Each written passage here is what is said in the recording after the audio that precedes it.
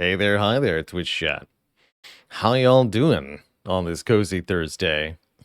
How's it going, Kill a Penguin? Explosive Ash. Purpley Sky. Duke of Lameness. Storm with a 47 months. Can't believe it's been almost years. Almost 4 years. Hey there, Deathdraw. Dedolence. Hint. Crocodus. Space of Diamonds. Little turds. I P-boxed into a Heel Hook Infinite last week. It felt exciting initially, but in reality was incredibly slow and boring. That is the reality of going infinite and Slay the Spire a lot of times.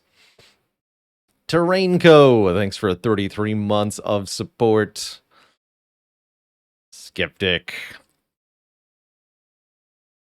Hey there, Asao. Evolves the Taco. Heck yeah. Yeah, I thought about correcting it.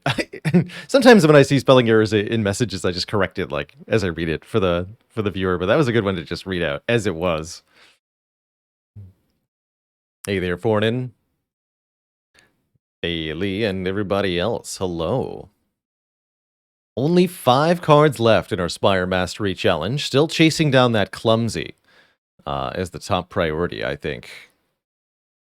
Let's get Spire booted up here.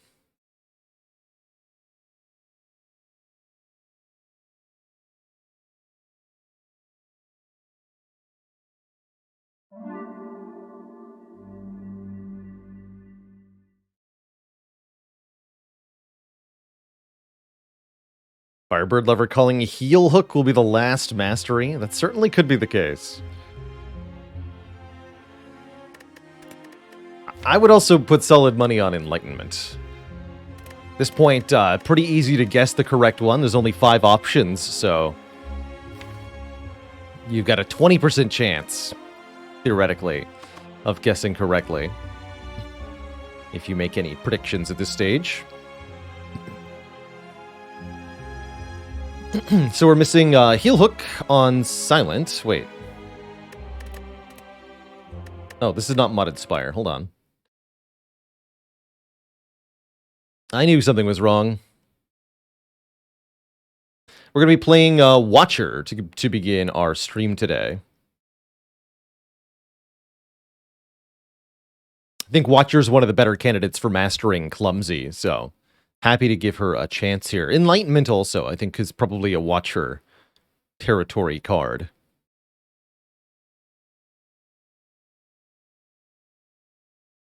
All right, take 2.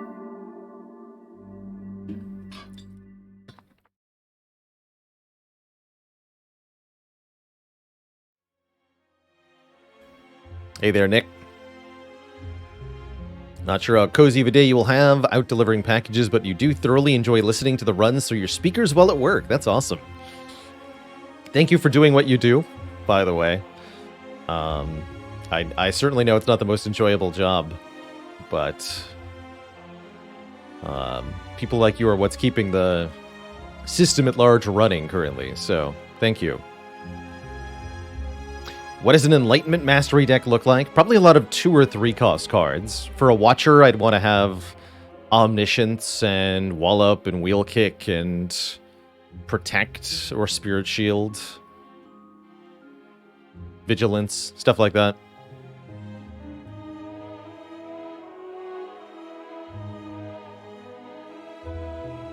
How long can Twitch predictions run for?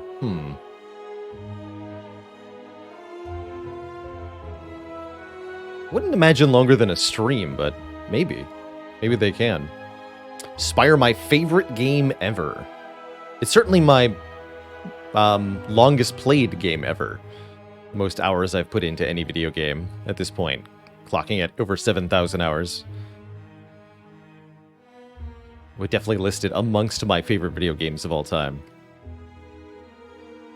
Been playing any Baldur's Gate 3? I have been, and thoroughly enjoying it. I've also been juggling Armored Core 6, which I'm equally enjoying. Wrathfire, thanks for 5 months in the Prime sub.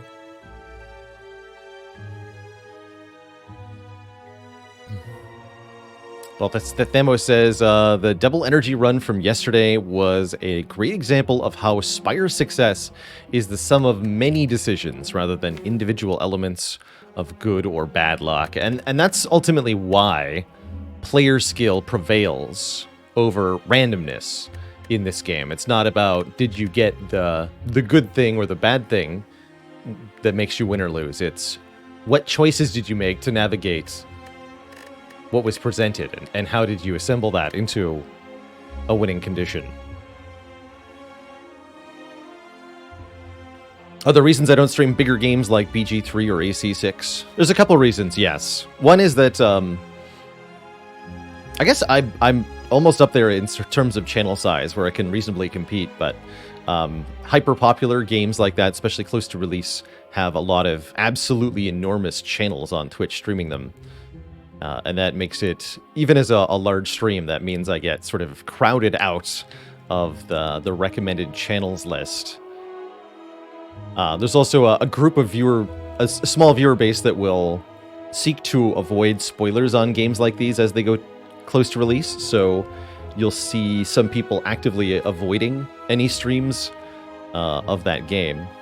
And the end result is that you get pretty low actual view counts streaming a game like BG3 or AC6 if you're not the tippest top of the channel list. And that's from the other channels I've followed that I've watched play a little bit of BG3. That's what I've observed too, is they seem like they're getting definitely below average viewer counts, probably for a mixture of those reasons. So that does, of course, have an impact on what I choose to stream. Since I do this for a living, the size of the viewer base does kind of directly, in some ways, translate to a paycheck for me.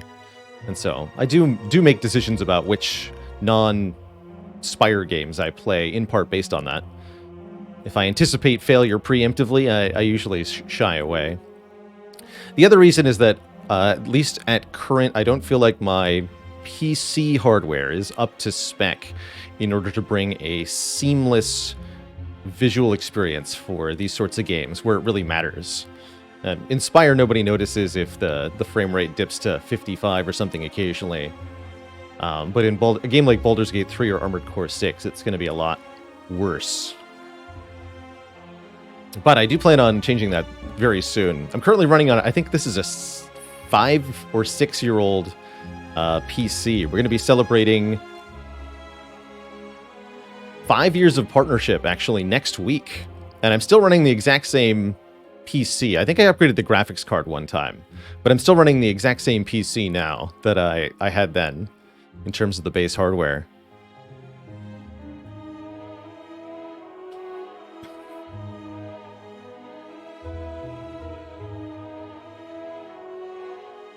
Yeah, exactly, Duck Pond. Especially if it's not the sort of game that you typically see on the stream. There's even going to be further kind of failure to capture viewers there. So a couple questions about the current PC specs. Let me see if I can remember.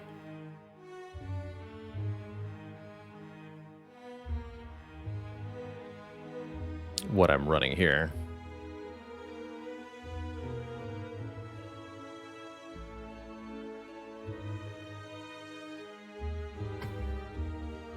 Okay, so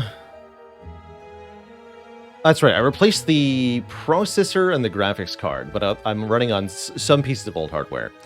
I've got an i9 9900K CPU. That's pretty new, actually, and still pretty good.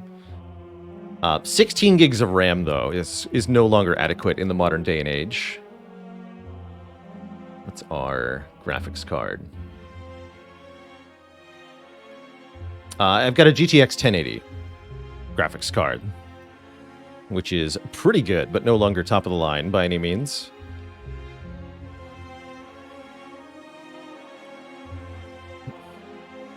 So, old but still reasonably powered.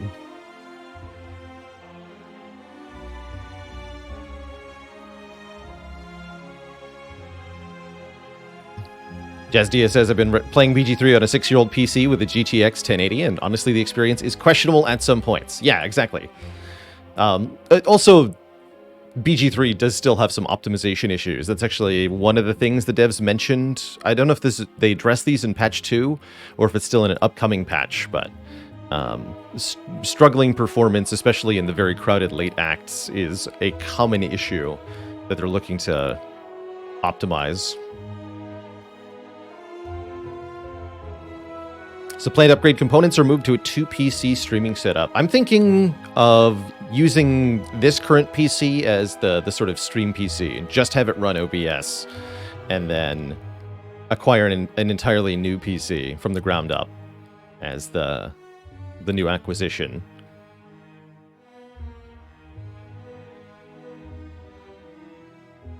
Currently scoping out my options for how to make that happen exactly. It's probably around Black Friday I'll pull the trigger and acquire new hardware such that over the winter this year we'll have a major PC upgrade.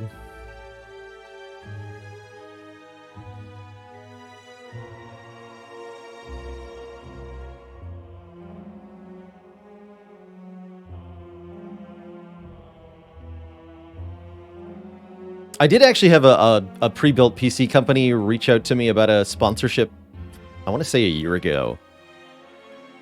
That didn't end up happening for reasons I don't remember, but I am considering looking into acquiring a PC through them.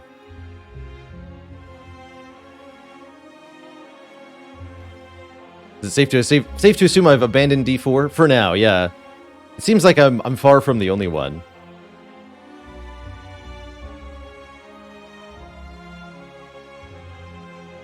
I figure it might take a year or two, but I figure the game will continue to change.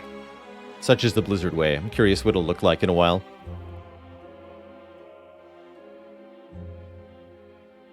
And yes, once I acquire new hardware, I'll write up a whole thing with the specs and a recommendation page or something. If there's anything BG3 taught me about buying a new PC, it's that purchasing one is not necessary if your sleight of hand is high enough. That's awesome. Long John, thanks for 4 months. Love the double energy run. The white noise did so much work. Fistfuls of cheese with 21 months. The VOD gremlin here for a slow work day.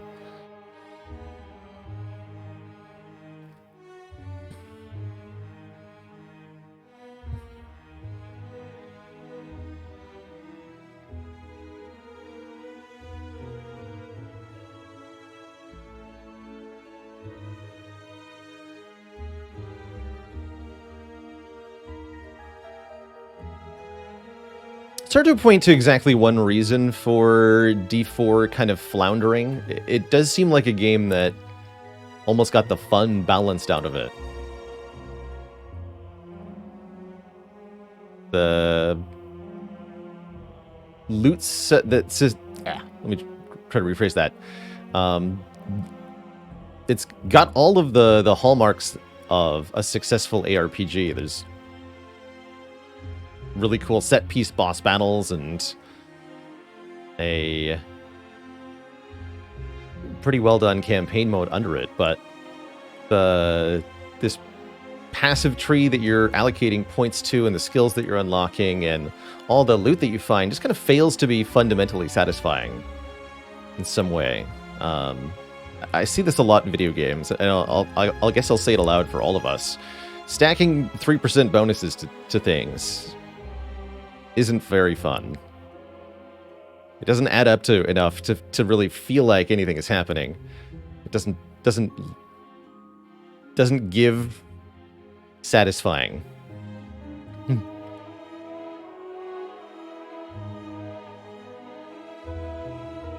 And D4 in particular ends up with, like, apparently so many conditional modifiers on the itemization. So you've got, like, bonus damage to enemies that are bleeding, but only if they're between 3 and 7 meters away from you, and it's the month of July. And you're like, I don't care.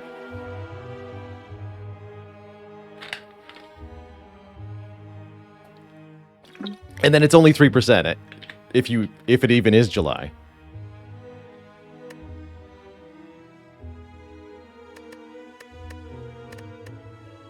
Have I played Legends of Runeterra? Yes, we've done a little bit of the single player mode of Legends of Runeterra on stream. Came by as a regularly occurring bounty sponsored segment for a while, and I rather like that, the sort of Spire-like mode. I wish they expanded more upon it, but it kind of seems like they walked back from investing in that single player mode.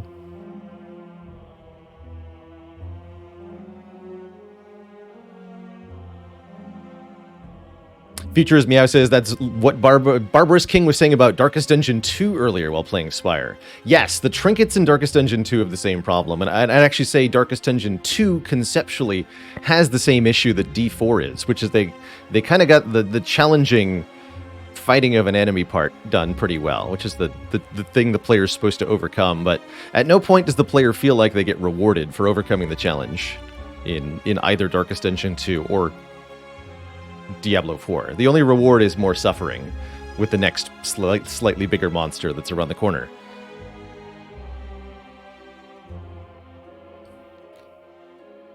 I have about 500 hours in Factorio, Aaron W. I really enjoyed Factorio. I was mostly during the early access period. We streamed a little bit of that. We did a Factorio stream day with a multiplayer sesh between some friends. I've never played Dyson Sphere Program.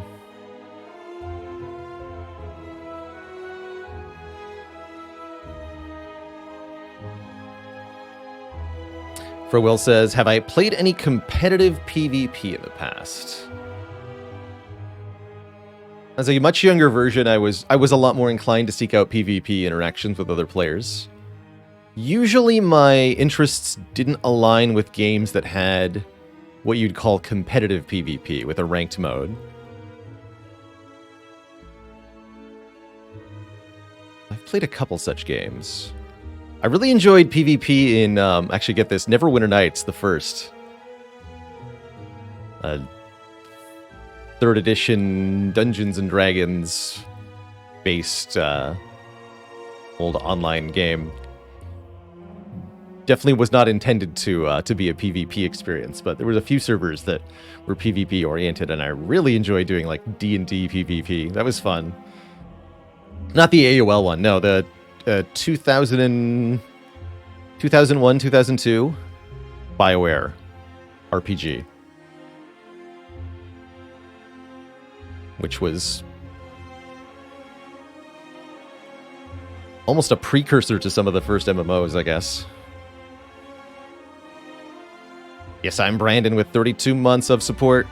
Actually, that reminds me, one of my favorite stream interactions was that that I've ever had was that somebody from one of those Neverwinter Nights PvP servers came by and remembered me. It was like, hey, did you used to play on this server?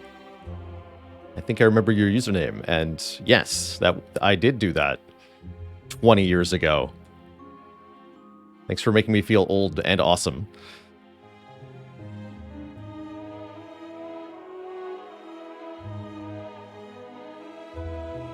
Have I found a game that I thought would replace Slay the Spire as my most streamed game when I first started playing it? No. I found a couple games that I thought could have the potential to get played a ton. But nothing has seized me as a potential Spire usurper. Monster Train comes close-ish. Brotato is like 2 or 3 steps removed. We're going to do some more Brotato. Might do some Brotato today. I just set up a Brotato bot, so we might be able to have like automated character command or something. And I started a Brotato rotation. I might as well finish it. Do I think I'll ever phase Spire out and play something else? Yes, at some point. Eventually. No man can play the same game forever. I do think that I'm going to get to 10,000 hours to Slay the Spire. We're at 7,000 now, so I think we have at least 1 or 2 more like years of lots of Spire.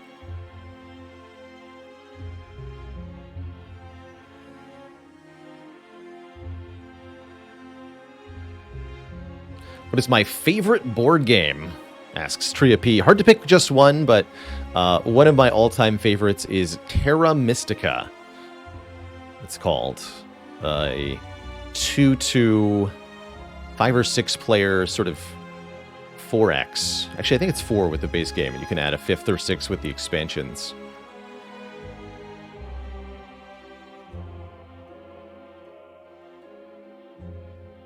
It's got a whole bunch of different like species that the player can play. So it's kind of like Civilization, but you're all magical races on the game board. There's no direct military conflict with the other players. It's all kind of like ranked economic expansion. So you're trying to outdo people in specific categories, competing across 4 different faith tracks and trying to get the biggest contiguous settlement and trying to build a big bridge or something.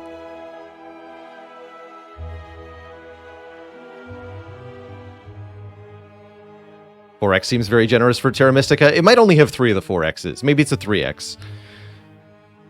You definitely expand, exploit. What are the other ones?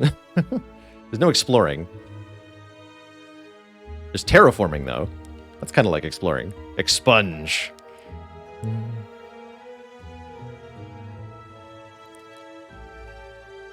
Yeah, excavate. There's lots of excavating. You just everything is converted into shovels at some point.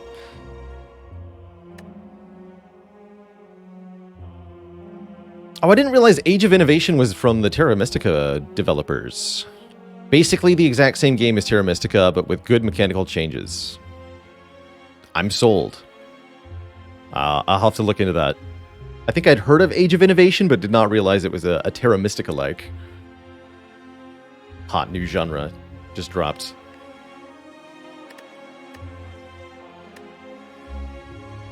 And I've not played Gaia Project either. Exfoliate.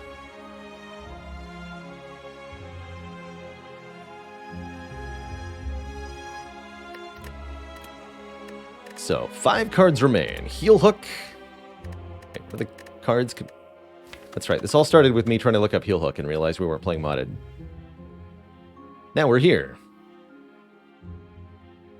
And Heel Hook is not mastered successfully.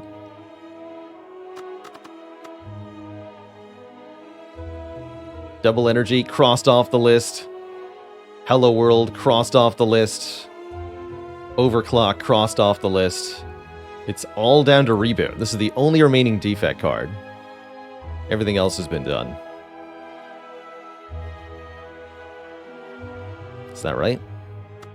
And there's 2 colorless cards, Violence and Enlightenment. Wouldn't say there's a particular reason that Violence was the last of the rare colorless cards. These cards are just all offered so infrequently that it was a simple matter of RNG as to which one got mastered first and last. And then, of course, Clumsy. That's what we're going to be trying to master today on our Watcher run, is Clumsy. Pretty hard to find 1 copy of Clumsy, let alone 2. Had a couple runs get 1. We even had, I believe, an Ironclad run get 2 Clumsies a while back and then die to the heart, which was a sad time. Given the lack of any other compelling choices at the start here, I think I go for a boss swap. How did we master Pride? Pride is not a card that could be mastered, so it is disqualified from the Mastery Challenge. There are a few cards that exist within the game, but are impossible to either acquire in your deck permanently, or impossible to win with 2 copies of. Pride is one such card.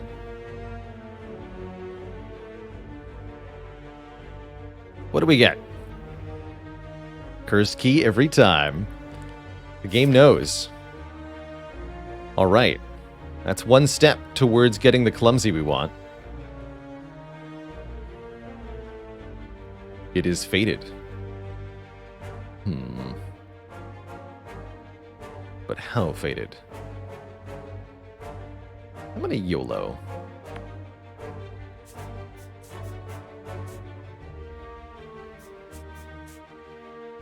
Really hope that this curse is not that bad. Happy to take early elites as Watcher with bonus energy. Until we open the first chest, there is 0 downside to this relic. So we just have 4 energy per turn, and that means we can clobber stuff. How many chests am I willing to open with Curse Key? Normally, very few. For the purposes of the Mastery Challenge, all of them.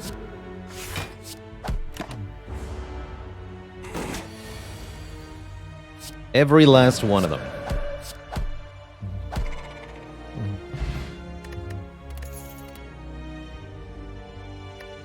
Battle Hymn. Early Battle Hymn is pretty strong, and if I want to kill 3 elites and a slime boss, this is a value card. What happened to the big cozy chair? I moved houses and ended up putting it to different use. I also needed to swap away from it for personal ergonomic reasons. As big and cozy as it wasn't good for me to spend all day in. So I do a sitting/standing desk these days with a chair I bought for specifically ergonomic setup. But it was a really, really great feature of the stream. Kind of wish I could have like digitally kept it without having to actually sit in it.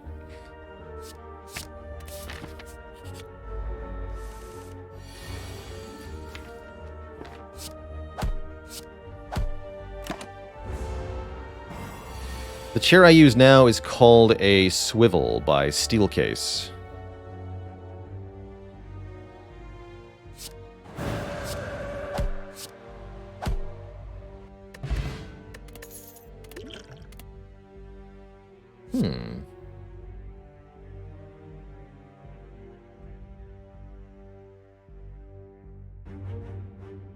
Yeah, and I'm really happy with it. This seems like a chair that's going to last me many years.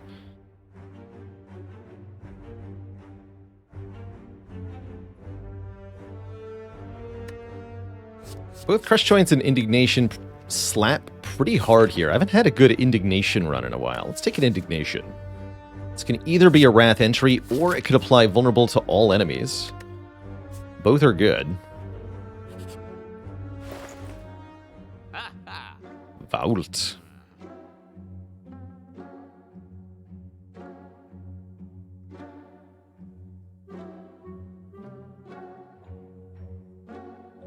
Standing desk definitely a game changer. Are these curse keys seeded? Nope. Totally just happened randomly. And I'm all for it. Fear no evil or card remove? I say card remove. Flying sleeves. Question mark.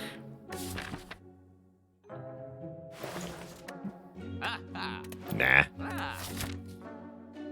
Are we okay going into an elite as we are? Actually, yes, we are. Normally, you know, if you just cover up the battle hymn here and you just look at the cards we have in the deck, Indignation and the rest of this, that wouldn't beat an elite. But you add the battle hymn, we beat the elite. Every time. Slime goop, huh? Give me the money. Definitely remove another card. Sure, take a second defend out. That's perfect. Watcher hates defends. They're stinky.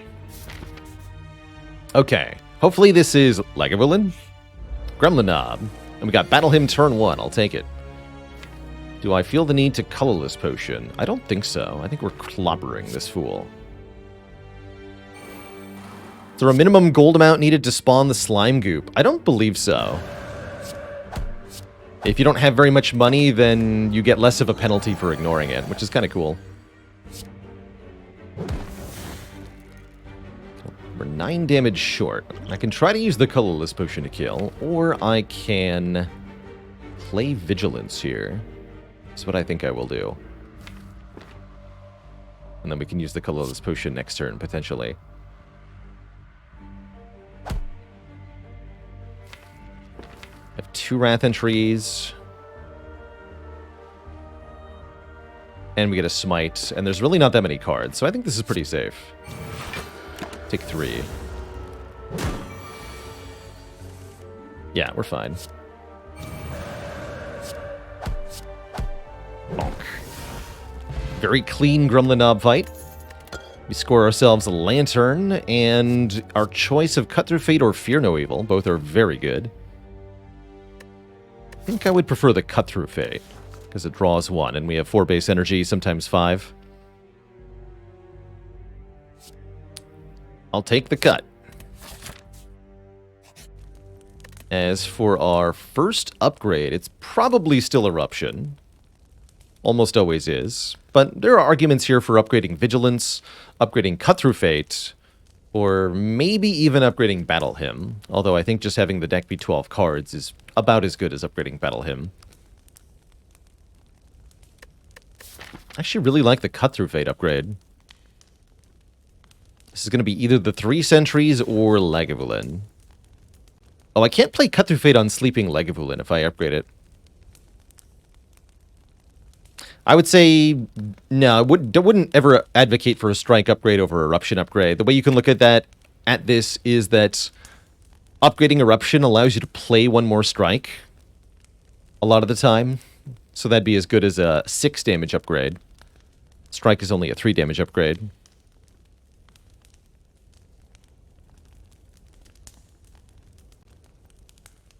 Alright, we'll just upgrade the Eruption first. Nice and simple. It is the Sleepy Egg. And indeed, I want to play Cut-Through Fate without waking up, so I'm glad we didn't upgrade this. Could also just go full aggro here, but what I want to do is get Battle Hymn in play. ASAP.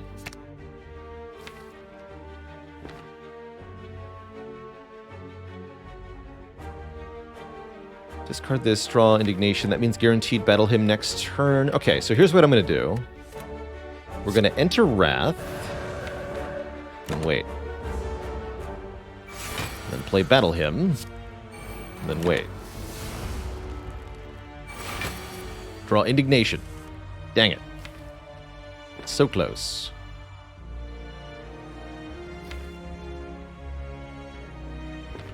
Math time.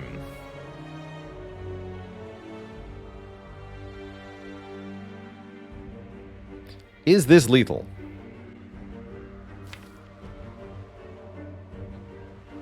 Next turn we can play Indignation, and then Smites will do 36 damage. We'll have 2 of them in our hand.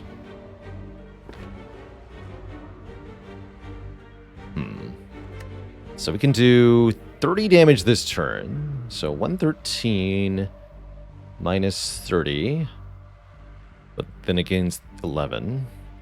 So I'll have 94 health.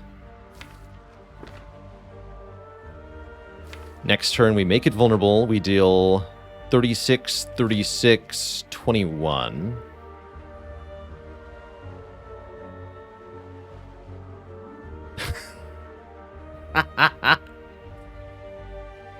Which is, of course, 1 damage short of killing.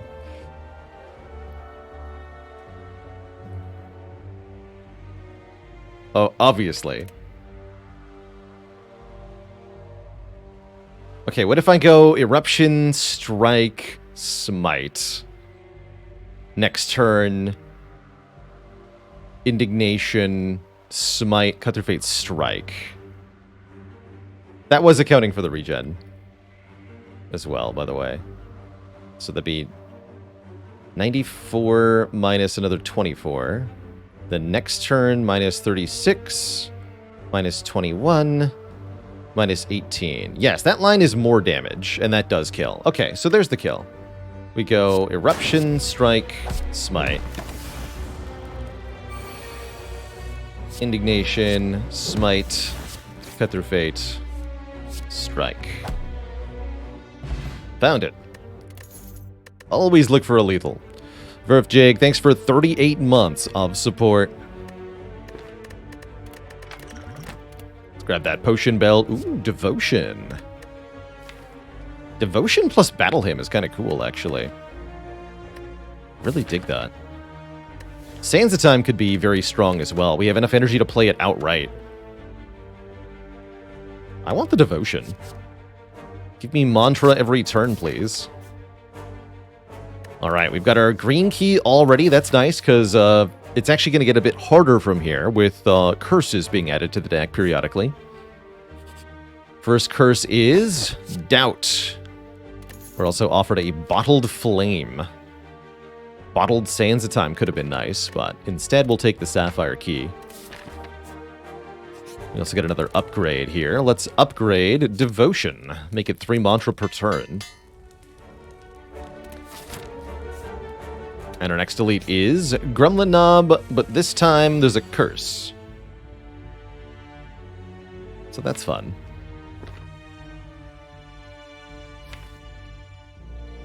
At least we didn't draw a Doubt, I suppose. Maybe I want a colorless card. Potion. I think we'll be okay. Getting to apply Vulnerable here is really nice. Keep the potion.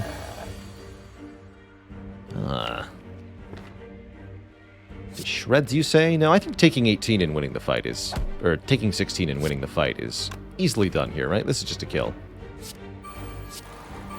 Don't play the defend because it will result in us taking more damage, not less. This is still plenty of damage. We get a Sundial, gaining energy every 3 times we would shuffle the deck. And we're offered an Empty Fist, which is kind of tempting. Could take a Protector or a Nirvana also. Don't really love any of these.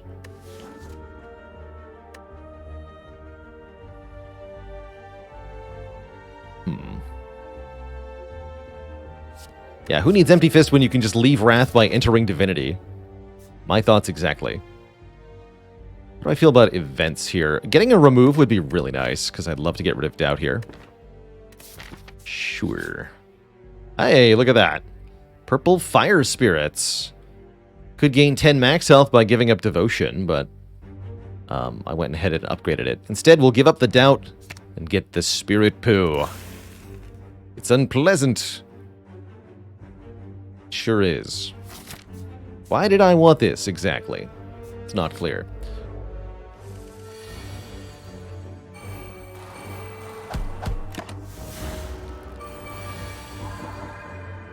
Easy pool, by the way.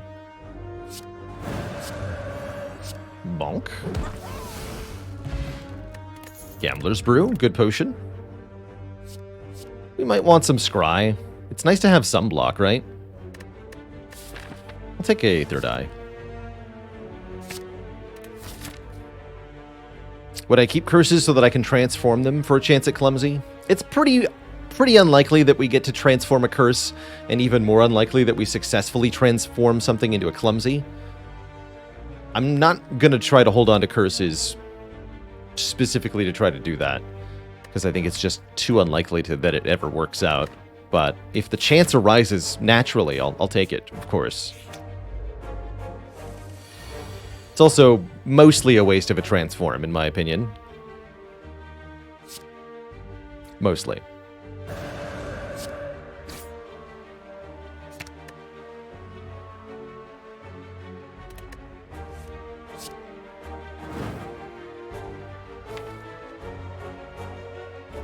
Lots of damage next turn. This is fine. This is no longer fine. Alright, either I gamble or I colorless potion. I think I'd rather give up the colorless potion here. Classic case of why a power like Devotion can be quite bad, actually. We strongly prefer to draw any of the remaining cards, but so it goes. Swift Strike is fine. That lets us kill 2 of them. Apotheosis makes these do what? 13? Is that right? They'll do 9 double to 18, weaken down to 13. So Apotheosis makes them all die, right? If I'm doing math correctly here. Yes, they all die. Good potion. Do we want a swivel? Not really. Alright, skip.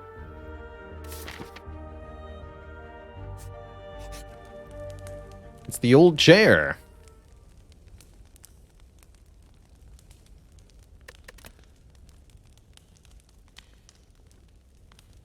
So now we upgrade Cut Through Fate? I'm not afraid of Slime Boss at all. We should be able to totally destroy this boss. Although a slightly better opening draw would have been appreciated. This is still plenty good, I believe. As long as I get at least Cut Through Fate this turn. This is even better. Indignation Battle Hymn is exactly what we wanted. Alright, you're toast, sir.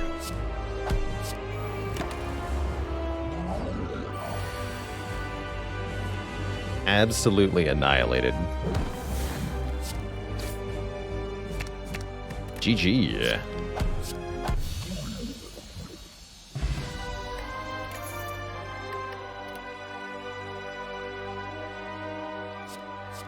Establishment, huh? Establishment does some things with Battle Hymn, but I think it's too slow, especially given our high base energy. We don't need this. If I'm not afraid, would a recall be a bad idea? Yes, I think it's a waste to recall early in Slay the Spire. You want upgrades so that your baseline power level of your deck is higher, so that you can tackle more and more dangerous combats without losing health resource. We definitely want to getting ahead on upgrades and sort of snowballing your run is often key to success in Spire. And there's no benefit gained whatsoever from recalling early.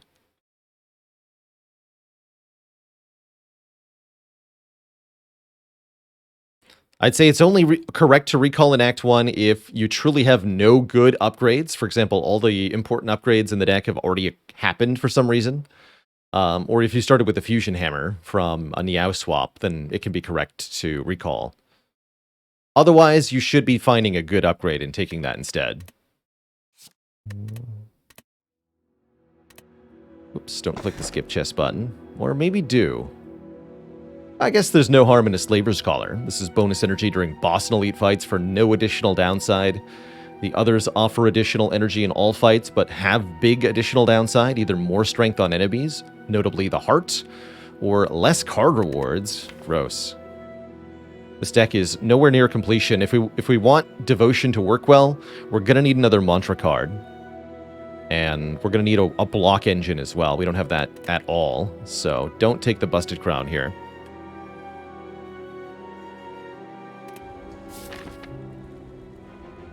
Yeah, if there was a punishment of some kind, like a threshold you have to meet,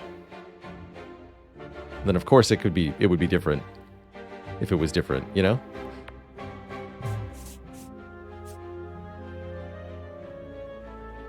I like this line, potentially. We have a lot of money, so we should be going to one of these early shops to get strong, and then we can use that strongness to destroy the elites of this act to get more strong. And we'll use that strongness to defeat the boss of the act. That's sort of the ever-rolling snowball of power in Slay the Spire. At least what we're aspirationally trying to achieve. In practice, doesn't always happen, mind you. Sometimes you just kind of fall apart.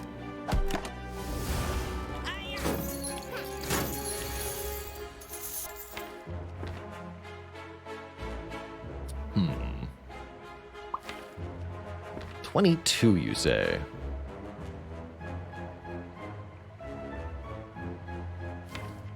There's no way I can get them both. As far as I can tell. Whoops. Like this. We should do math. This will do 27. This will do 18. Is that exactly 45? Yes.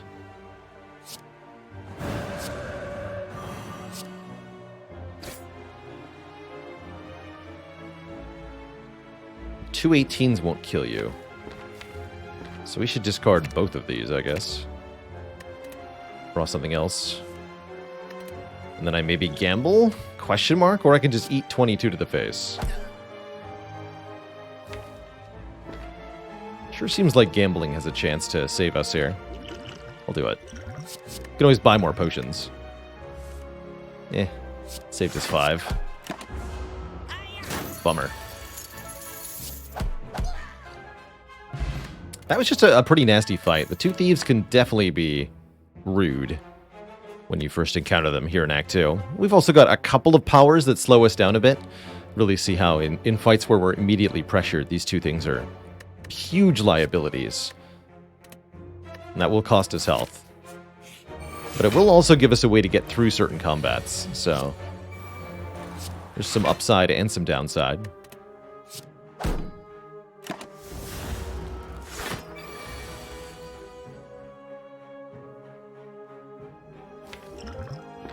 Okay, that's not an acceptable draw next turn.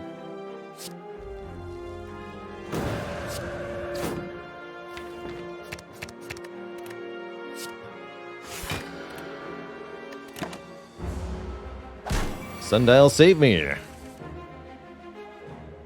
Tell me that's enough. We have to do 62. 48, 60, yeah, we're there.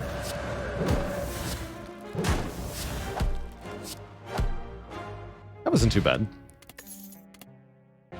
Ooh, I was just thinking, a halt or an inner piece could be a game changer. That said, Empty Fist Plus is huge damage and gets us out of Wrath. I'm going to take that one because of the free upgrade. Empty Fist in particular has a very strong upgrade. It goes from 9 to 14. It's a +5 upgrade to damage for some ridiculous reason. Oh, I could buy Molten Egg plus this Talk to the Hand. That is quite something. I could also do something like Talk to the Hand, Panic Button, card remove. But I really like taking Molten Egg, Talk to the Hand. Fasting, also a reasonable option. I don't feel like we benefit that much from Strength and Dex.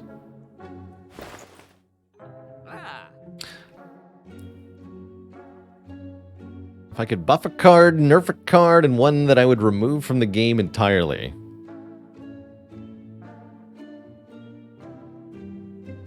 The Spire version of Screw, Marry, Kill? Sure. I think I would buff pressure points.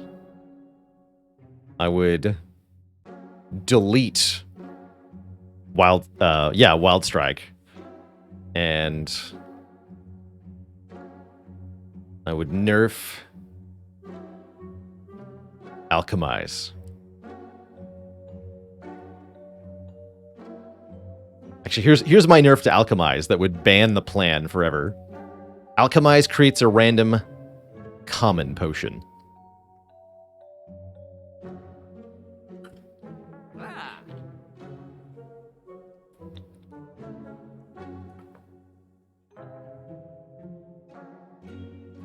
Veneer is real wood. I love that name. Thanks for 4 months of support.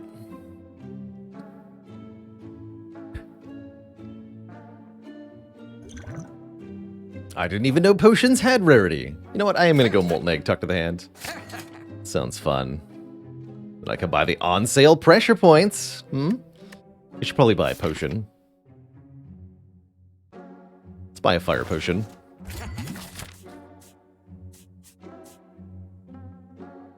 That sounds good to me. Am I still good to go this way? I'm not sure about it. Empty Fist, Talk to the Hand help a lot, actually. We'll be fine. Surely we'll be fine. Oh, hello. Clumsy! Welcome to the team. You're just in time.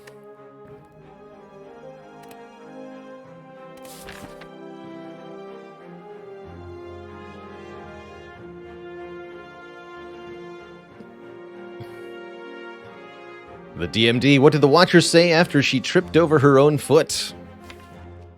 Curses.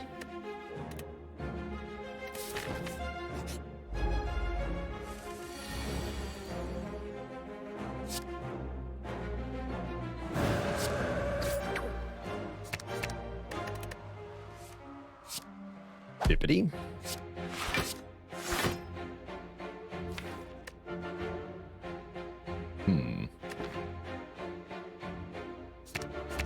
I need that battle hymn. Shoot. So it goes. Sure hope we don't die to slavers.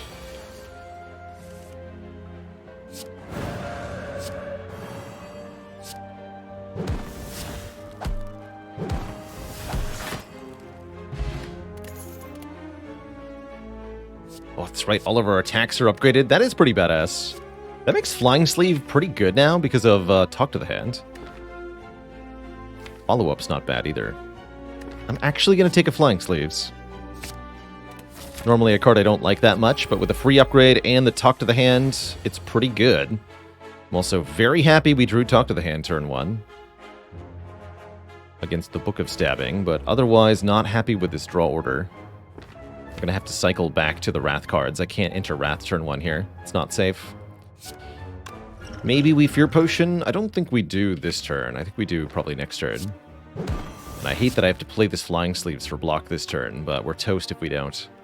This is not a good position to be in. Could end up stabbed before we can do anything. Alright, yeah, we use it now.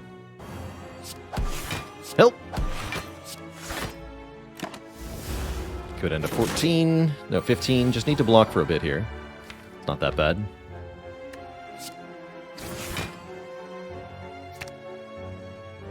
Okay, I'll take Empty Fist next turn. Empty Fist next turn. Unless you want a third eye. Actually, I do want a third eye.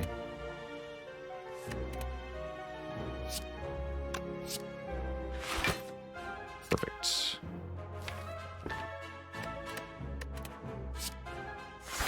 Okay, we're gonna live. We can rest. Yeah, we're gonna be fine.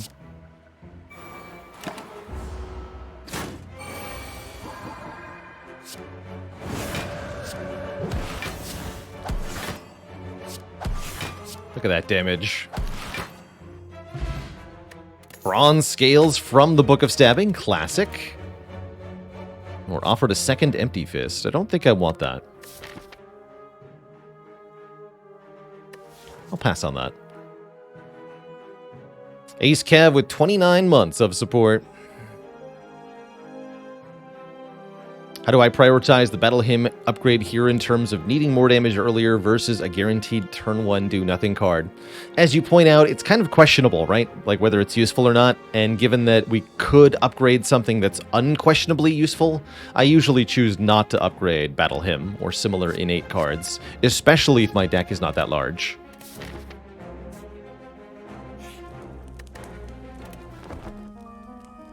Take a nap. Okay, next elite. Maybe I shouldn't do this. We have one Clumsy. I should maybe back off a bit. Also got Molten Egg question card. Let's back off a bit.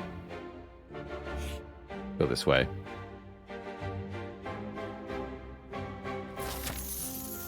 Since we're about to open another chest with a Writhe and a Bottled Lightning.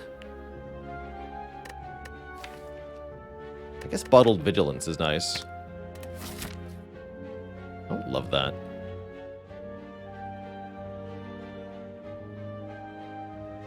Ugh, Writhe.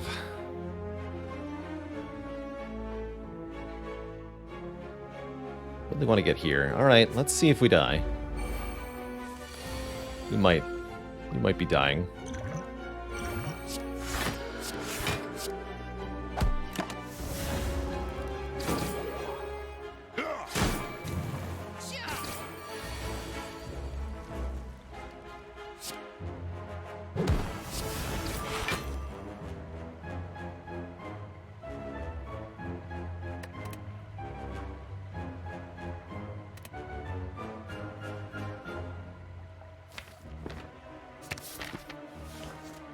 I choose to live.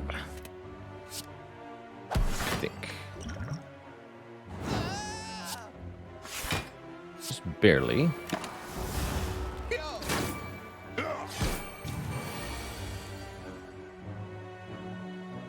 That's not enough, huh?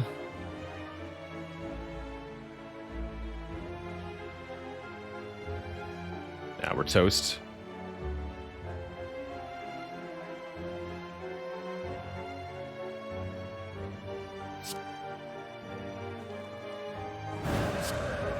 Yeah, partially this is because I took Devotion. This is also partially because I took the Battle Hymn, quite frankly. That Battle Hymn ended up being a lot less good than I thought it was. Got us through some early fights, but it was really dead weight most of the rest of the run. So having not one but two 2 powers, I guess, was just too many. Thought you could get away with 2. Guess not. GG. GG. Yeah, also a classic example of what happens when you spend all of your money on an egg in the shop. You spend all your instant potential for a long-term payoff, and then you never make it to the long term. And then we had actual real curses as well. I guess that was part of the problem, too. That mastery challenge, man, it's tough. Oh well. No harm done. There's always next run.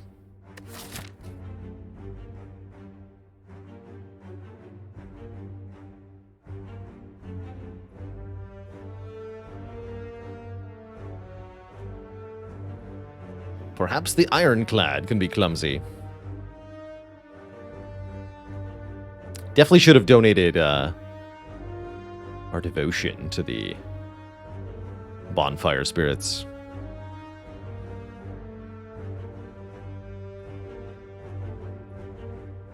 Yeah, Carve Reality is definitely the better battle hymn. That's for sure. Sooner is always better. I'll take another boss swap. Choker swap. Interesting. Sure. Choker swap's not bad. If you're going to get Velvet Choker at any point during your run, you definitely prefer to start with it. So we can build from the ground up around having lots of energy but relatively few card plays. I want to do 3 elites. Okay, there's the 3 elite path. I'll take it. And Ironclad in particular really likes having the additional energy.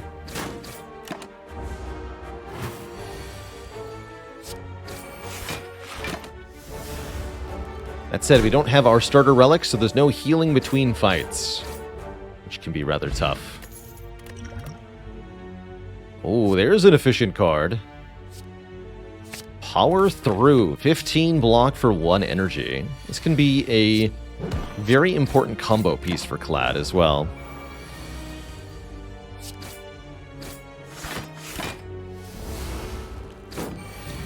Are we only doing boss swaps? No, my preferred starting bonuses at the moment are anything with a curse to start, and then colorless cards second, and then boss swap third.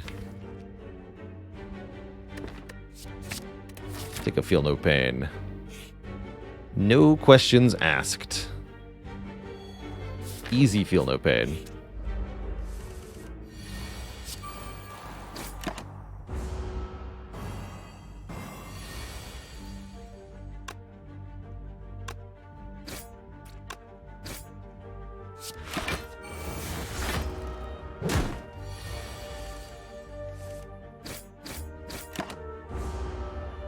Why curses? Because we're looking for a clumsy curse in order to achieve the final bit of our Spire Mastery challenge here. Essentially, clumsy is one of the few cards we haven't won with yet, so we're trying to track it down. And disarm, huh? Okay, I'm fighting Hexaghost, I'll take a disarm. Easy sale. Though I'm a little worried about this elite. Let's take another card reward before the elite then.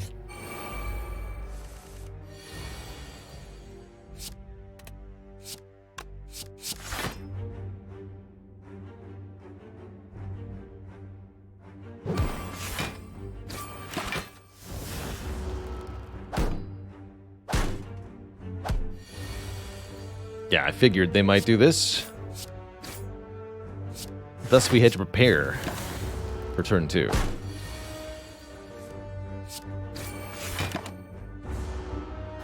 Jerks.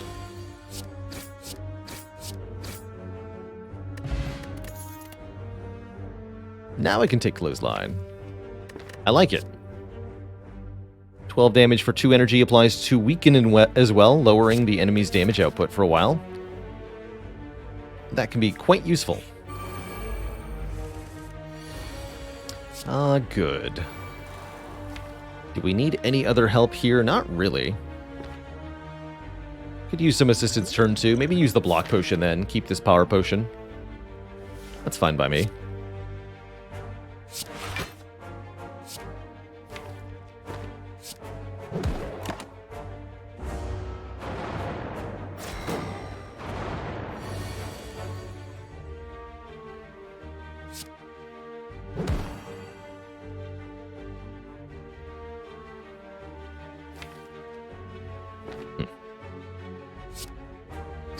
Block potion.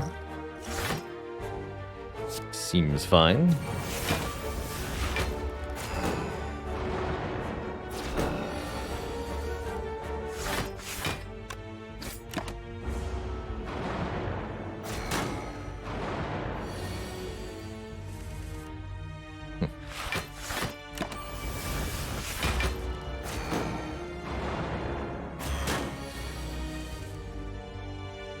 Easy.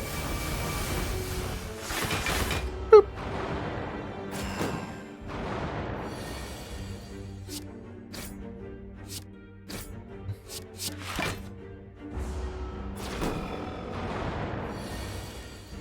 A bippity and a boopity.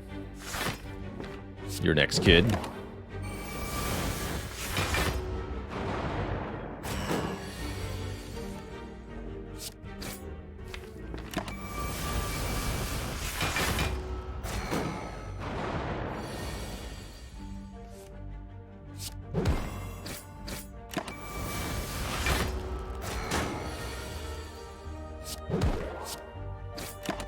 Good old Feel No Pain. Epic Bender, thanks for the Prime sub. Welcome to the Cozy Sub Club.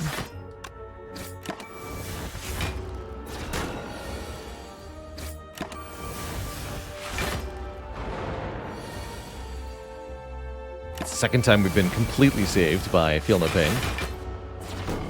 Bonk. Wow, third time. Apparently there's no damage in the draw pile. Alrighty then.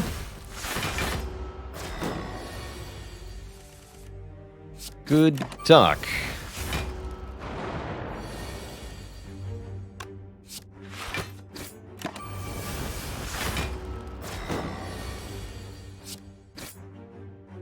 Alright, slow and steady wins the race. Omamori, huh? Negates curses. But that's what I'm here for, is curses. Rampage. Perfected Strike. Ew. Huh. I guess Perfected Strike is okay. I'll take a Perfected Strike. Realistically, this is going to be a net benefit, but on the off chance that we could get a Clumsy, we have to not take it. Because, well, that's what we're trying to get. Alright, absolutely screw this nonsense. Get out of here.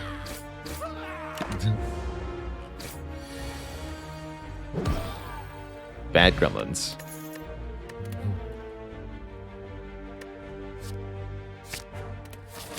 Very bad. I have to upgrade the Perfected Strike. That's sad. I guess we could have upgraded Clothesline instead.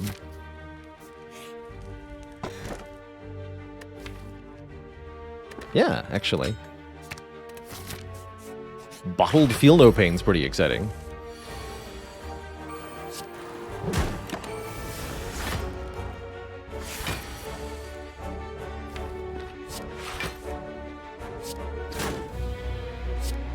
This is a fight where having 4 energy per turn will serve us quite well.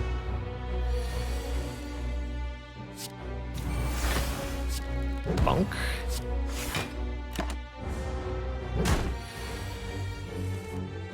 Ooh, we can do Bash, Perfected Strike. That's probably worth it. Yeah, that's worth it.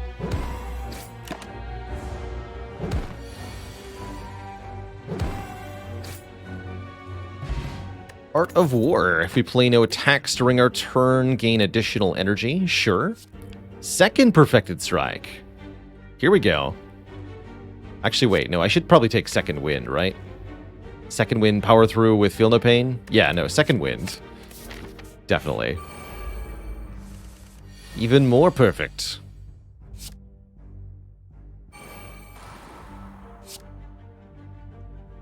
Disarm you, bash you.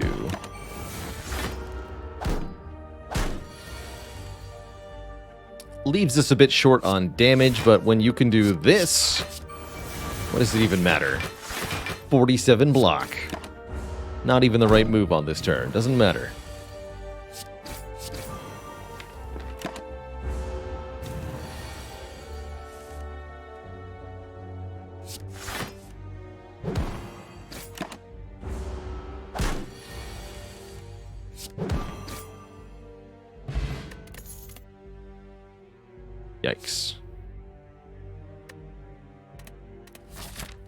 Alright, shop, what do you got? Carnage is okay. True Grit's okay. Bronze Scales is not terrible. Card remove looks good. Actually, does it? Is this run feeling really bad so far? Yeah, I feel like we haven't been offered cards that I'm usually a fan of. I'm trying to collect relics to make up for it. It's actually not as bad as it seems. We're sort of building backwards. What we have here are cards that'll be really good in Act 3. Problem is we're in Act 1. So we're actually quite well set up for the end game. It's just that the current early game is a struggle. I think I will grab Scales Remove. I'm going to remove a strike even though I have Perfected Strike. The Scales will make up for it. And I am going to push onwards to another Elite Fight. Sentries number 2. Let's go.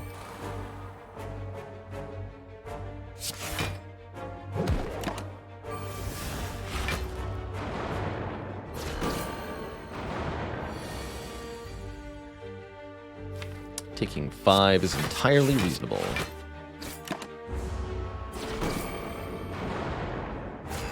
Yeah, we already know this is an easy fight, thankfully.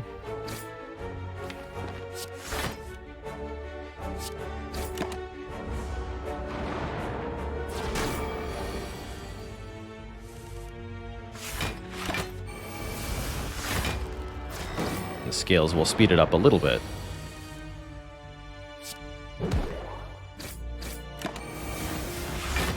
And I'm not afraid of Hexaghost.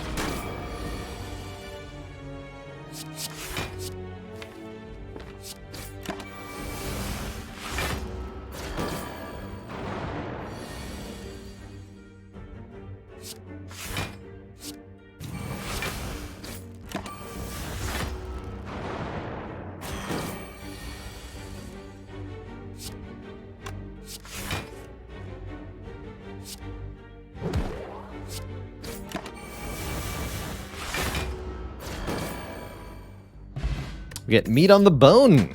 It's like our burning blood came back to us. That's going to help a lot. At least in Act 2. Barricade and Shockwave. I think we want Barricade because we have Power Through, Second Wind, and Feel No Pain. So we can make lots of block. What's giving us the 4th energy? Our starting relic here. We swapped the Burning Blood that Ironclad normally has for Velvet Choker, which gives us energy every turn. Gonna leave Distilled Chaos on the bottom here. On the floor. Stop! Would you like a face? Sure. What do you got, friend? The next non-boss chest we open is empty. That's a bad face, sir. It's not a nice face. You lied to me.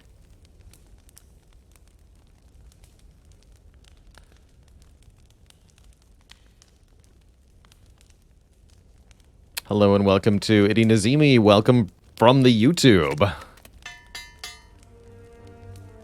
Upgrade Disarm going into Hexaghost, I think. Do I feel additional need for this power potion? Not with Barricade, I don't. No, we should be fine. Might use the elixir. We'll see.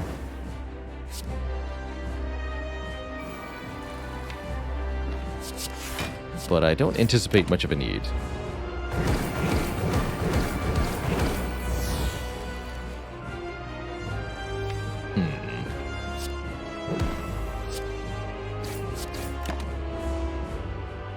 This is fine.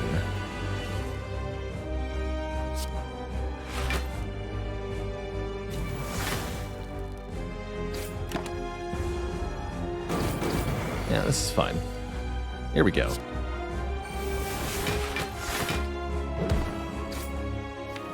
Getting rid of at least one status is good.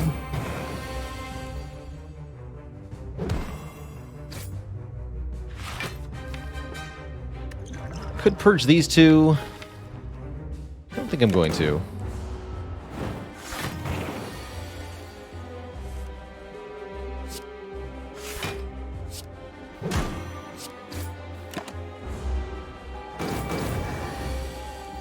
Here we go. 2 more burns gone. So there's actually only 1 burn currently. We're not able to kill before Inferno, but the Inferno itself is not much damage, and we have lots of deck control to get rid of the statuses, so it's okay if this fight goes long. We'd better accumulate block. Well, no, let's do damage. Don't want those wounds. And if we draw a bunch of burn pluses, we can just burn them away with the elixir. Or we can let Second Wind do it.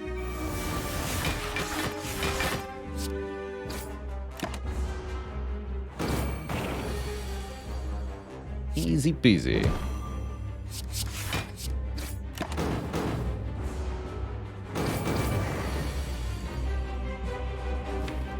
Don't even need to.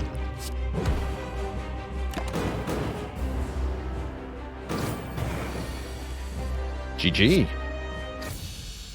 Slow and steady wins the Hexaghost fight, apparently. Offering Velvet Choker, not a thing. How about Immolate, though? Massive AoE damage, always welcome.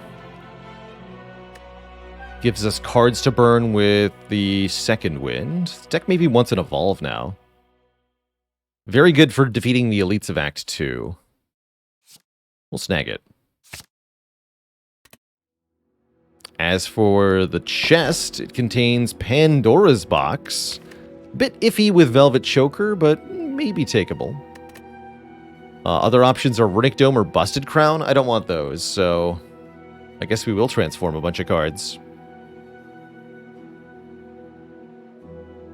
Soup to Go says, currently climbing the Ascensions on Ironclad after only playing Silent for 300 hours. Any tips and tricks you can transfer over from Silent to Clad? I think what you can't transfer over is a block-oriented mindset. Silent oftentimes wants to sit back and whittle away at enemies' offensive powers and stack blocks. Ironclad really doesn't get to do this very much, unless you're doing barricade things. Oh, yeah, speaking of, Dome and Barricade are okay together. But with Ironclad, it's okay to take chip damage because of that Burning Blood.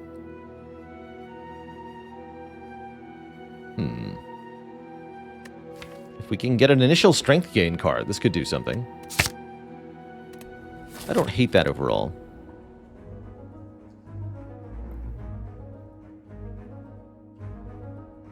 No, I don't hate that. Certainly don't love it, though. Thank goodness we have meat on the bone. This Clash has got to go. Actually, does it? The Searing Blow has got to go. These birds have got to go. Bird nerds. Lend me your health.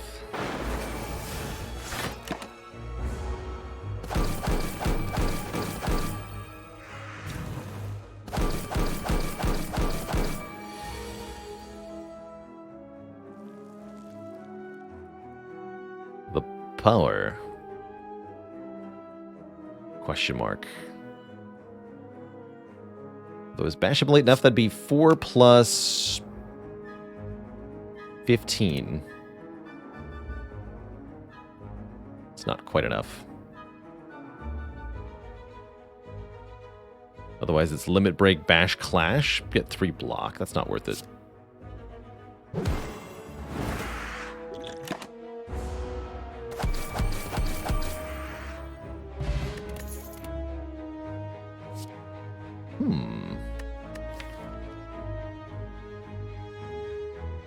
Can I have a Limit Break? Alright, I'll bite. Lex Plus. I'll bite. I'll take one event also. It's a fight!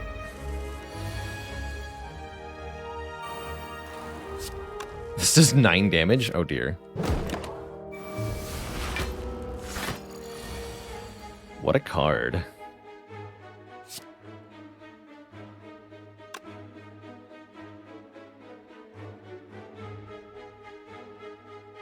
Definitely play this. It's either Armament, Searing Blow, Disarm, or Searing Blow, Reaper. It's going to be Armament, Searing Blow, Disarm.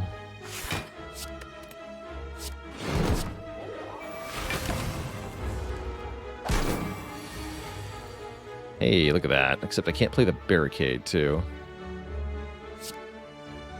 I guess I can just delete the Barricade. Seems fine.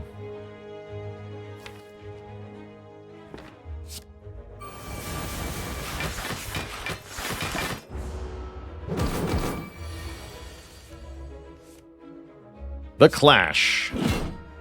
And they said Clash would never amount to anything. Look at that. We got lethal thanks to Clash. Incredible. Flame Barrier looks solid. So does True Grit. True Grit would need an upgrade, but we can afford to upgrade True Grit. I want that. Hello again. Friends.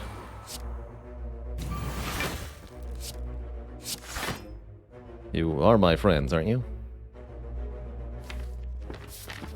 I'm gonna delete these cards.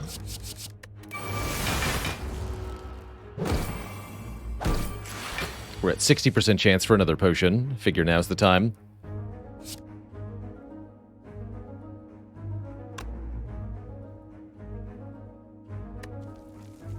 There's only 8 healing, huh? If I do Immolate, then Flex Reaper, I get a bit more health. Sure. 12 health.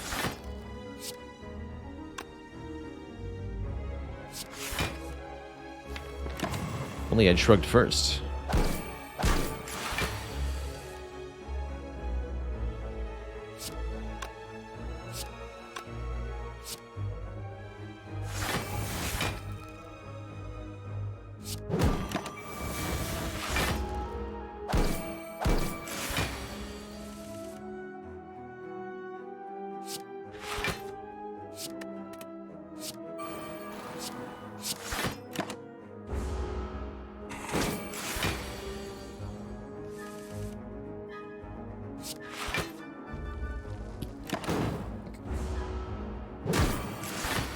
Deck definitely wants an evolve. Oh, here we go. The power.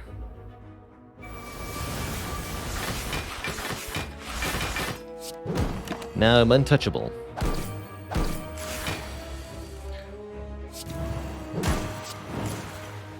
Good.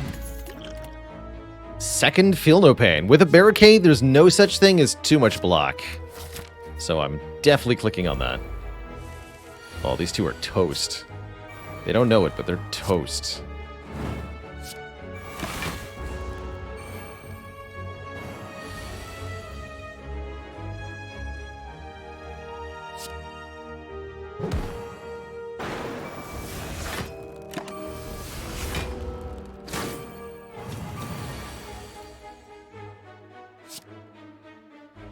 And then just delete. Just delete. Take a little bit of damage. Actually, put another Daze in the draw pile. Go for it.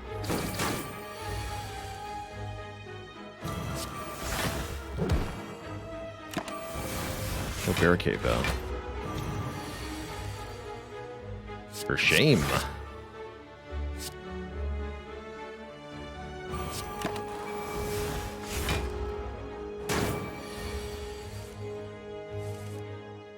Dang.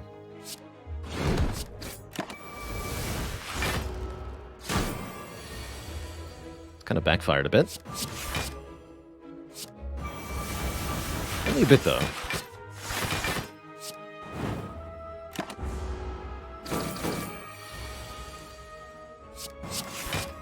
This deck needs an evolve or a fire breathing or something. It makes so many statuses. And we can't do much with them. Don't take a Metallicize or a Perfected Strike, please. No, thank you.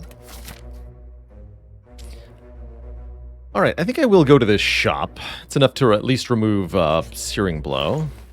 There's a fire breathing. It's not the one I actually wanted, but it might work. Really want the evolve, not the fire breathing.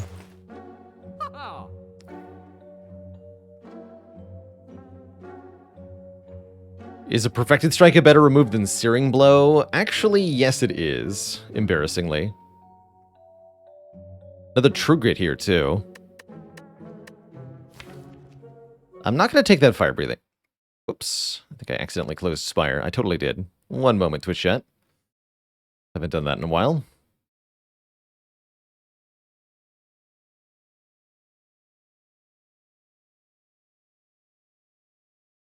And now it's gone forever.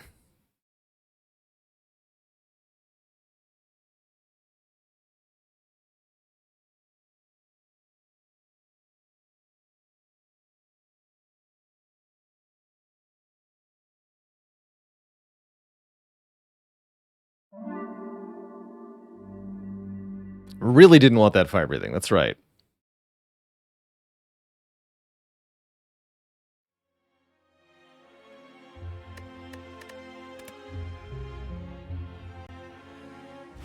Alright, here we are. So yeah, I'm gonna remove Perfected Strike. Do we add the True Grit? I guess we do. We'll figure it out one True Grit at a time.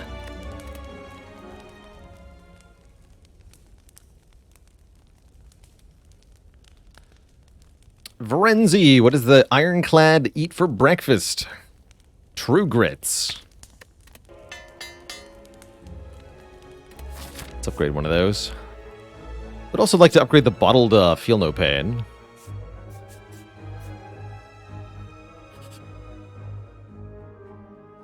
A reasonable fee of all your gold will do. Unacceptable.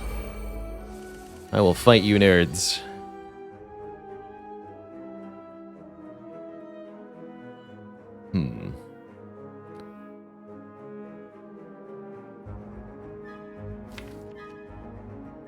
Got Reaper and Immolate.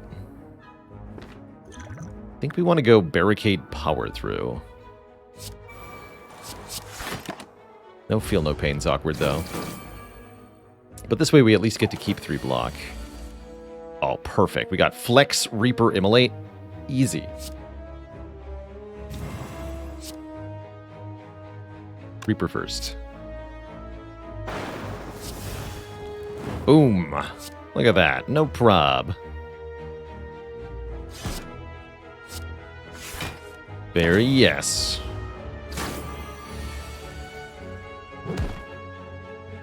Good fight.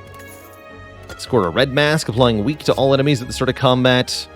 Entrench is getting picked up because this deck has a barricade. Barricade Entrench, one of the easiest ways to win with a Velvet Choker, I'll say. And I am going to take this Fire Potion, I suppose. We'll discard the Power Potion. Feels like we beat the boss anyway. Yeah, you've heard Entrench is good with Barricade, so they say. Let's upgrade Barricade next, speaking of. Seems important to get it in play now. What's in the box? Money is in the box. The exact amount of money we already had. Spooky. What does it mean? Alright, I'm ready. Face us the Book of Stabs. Wow, what a turn 1.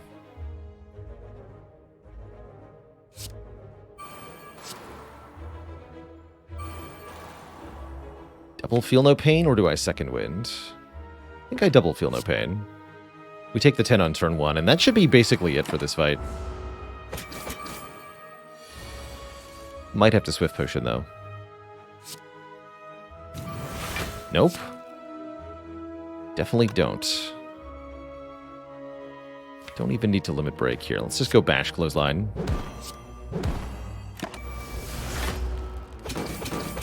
That book has been shut down.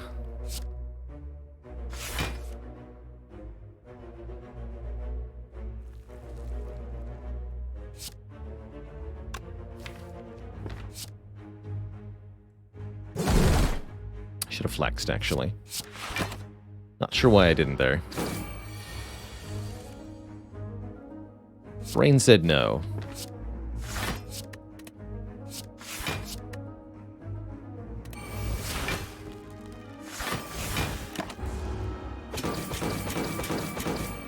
The more you stab me, the more you stab yourself. Here we go. Bash. Clash. Give me my health back.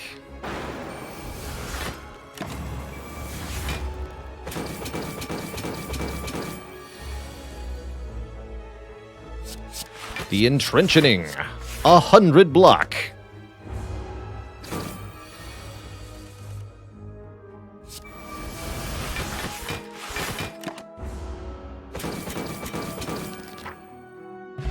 GG.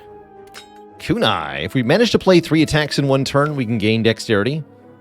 Not going to happen very often, but sometimes. Oh my goodness. The powers. And there's the evolve, too. What an amazing card reward. Look at that. Evolve, fire breathing, combust.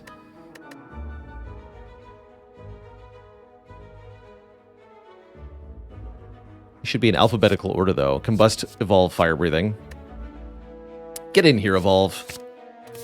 More cards in hand at the same time is going to be a game changer.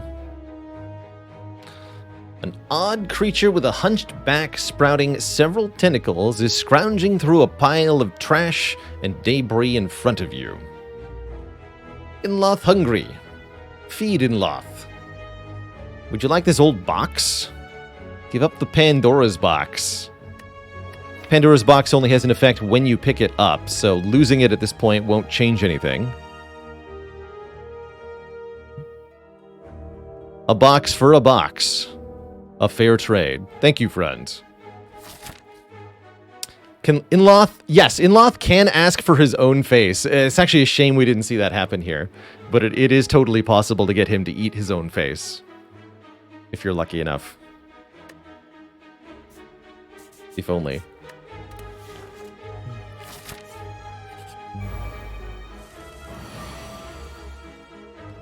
Yeah, metal.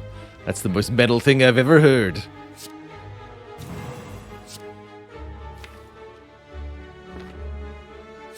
Just gonna upgrade the lack of feeling pain.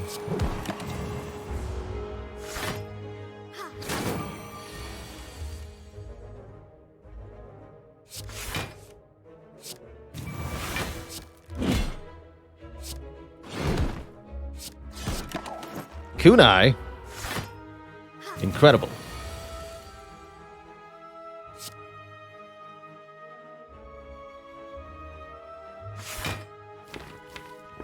Where we're going, we don't need entrench in this fight.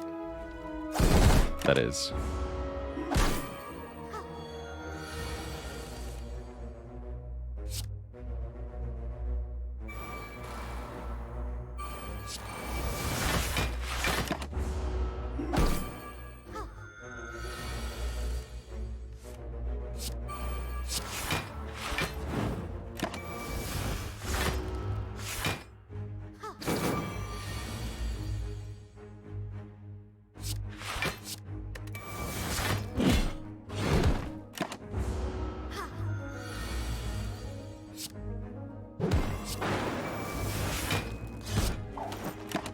Kunai strikes again.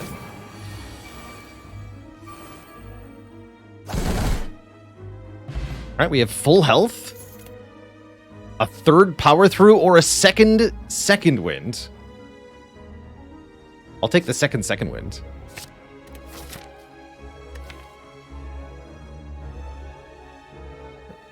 Actually, yeah, we do have 2 power throughs. Just had to be sure there.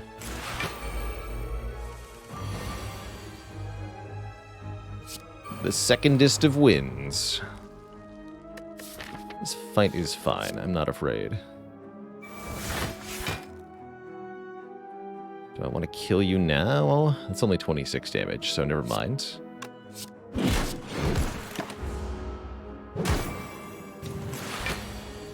The answer was no.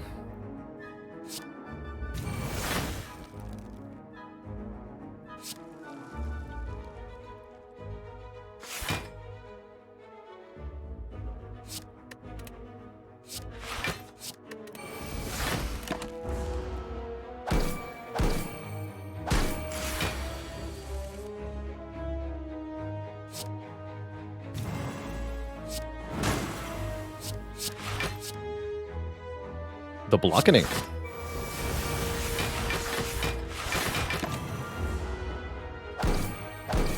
Actually, maybe wanted to keep those wounds around. That's okay. We don't need to barricade in this fight.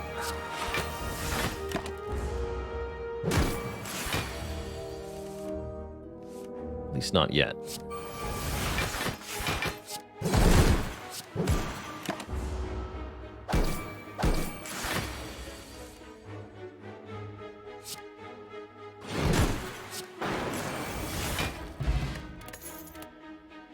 Yoink.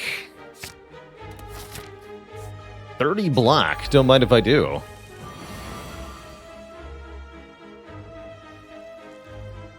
So we're going to go Feel No Pain. True Grit on the Disarm. So that I can play Bash, Flash. We'll Fire Potion you. Could have immediately killed the front one to prevent the damage. I want the back one to die to the thorns here. Avenge the Watcher.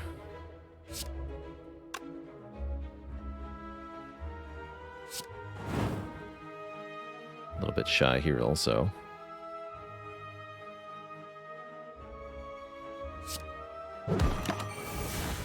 That's what meat on the bone is for, I guess. Or Reaper, maybe. Ooh, definitely Reaper.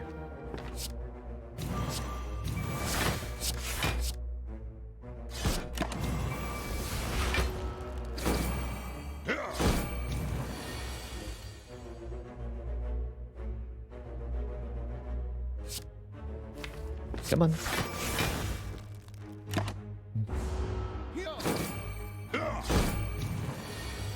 This Reaper gives back a little bit less than meat on the bone would. This is fine, though.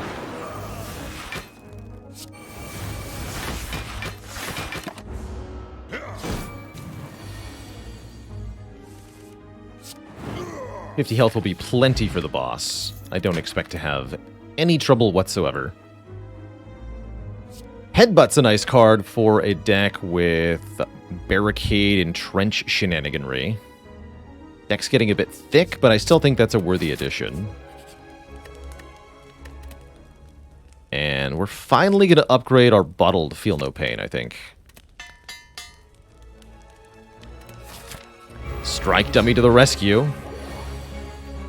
This is our first, hopefully, longer fight. Should be able to easily outscale the Bronze Automaton's damage output, which is pretty sweet.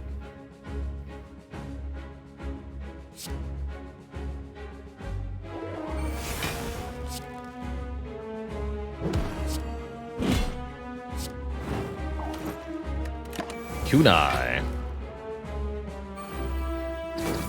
Barricade stored in a safe location. I like that, actually.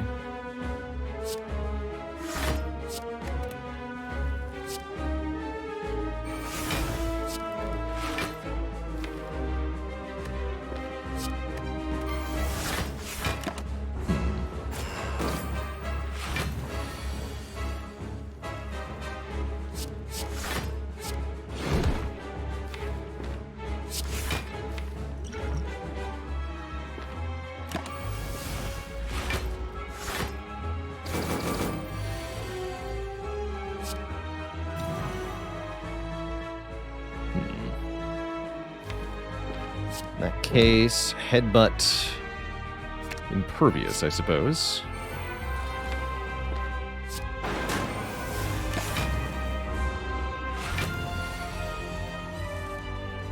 Easy.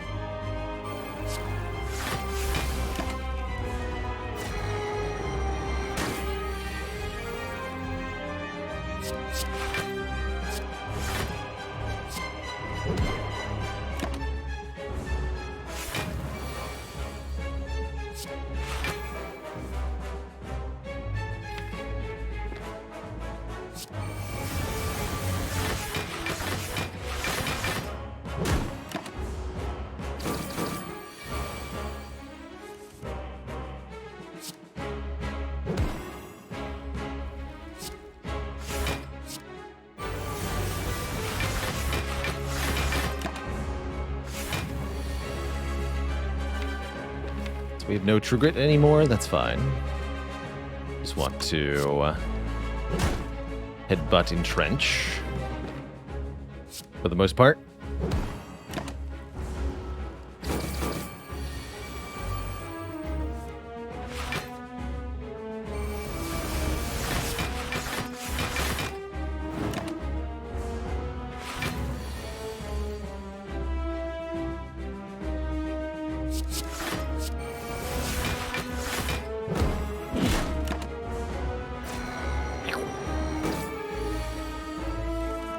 Now, you'll note that the damage seems to be, how do you say, lacking.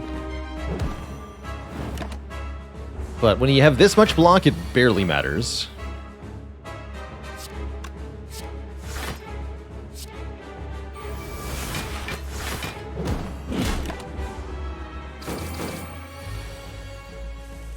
And yeah, Searing Blow came from the Pandora's box. Oh yeah, it's gone though. Right. So you don't know there was a Pandora's box.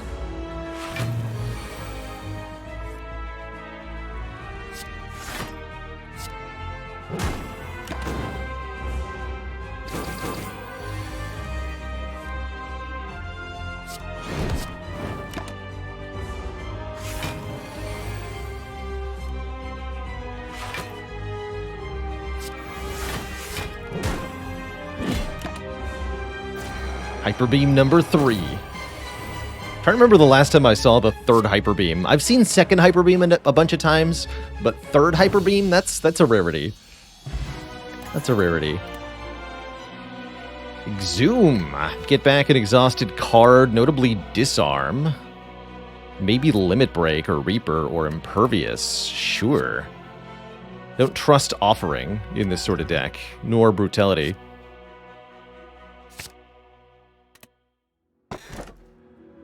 And we're offered Empty Cage to remove 2 cards, Sozu for more energy, or Black Star for more relics.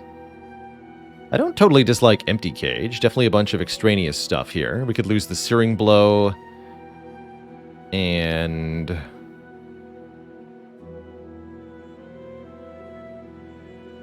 Clash, I guess? It's going to be hard to do damage without those cards, but I guess it still is good.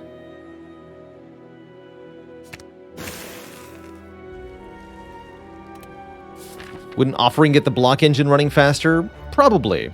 Yeah, probably, actually. Even though we're limited by Choker, I think Offering would help a lot in some situations.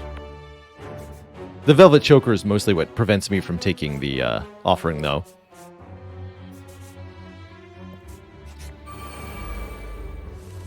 Hello.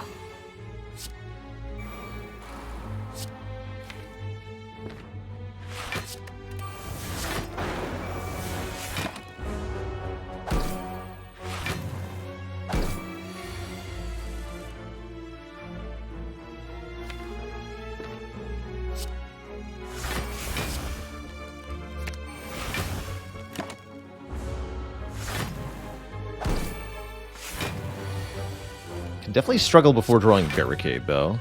It's a bit of a concern here.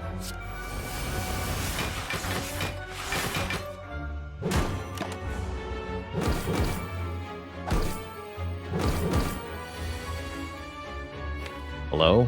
Yeah, this is a really bad turn coming up. Shoot. Guess I have to Swift Potion then, huh? That or just Reaper back the health.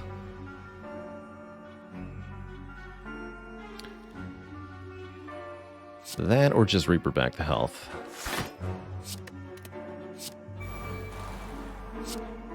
Let's try the latter.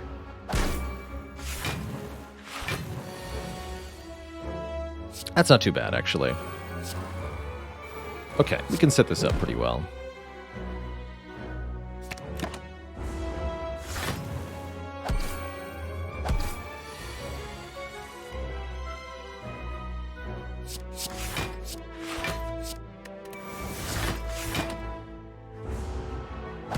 Gonna be here a little while, unfortunately, Twitch chat.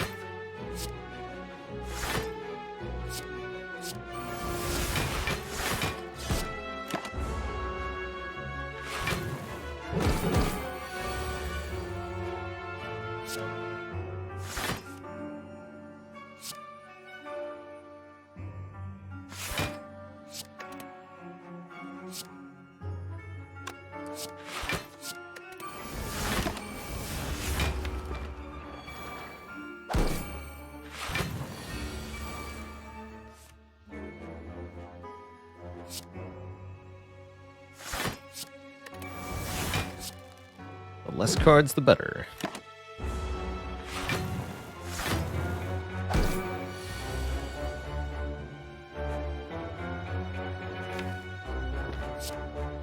Nothing else needs to be upgraded? Not really.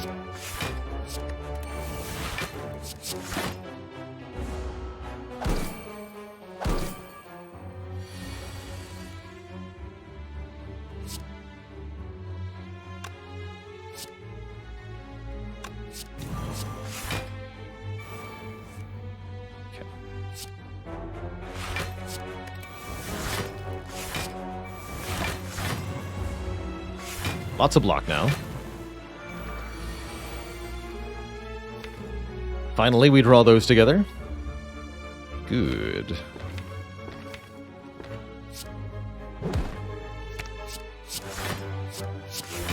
It begins.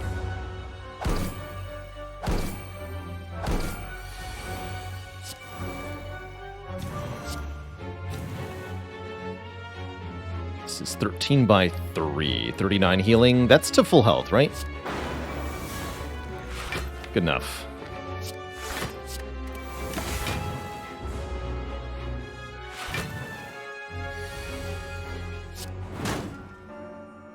There we go. Like it never happened. Still would love damage. Some kind of damage would be great.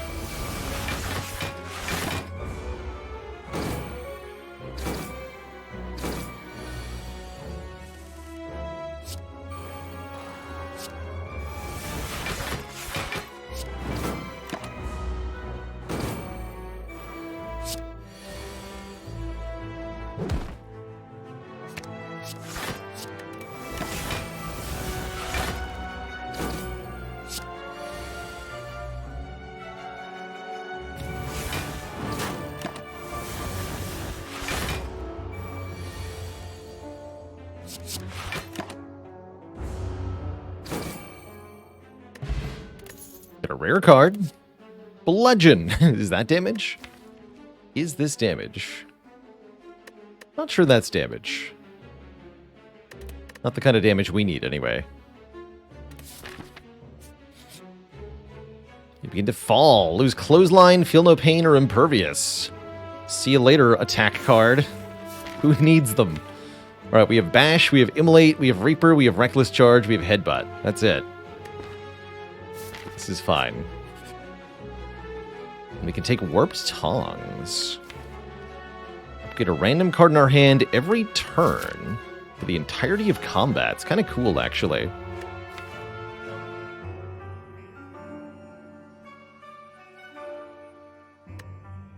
I think I like that more than the one targeted upgrade. Since we're about to go to a shop, we can immediately remove that curse.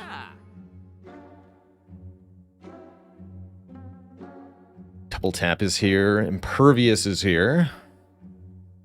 Orrery is here. Could be damage in Orrery. Orrery with bonus rare chance seems kind of cool, actually. I can't remember the last time I bought Orrery with In-Loth's Gift. Let's see how many rares we get. According to this, 0, but maybe it'll flash in a moment. Dark Embrace is good. Disarm is good. Arm is okay. True Grit's okay. Rampage? Alright then. Rampage is the damage we need. We got it.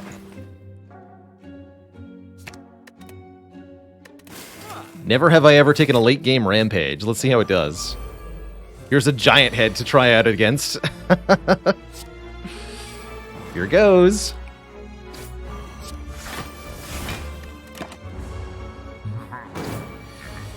Three.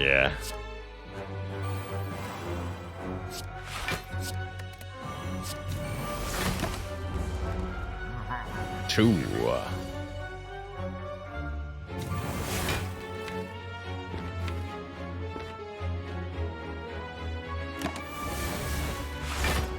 One.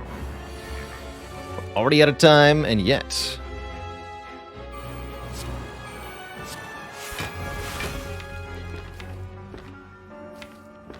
And yet. It is time.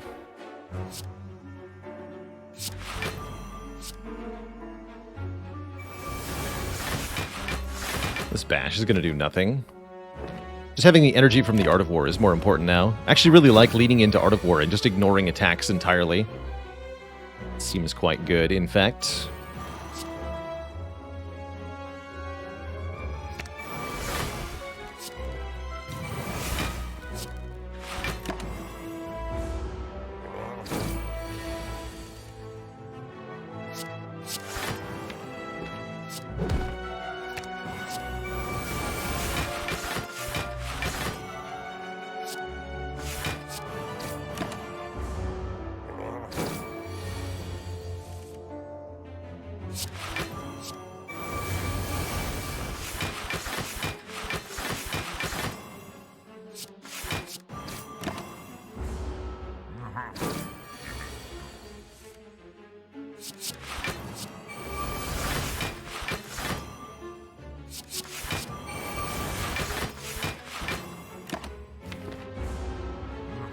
TikTok. Is it, though? I don't think there's a timer like you think there's a timer here, Giant Head. Pro tip.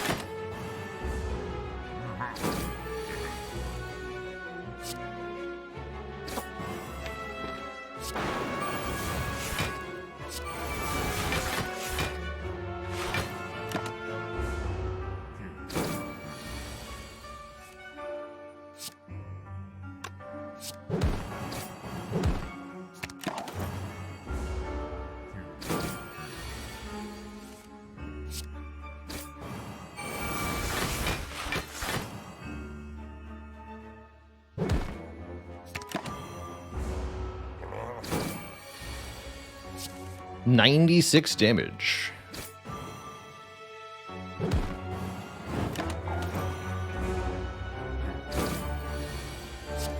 $108 damage.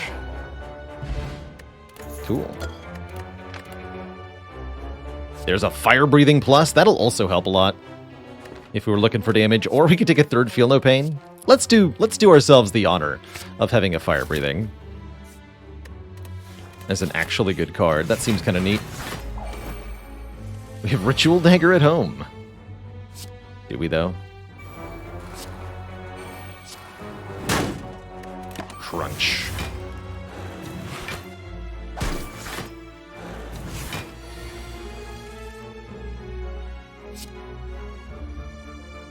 That's a lot of damage.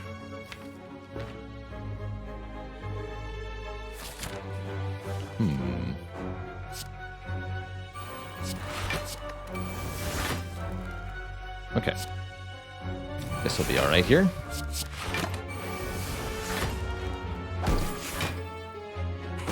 Take one. Easy. Just block it all. Just block the whole damn thing.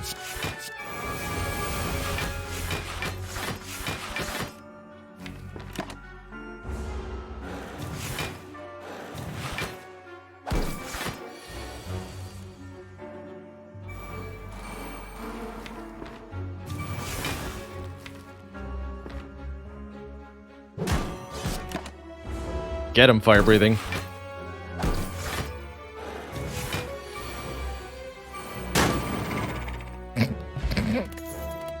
Okay, that is satisfying. Another entrench. Why have one entrench when two entrench is better? Beanfire also potentially very strong here, but I think with the barricade, we want two of these. I do. Reptomancer. All right, this could be interesting. We did get barricade turn 1. Definitely like that. Might have to Swift Potion next turn. We'll see. As this gets really spooky. Can Reaper twice. That's not helpful. All right, Swift Potion. What do you got? Immolate. Good work.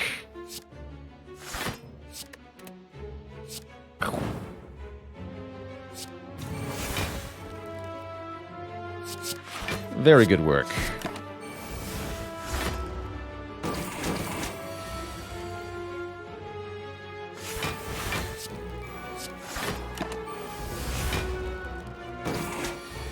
Nice.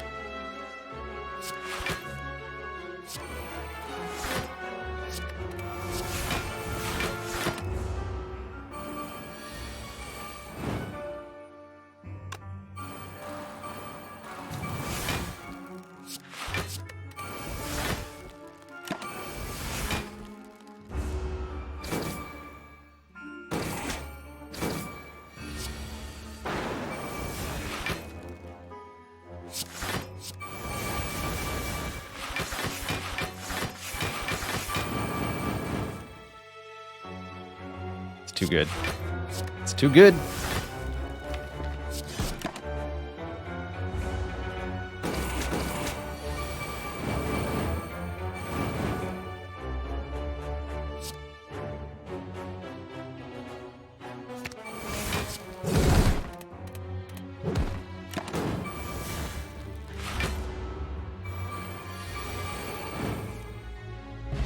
Toasty. Get a boat thingy for block on turn 1, and a corruption thingy to make all skills at 0 cost, and exhaust when played. We want corruption in some fights, but not others. I think actually most fights we don't want corruption, as we're trying to keep the entrenches around. It's also kind of limited with Joker. We'll skip it.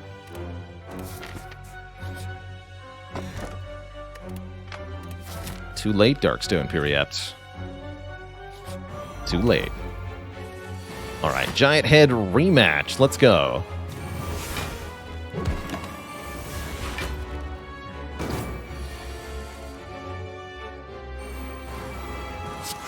Maybe today's the day we get the upgraded Evolve from the Tongs. Yeah. Good work.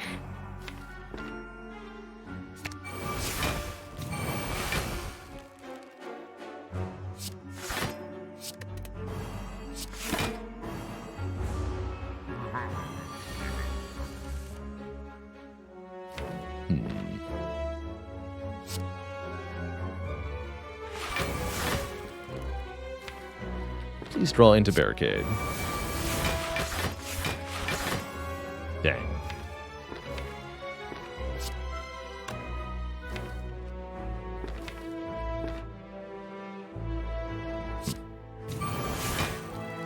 Of course. Okay, this is bad.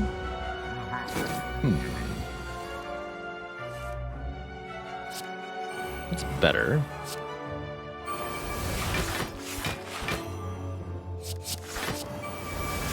Okay, nothing is wrong anymore. Good times. This deck makes blocks so easily. Kind of insane, actually.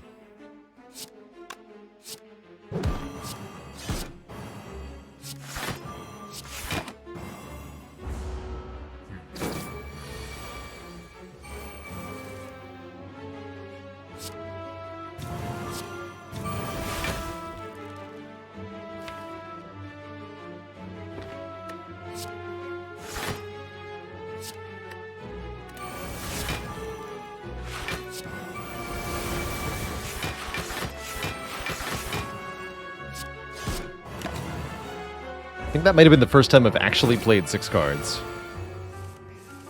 Kind of cute.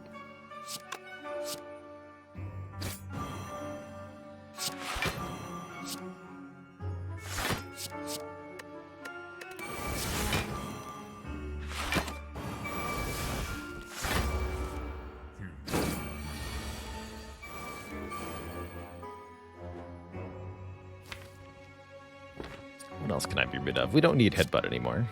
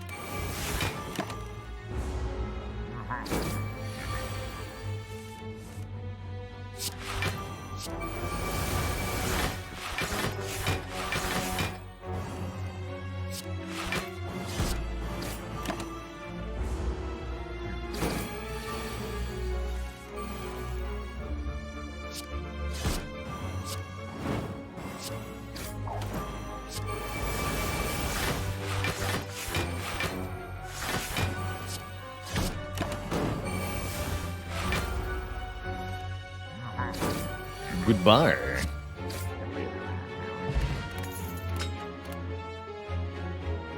Battle Trance, not very good with Choker, actually, and it definitely shuts down the Dark Embrace thing. I'm gonna be skipping those.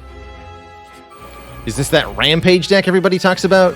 Yeah, you'll notice how it wins basically in exactly the same fashion without the Rampage. Take deep note of that.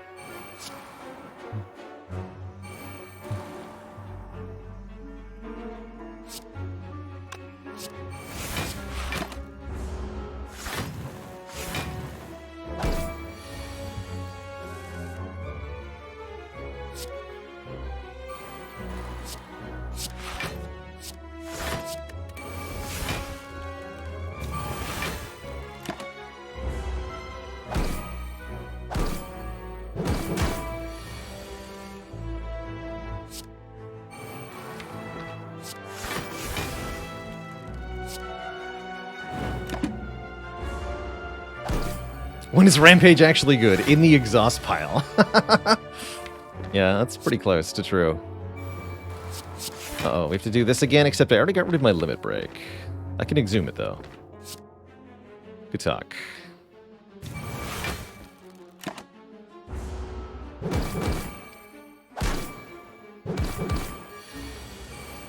With my face, though. Also, Fire Breathing is going to murder them super hard. Guess I'll just be down some health. Seems fine.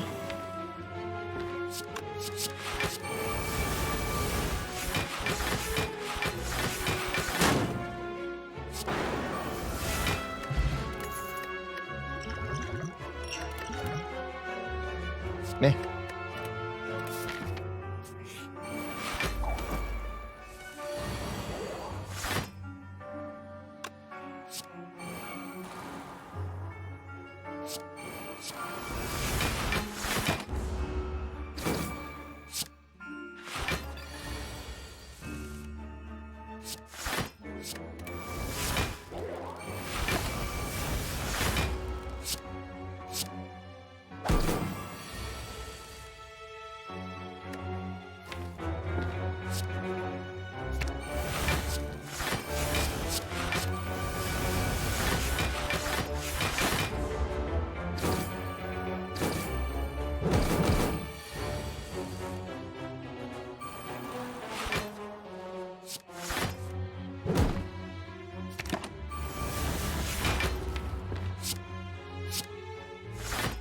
Slow and steady wins the race.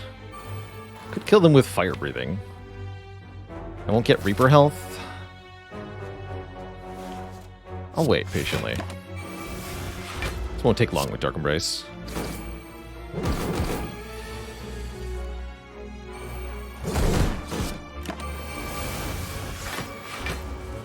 Here we go.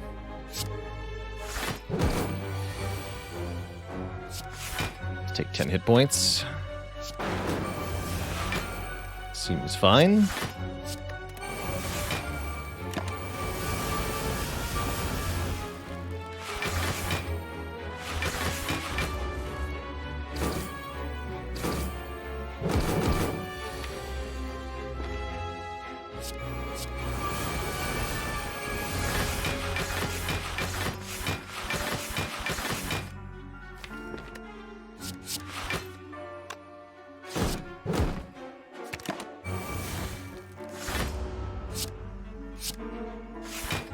Toasty.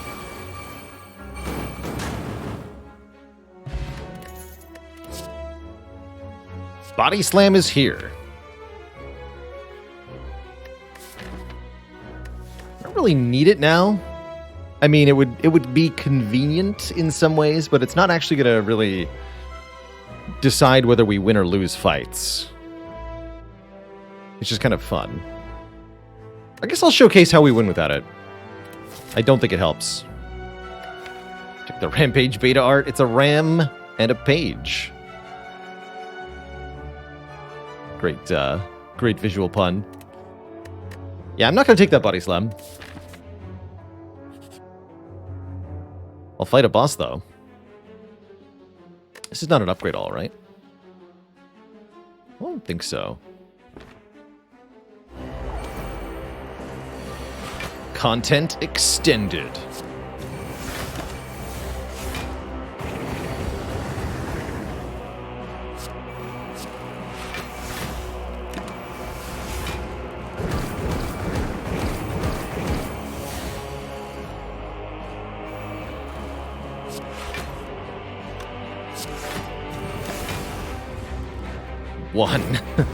One damage. Good job, Hexaghost. You did it. You did 1 damage.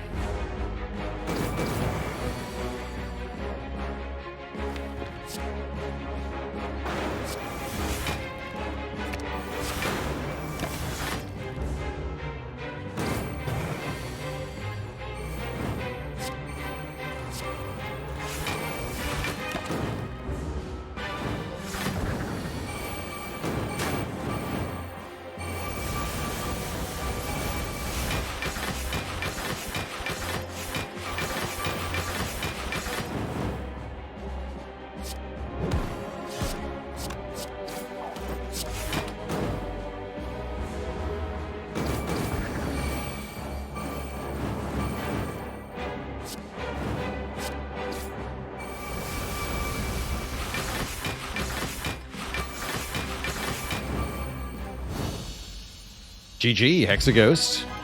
Calipers! Ooh, I like that. We're no longer dependent on the barricade. And we can start stacking block immediately. That's some really good consistency here. Calipers are good here. But what about the Writhing Mass? Can we escape without getting it cursed? That is the question. Not so sure about that.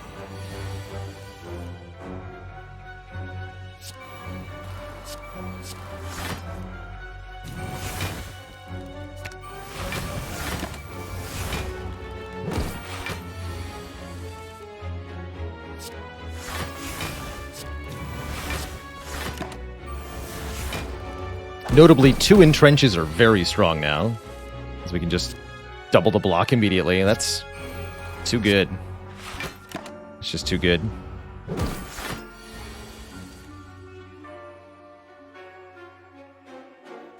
Thank you, Immolate. You have saved me on this blessed day.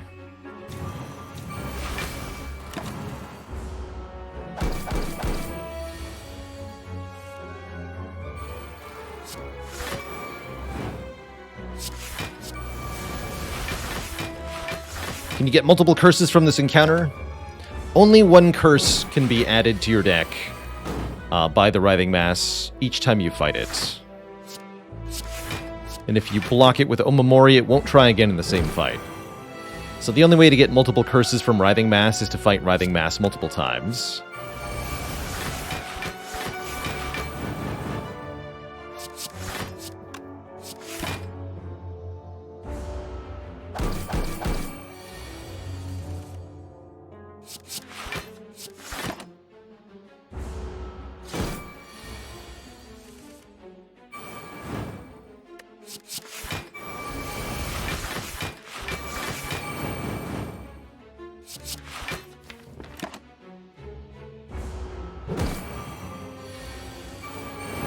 Is that Parasite affected by the triple cards daily modifier?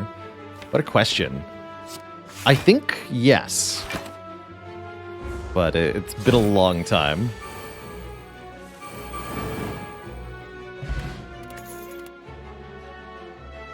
Sentinel. Only I could actually use all that energy. Velvet Choker says we really can't.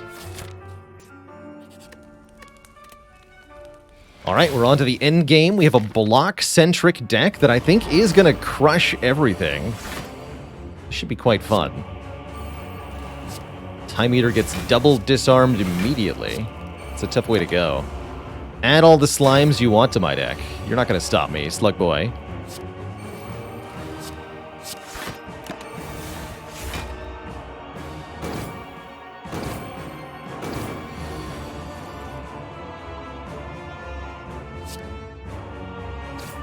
Have even more disarm.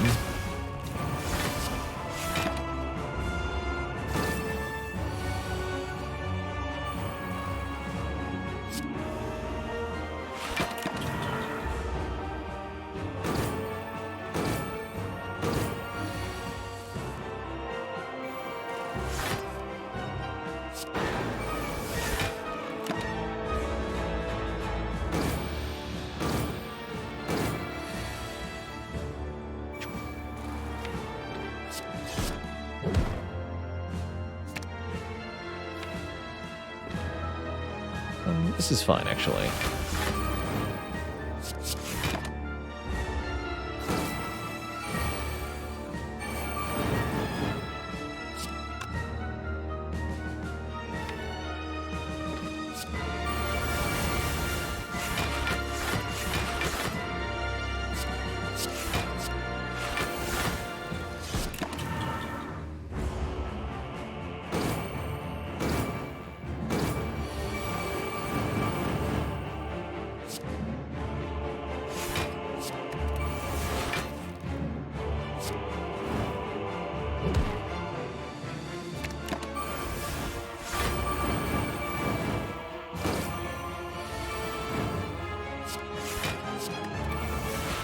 All statuses.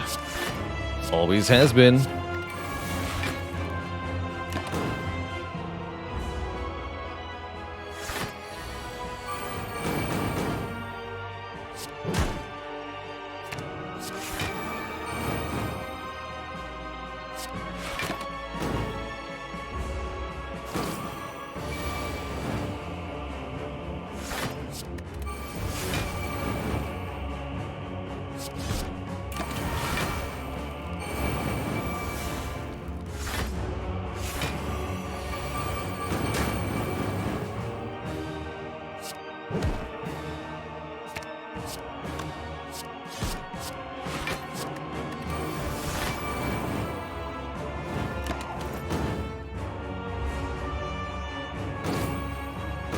GG, Timbo.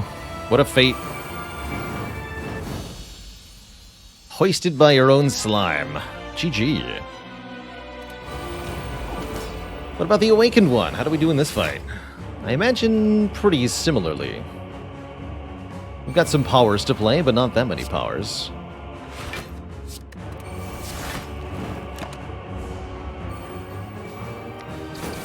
And we can disarm the heck out of this bird. Bird nerd.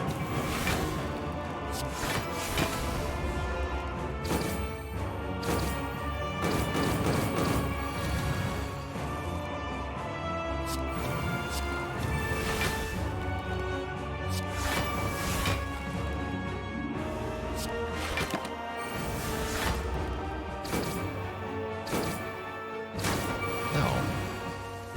You would dare.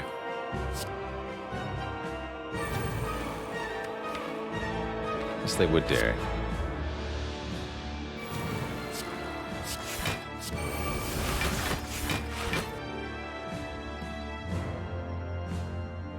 This is fine, though.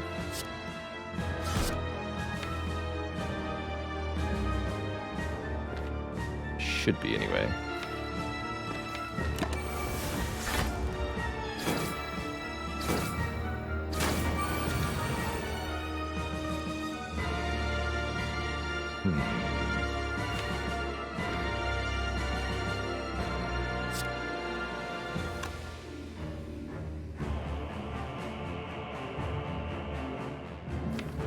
To exhume disarm.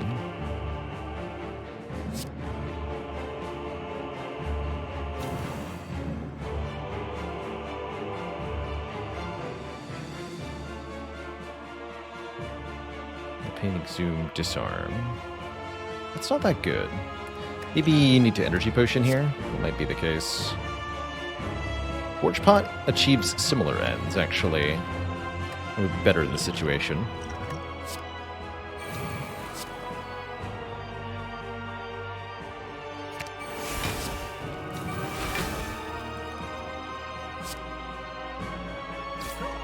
One more card. Does not kill you.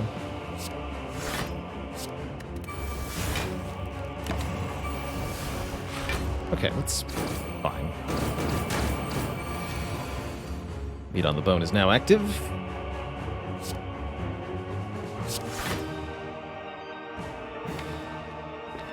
Let's go Shrug. Entrench, second wind.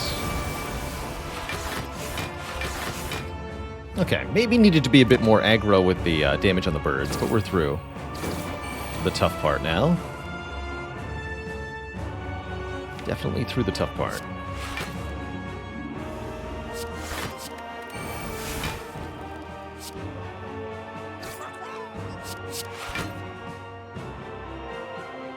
Almost down.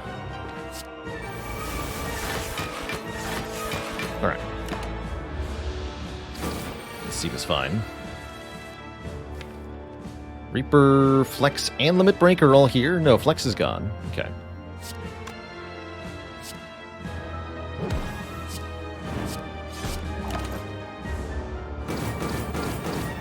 Seems fine.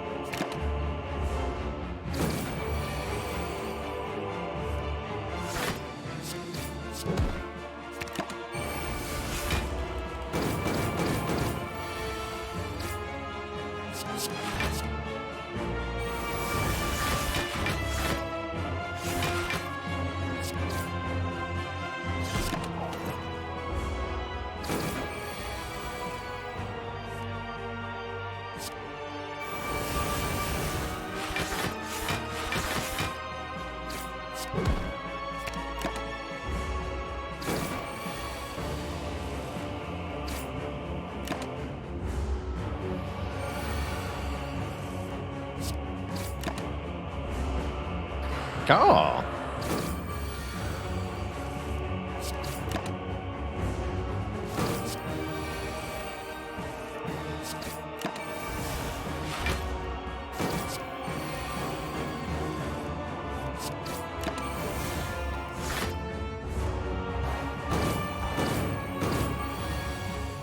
Rampage-tacular. GG. We're on to Act 4 with very odd deck of cards, but it sure works. Two thump, two thump, two thump, a deep pulsing dread can be felt throughout the room. Is this the heart of the Spire, the source of this rampaging? GG.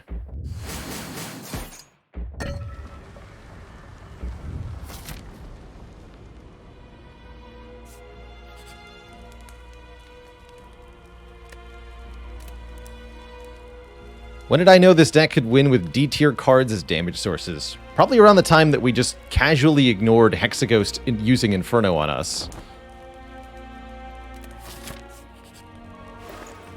Hurt is gross, they say.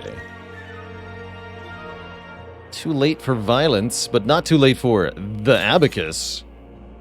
And the card remove of the Bash. I'll take it.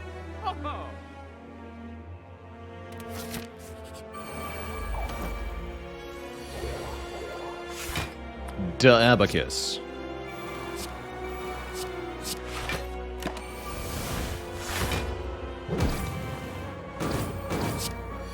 Maybe he'd gotten Evolve. That's pretty good, though. Take 10. It's not too bad.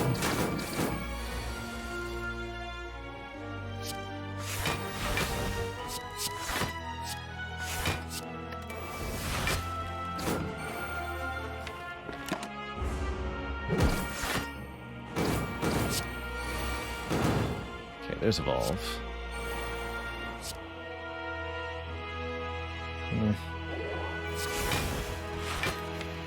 It's actually pretty bad. Next turn could really hurt.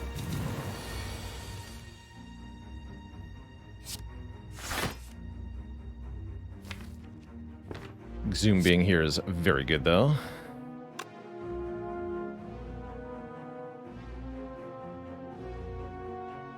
I think we just exhume. Impervious, though.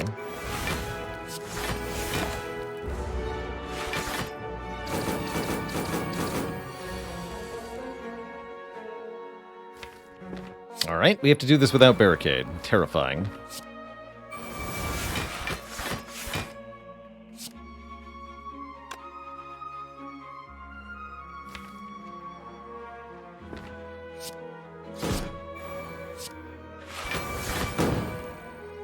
Oh, the Abacus, though.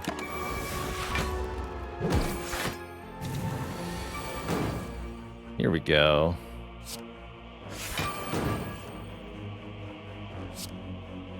Feel no pain. Power through. Entrench. Now we have Evolve down, so these aren't as bad. Yeah, here we go.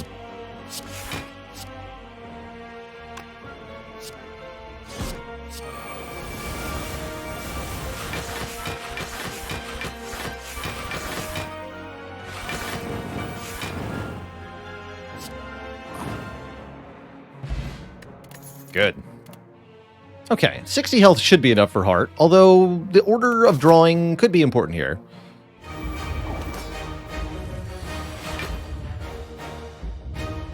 Don't love this. Might as well just use Reaper turn 1.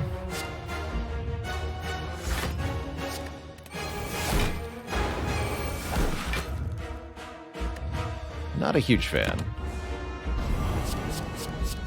Could actually go really badly. Never mind, we're good. What is this? Armaments, Impervious, Entrench? Could also do something like Power Through Second Wind. But I think just Armaments, Impervious, Entrench. Actually, we could do Armaments, Impervious... If I Energy Potion, we can go Armaments, Impervious, Power Through, Entrench, Second Wind. And play everything. Yeah, let's do that.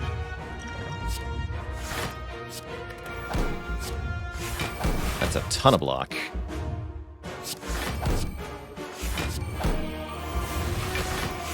$114. So we keep 32 for this turn, which we disarm anyway. Just use this one. Keep this upgraded disarm for later in this fight. And we Rampage. Rampage is how we're winning this, right? Yeah, it is. That and the Bronze Scales. Which are going to do probably 2 to 300 damage at least. Great turn.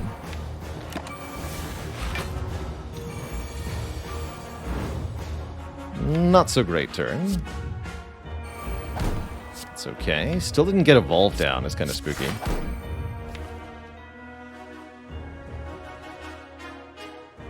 Looks like we probably want Power Through again next turn.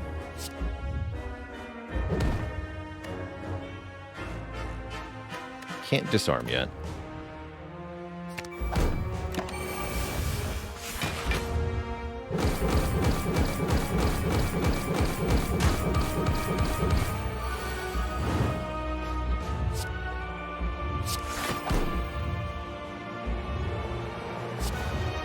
We don't need 2 entrenches. Not Exhume. We don't need that either. We talk.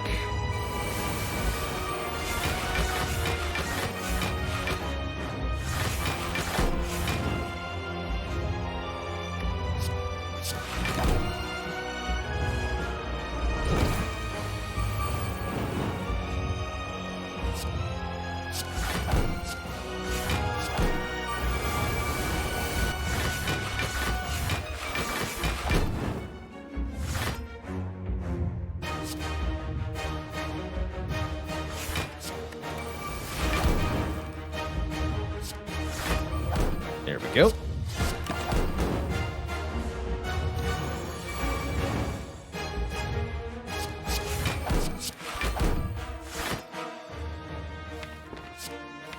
I can't remove the artifact, I just realized. Alright, get rid of disarm then.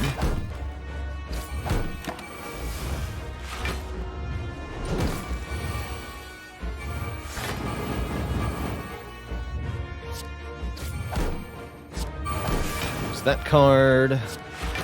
Use this card. Make more wounds.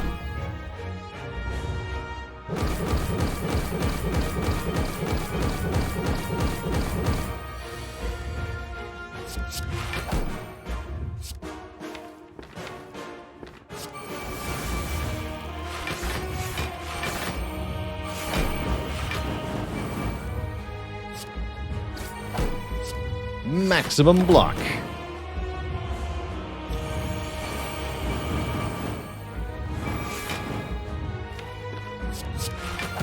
More.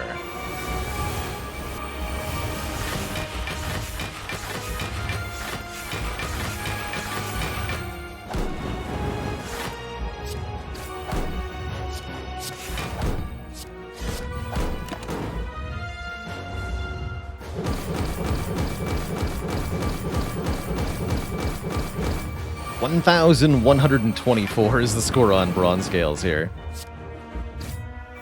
It's pretty good.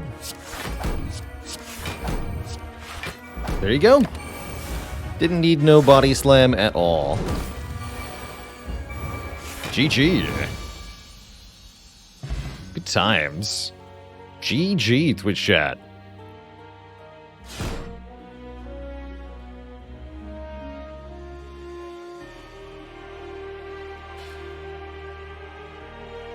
GG.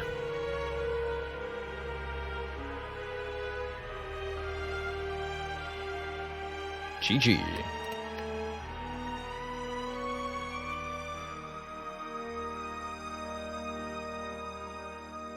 What's the highest round I've ever gotten on Heart? This screenshot right here wasn't an Ascension 20 run. It was an Ascension 15 run with diverse modifiers, but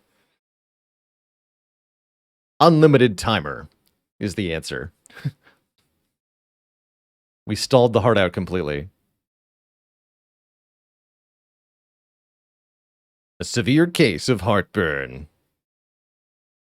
You like that? Watch this one next. That's right, Twitch chat. Oh. Now what? Has it been done? The spire sleepeth, and so shall I. GG. GG. No masteries here, but a delightful non-attack-based Ironclad run. I mean, we had a kunai the entire game, and it activated 12 times. 0.063 times per turn. Happened in 2/3 of all combats one time. Pretty silly. Very, very silly. Such a good time. All right, next up is going to be Silent. We're going to keep going in the Spire runs, hoping to master a card today. Before that happens, I am going to take a quick break, refill the legs, stretch the water. Back in a few Twitch chats. Don't go nowhere.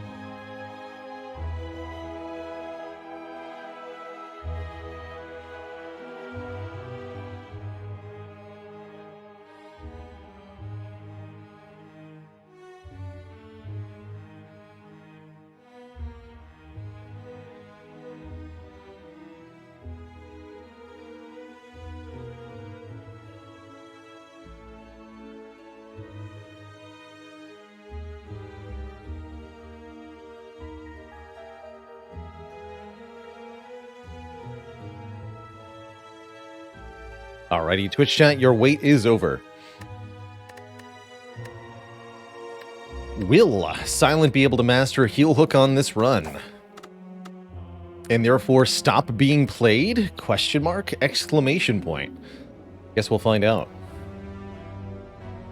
Could start this out by choosing a rare card if you want to. I'm also down to just upgrade Neutralize, I suppose. 4 elites. Tempting. But spooky. Farafar says, do I think I can beat my rotating A20 win streak? I think that would be quite challenging to do. Not impossible, but probably would take a lot of attempts. However, what I do think I can more easily beat are my single character PBs. Wink, wink.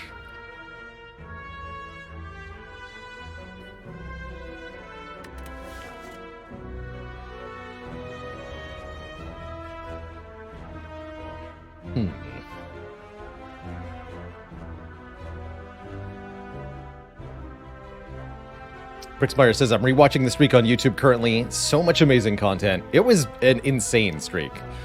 Our rotating streak. It was a very good time. Let's choose a rare. Wow, what a choice. Alchemize and Adrenaline have immediate utility. Nightmare can be a run winner. I'd say it's hard to go wrong with Alchemize. Better yet, Alchemize perhaps enables 4 elite here. Probably want the extra fight, actually. This way. I like that. I like that a lot. Let's take an Alchemize.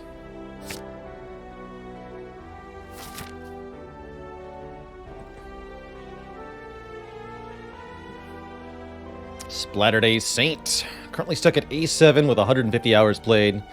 What's the best advice I can give to get over that hump? Without knowing too much, I'll say sometimes skipping a card is better than adding even a decent card to your deck. It's always a limit of too many cards that you have to be wary of. And that can definitely tank a run faster than you'd expect. Ooh, nice. Carrying a bottle first potion. Very interesting.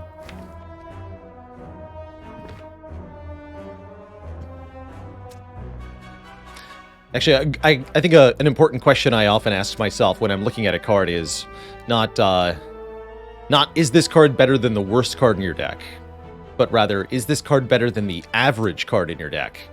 Because only adding cards that are better than the average will actually improve the deck substantially.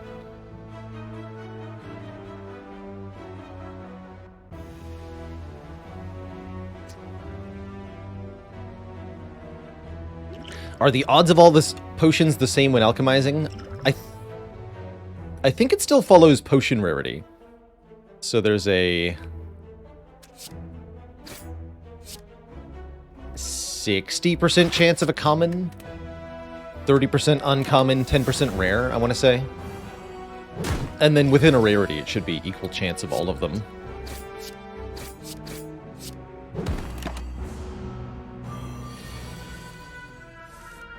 I'm not 100% on that, though.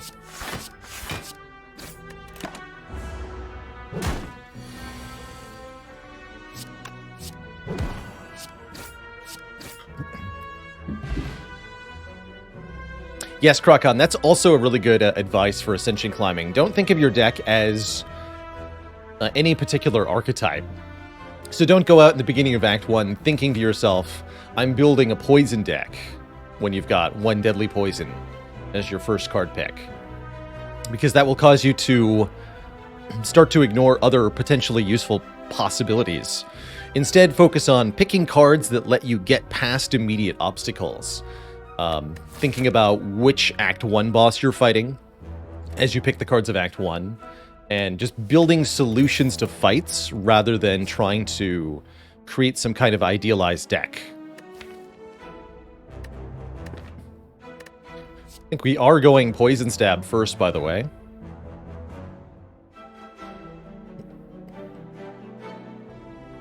Can Alchemize get potions that are specific to other characters with Prismatic Shard? No. Well, if you're that other character and you get Alchemized via the Prismatic Shard, you'd be able to get the potions on that character. For example, on Watcher, Alchemize would be able to generate a stance potion. So maybe yes, depending on what you're asking. Already lost some max health. Interesting. I could lose the current health, given that I have Fairy in a bottle.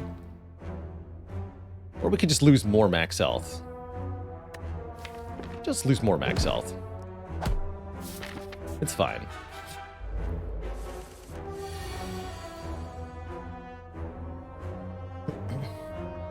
I haven't noticed any interruption with the stream service on my end. Our bitrate has been solid all through today's stream, so if there are indeed issues, it's likely to be Twitch-wide issues of some kind.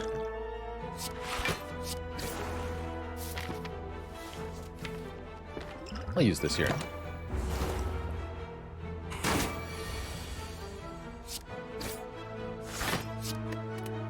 We get to use a lot of potions, owing to the Alchemize, of course.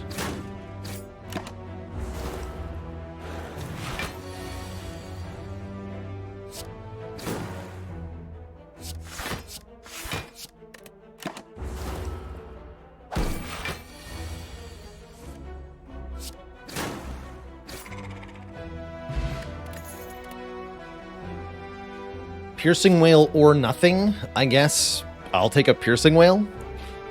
Distraction Irate is one of the worst cards on Silent. It's just so unreliable to do anything.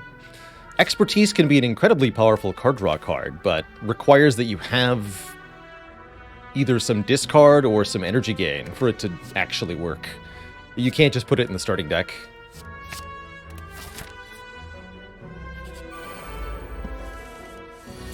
But Piercing Whale is fine by me, I suppose. Let's do it this way.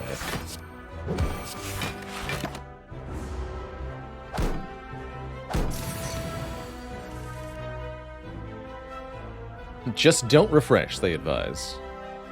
Everything will be fine.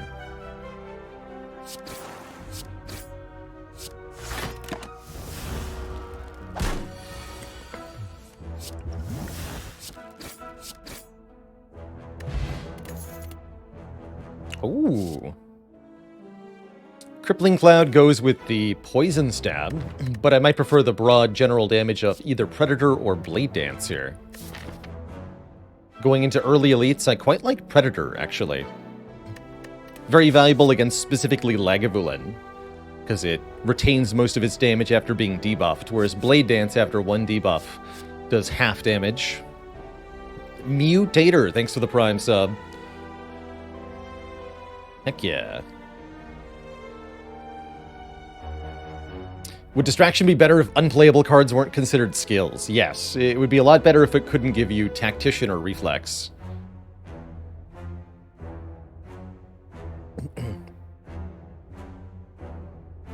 Notably, sometimes Distraction is a free nightmare, though. That's pretty sweet when it happens.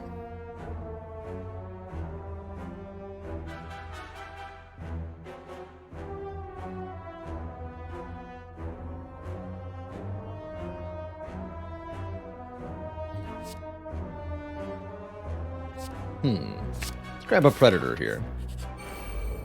And stumble into quite a dangerous fight, unfortunately.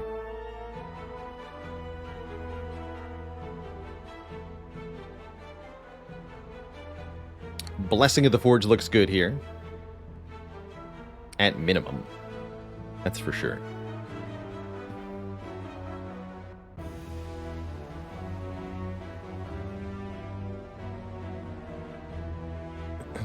And a dad joke for the crowd, courtesy of Ward Square. One of my favorites, based on your username here. Why wouldn't the triangle date the square? Actually, no, excuse me. Why wouldn't the pyramid date the cube? Because they wanted to remain platonic solids.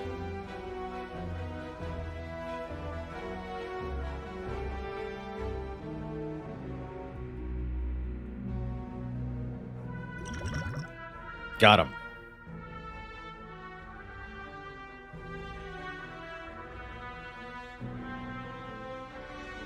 So I can either double defend and poison stab the looter here. We're going to upgrade. Or we can poison stab Predator the slime. Take 11.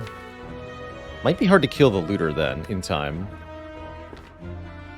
I think we P-stab here. Double defend. But we're still missing most of the required damage. I'm not sure. Caw.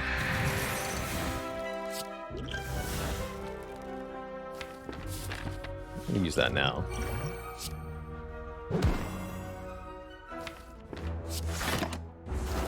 Please attack me a third time, sir. Thank you.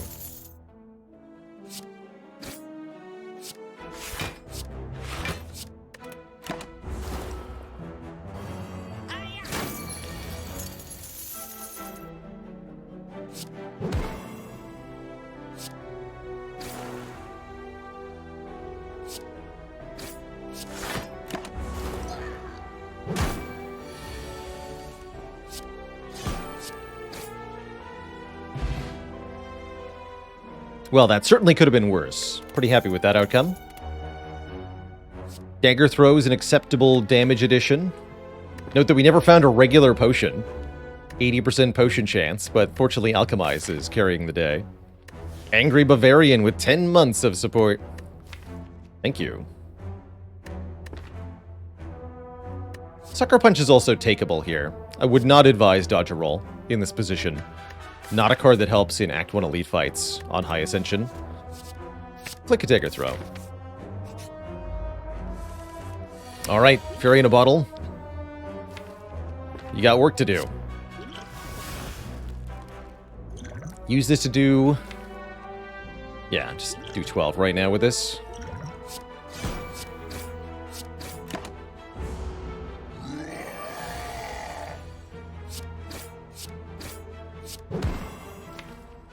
This is fine.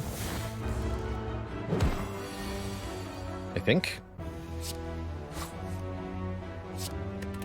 this is fine.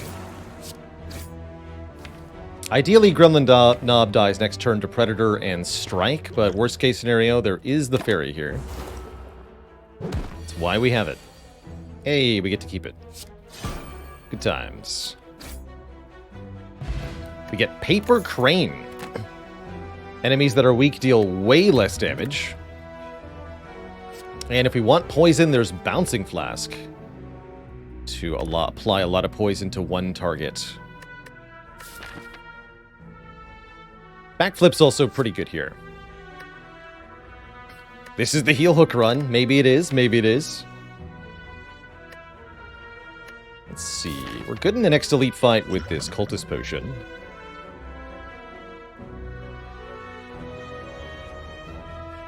I don't feel the need to rest, although maybe I ought to. I don't think we need to.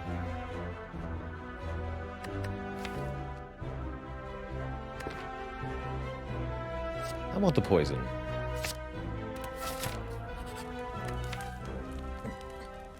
And then sentries are going to dunk me? Probably. We should upgrade either Predator or Alchemize. Let's upgrade Predator.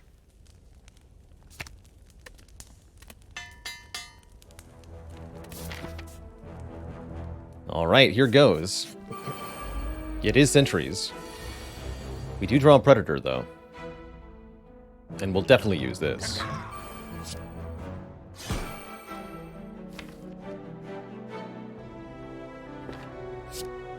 Have to, okay. 3 strikes would kill.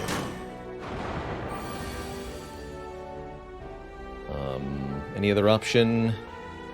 No. Okay.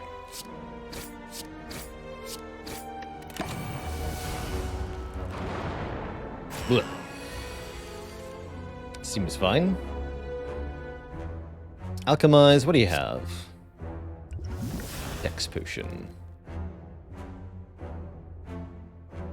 This position looks a little precarious here.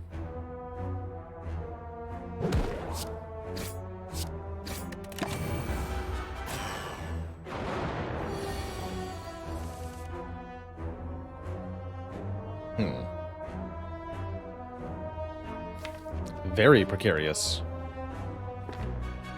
Can't quite kill it. Just shy here. Guess I'll use the potion. I'm gonna strike the front one now, so we can maybe kill it next turn. This could work quite badly for us here. Hopefully we draw a Predator right now. That works too. Right now. Save me. Easy game. Good talk.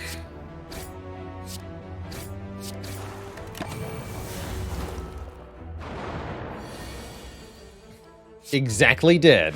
So it is. So it goes. Too ambitious a path, ultimately. We'll run it back. GG. GG. Alright, take two. Let's go. At least confront the first boss. How dare you? Insinuate that I might have done anything else previously.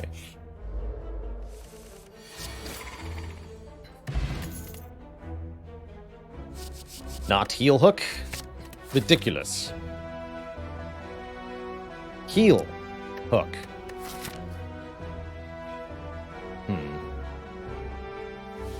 Alright. I'll take a strikeout.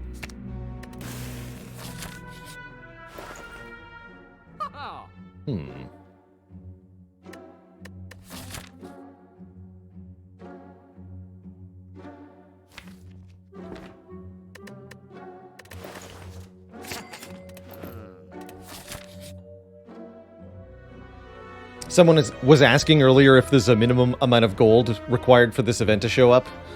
No, is the answer.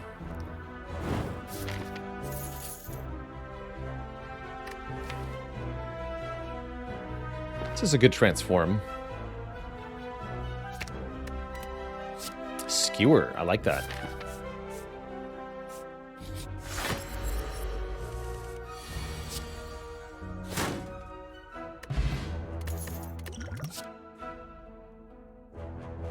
And now I, excuse me, now I get to take the reflex because we took prepared and dagger throw. That's kind of cool.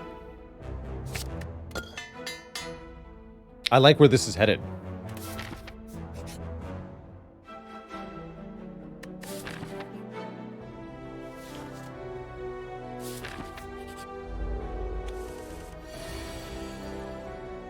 Get him.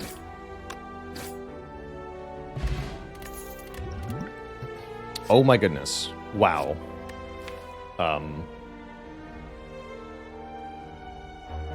What?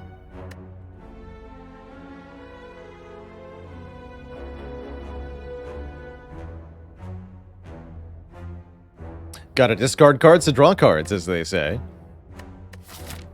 We're like almost already infinite here. It's incredible. I'm gonna grab the second reflex instead of the second prepared. Smiling mask. Okay. Less elites then. Holy moly. Maybe I go this way. Actually, fight one elite, go for the shop. This is huge. We do need to get through Slime Boss intact. That could be tricky.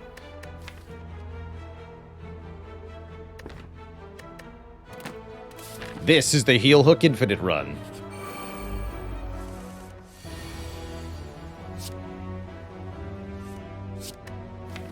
The run to end all runs. Run-tacular.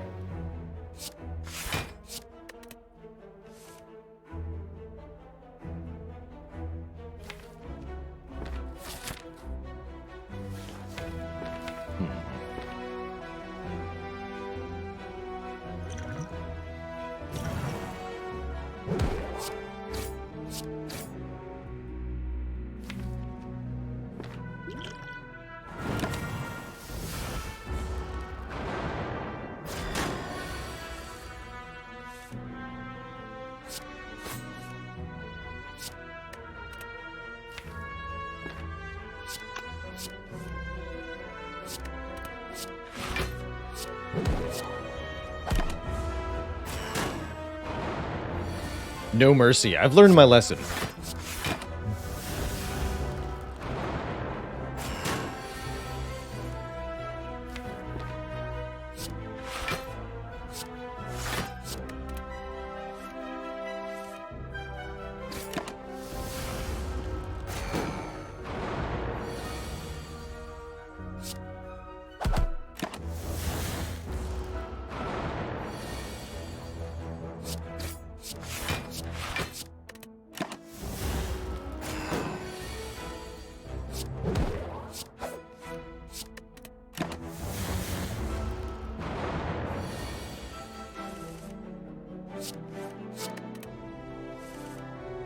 Amazing.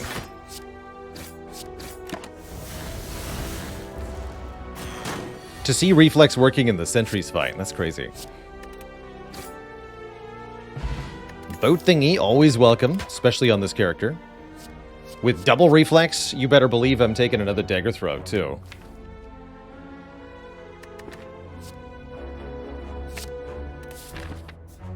Just one more.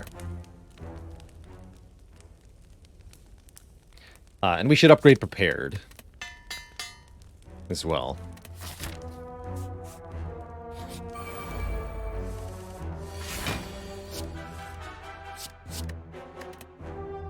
My hand is full.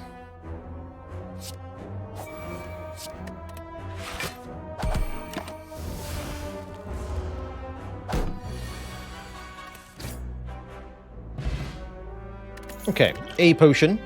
A third dagger throw? Maybe. Probably not, actually.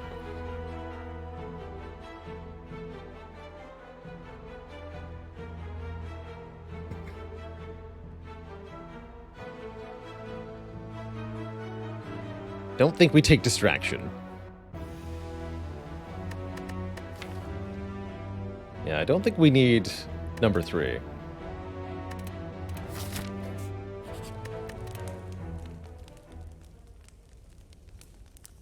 Do we ever upgrade Skewer? Guess I'll upgrade Neutralize first.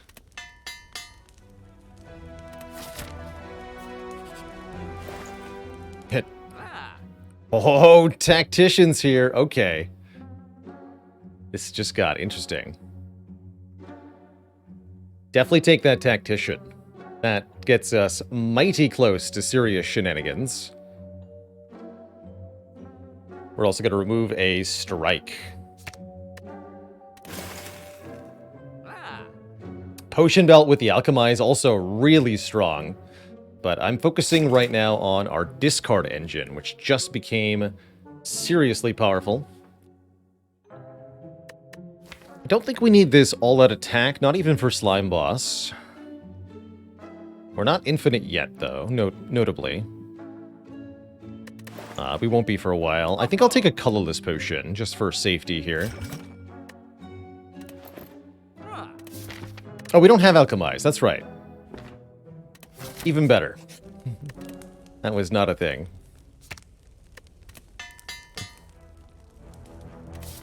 Good call.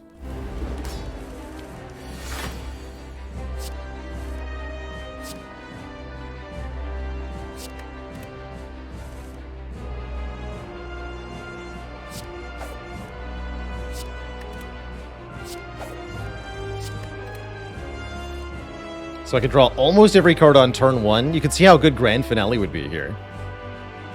We want to use this now. Probably, right? Should have used it before I started playing cards, even. But yeah, we want to know if it's Panache or Magnetism or Bomb.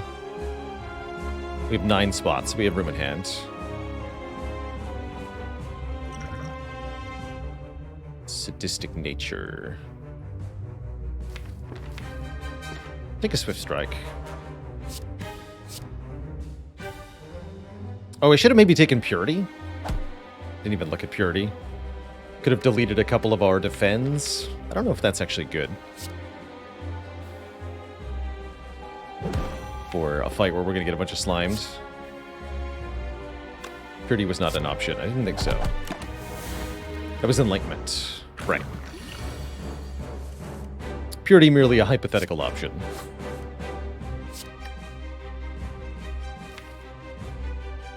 Slime about to crush us, huh? We do want to get rid of these slime, though. I'm gonna risk it.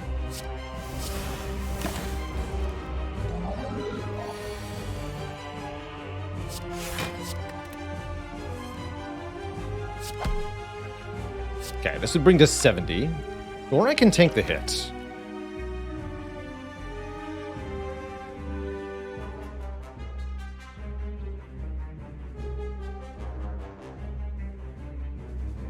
Might prefer to tank the hit.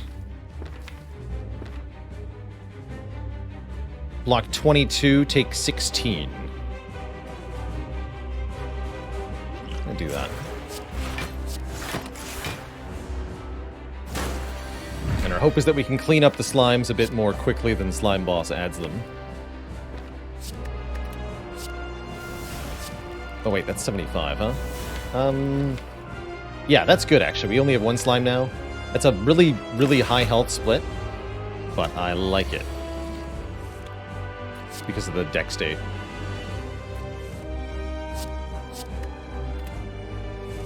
Trough 5. Don't mind if I do. Maximum oversplit. Whittle you down. You stinky acid slime, you. Oh, don't give me that hand next turn. Come on. Thank you.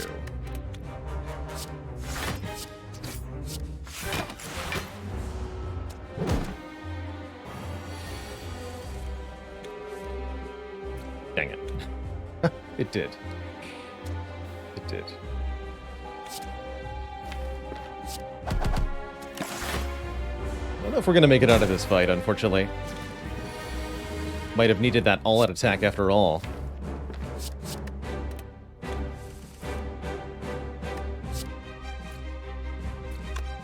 So neutralize this one. Try to kill this one.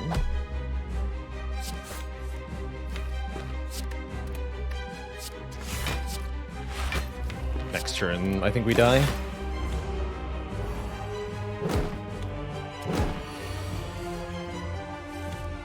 Yeah. Bummer. A20 definitely is hard.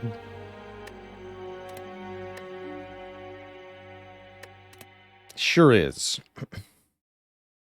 Little Biker Nana, thanks for the 8 months of the Prime sub. Appreciate you. Wasn't anything good for the deck to cycle into, exactly, and having added slimes into the deck really, really slows you down.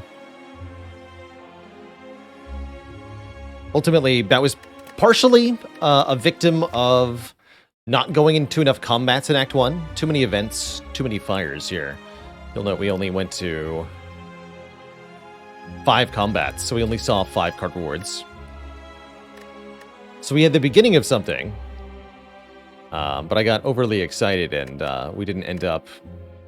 partly that was also the colorless potion bricked and didn't give us anything good. We were hoping it would do a bit more. One more go with Silent here. One more.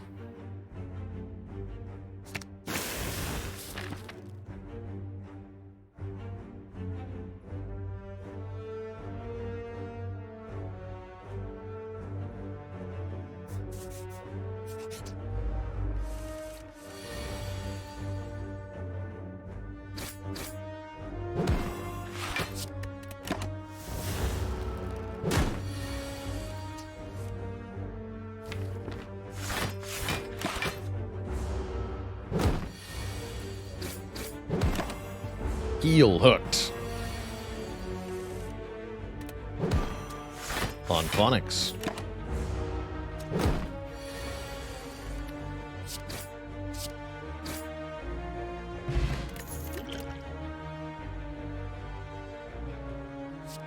I take backflip Act 1. I like backflip quite a bit.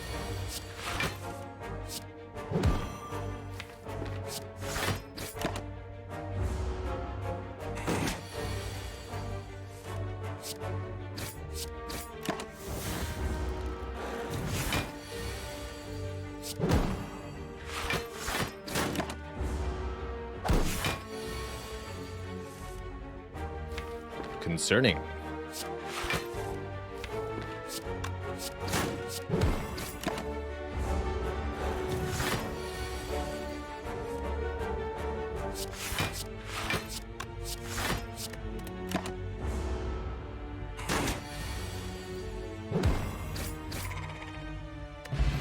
Not too bad, though.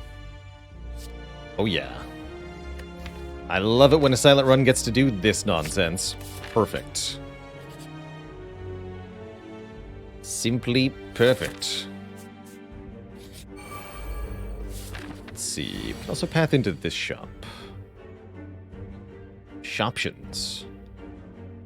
Think about that.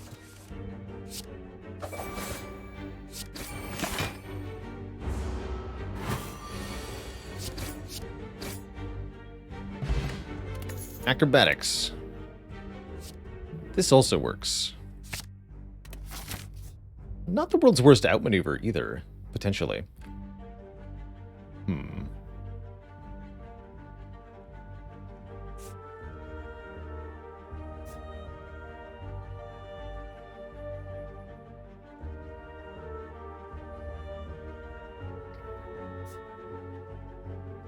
So I guess I can choose an upgrade or a relic before the elite. Interesting.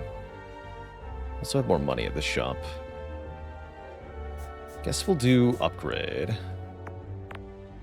Go this way.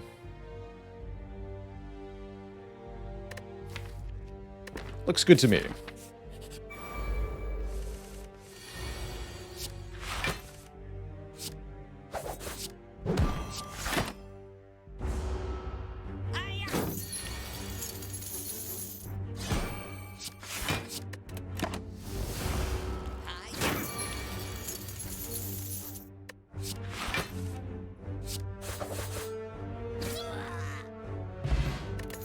Attack potion, very good for the elite. Escape plan will only make this flechette stronger. That's what we want. The strongest flechettes in all the land.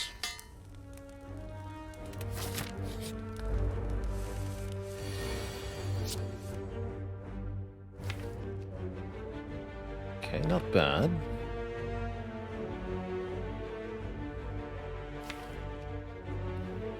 Can attack potion now or next turn. I guess now is better. In case of other predator.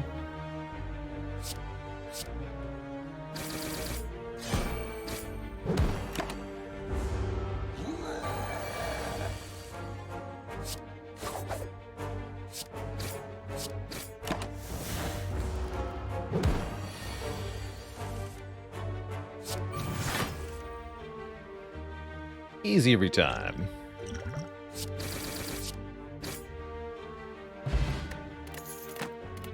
Art of War is quite welcome in a deck with comparatively few attacks. How do we feel about Noxious Fumes? This could be a nice way to slowly debilitate some foes, but it also feels to me unnecessary. I'm gonna skip it. If a relic existed that said you can upgrade twice at resting sites, but it's random. Oh yeah. That's basically similar to the Searing Light event in Act 1. That's how I look at it. You take the 2 random upgrades and take damage, and then you rest at the rest site. So if that deal is worth it, then your hypothetical item is also worth it. And I think in a lot of situations it'd be really value just to get more upgrades. Even if they are random. Repeated applications of random could just mean everything. We're likely to draw at least 1 skill here, but I'd rather just do 3 attacks, yes? Yes.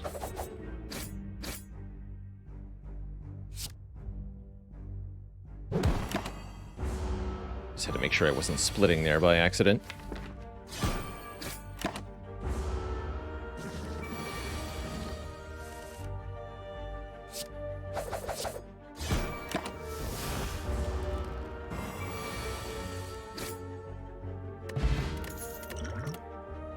Oh yeah, here we go. We've had first backflip, yes, but what about second backflip?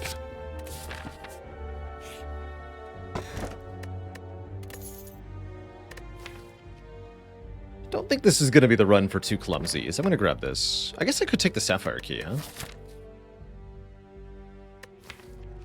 No, I'm just going to take it. To the shop, where there's a membership card. Ooh, hello. Grab that. Means we can't afford Apotheosis, but we could take Dagger Throw and / or Card Remove. And / or Shiv Potion. I think we're okay, though. I'm just going to Card Remove. Every strike can get out of this deck at this point.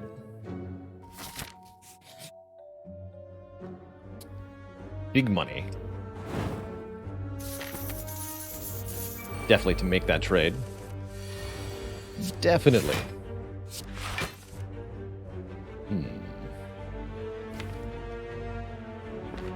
Spooky gremlin arrangement here. Not too bad. I'd really prefer not to use the attack potion if possible. Could do something like this. Maharaja, thanks for the full year. Your Baylor's birthday.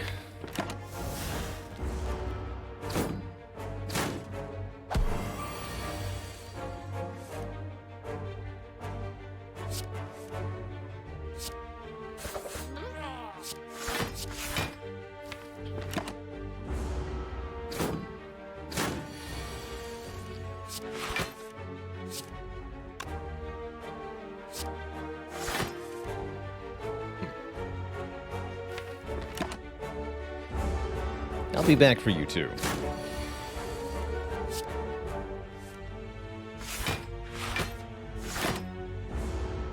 Motion Topper, thanks for the 2 months and the Prime sub. Welcome back.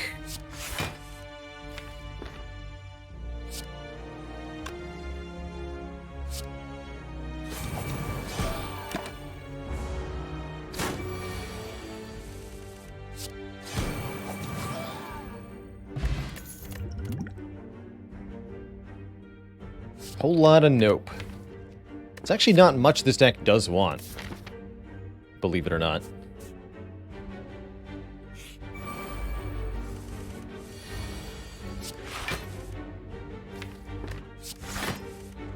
Easy every time.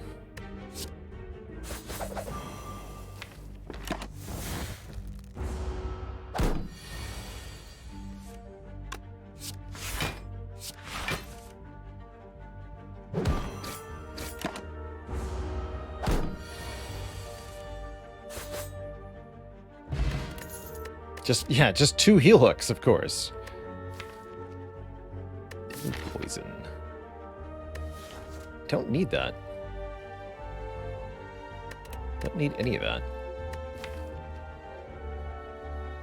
Dex Potion's really good for the Guardian. It's more important that I get through this fight, though. We're fine. Max health sentries, huh? Oh, but I have 5 skills in the opening hand. And a dash. Or a second flechette.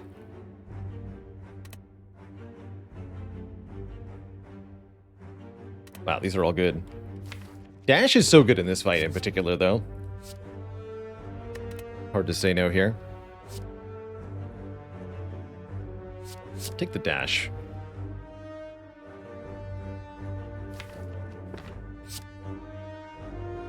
John Stamos in prison, thanks for the 17 months. Closing in on that 1.5 years. Thank you, thank you. I don't actually want to draw a Predator, huh?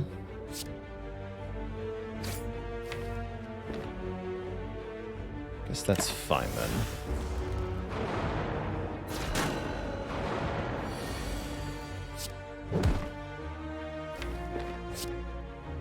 I think a little bit here.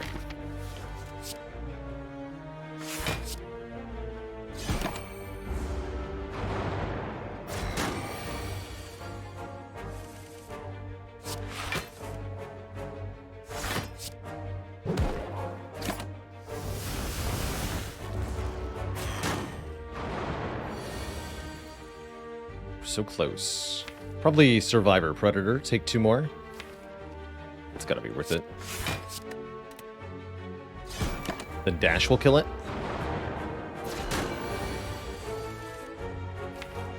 Eventually. I'd really rather draw dash next turn. Okay. Actually, was that true? Don't worry about it.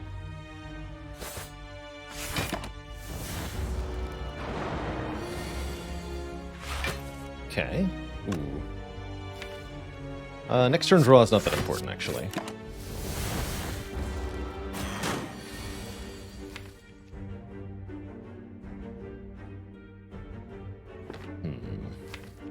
I think we're supposed to play backflip in this position. There's equal odds that it immediately draws the survivor versus a chance that we draw the survivor next turn because I played it. Unfortunately, we're in the universe where not playing it was correct.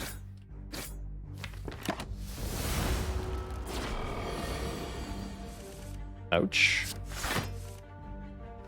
Oh. Come on, card draw. Thank you. Alright, we're live. Get an Nunchaku for our efforts. And a real Alchemize to let us obtain random potions. Welcome. Okay, that's worth resting for then. Don't usually like resting going into the Act 1 boss, especially Guardian, but this is a situation that certainly calls for it. I am going to use the Dex Potion in this fight, though. Probably. As soon as it does something. Assuredly.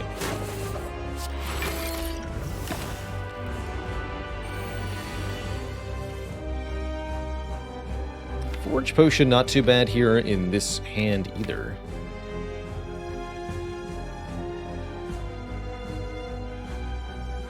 Take the Forge Pot, actually.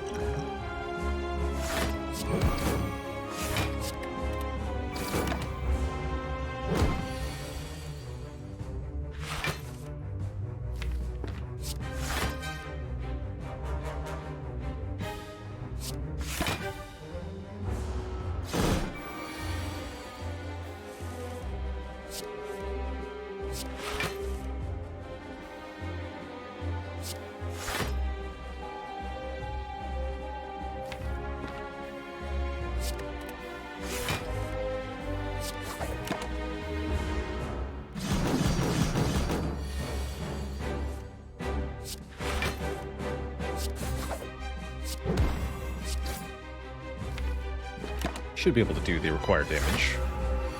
19, yeah.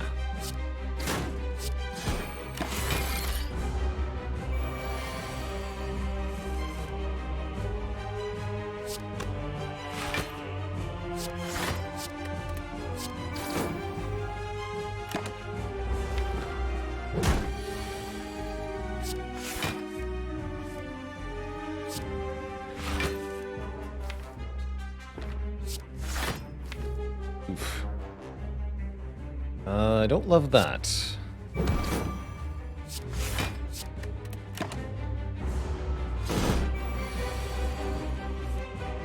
Not too bad.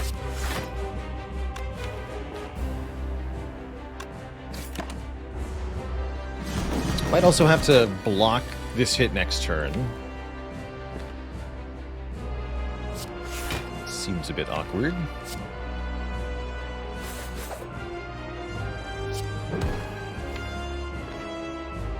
Let's just draw these.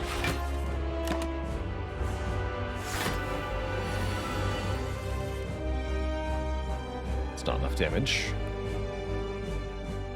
I guess we can keep the Dex Potion for having rested. This is where not resting would get us killed. Oh, maybe not quite, actually. Not quite. Good enough.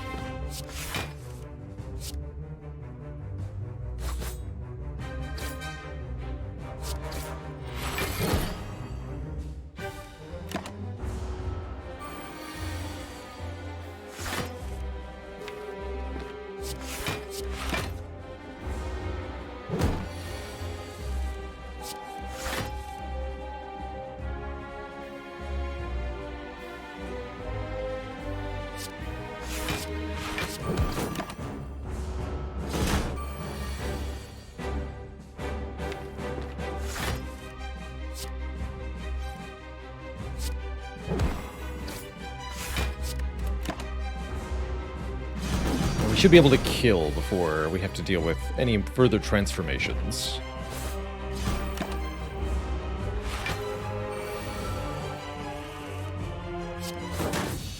GG. Get a bunch of money, and we're offered an after image, which is not too bad as far as block augmentation goes. Could also take Storm of Steel or Wraith form, but I really like the after image, especially with the Nunchaku and the escape plan. Give me that. Yeah, defensive deck beats the Guardian quite decisively. We're a bit weak to Chosen. That's a bit concerning. We're offered Wristblade. Interesting. I don't actually have zero-cost attacks, but man, we would take a Blade Dance so fast with a Wristblade, and it's not like the other options are all that good. I guess it's a better than usual tiny house. With the membership card, this is 100 gold worth of money. Effectively, twice as much purchasing power. Not too bad. And yeah, we do technically have Neutralize, so at least it benefits something. I'm gonna take this. And we're gonna go shopping. If possible. Oh dear, it's one of those Act 2s. Spooky. Alright, Alchemize. You have to take us home. Yeah, so sometimes Act 2 spawns the shops in the second half. Pretty rare this occurs. And they're behind forced elites here. We're also forced into an early elite no matter what, so we have to fight an elite before we can go to a shop. Unless the question marks contain a shop. We'll check them. Hopefully we won't get wrecked by them. Okay, well, did you have to draw this on the first hand? Though.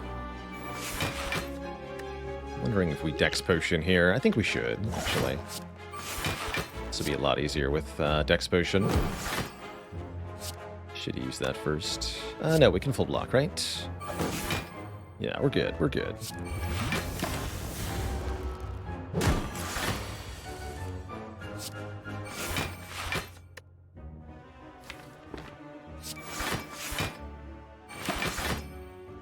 Good fight for Art of War, too.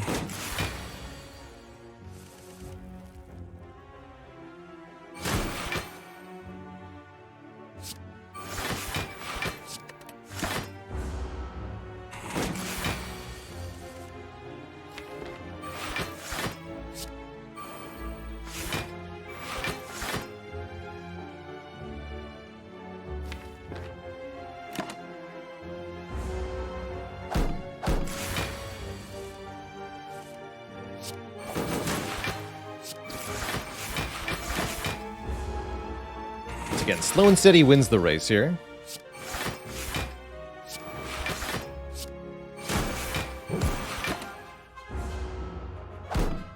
As we wear down its plated armor, we get comparatively much stronger.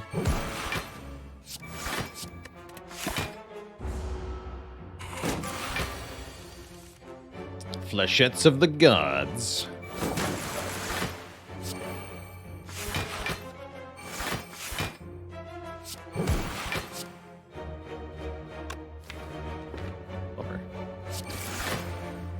Can't kill without an attack, though. Leg Sweep is here for weakness.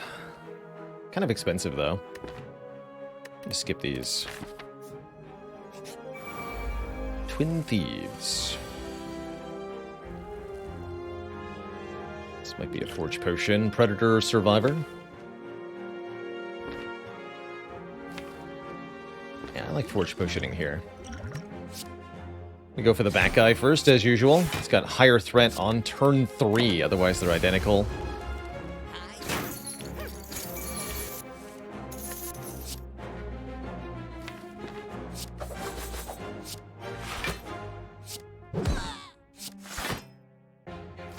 This needs to get played also.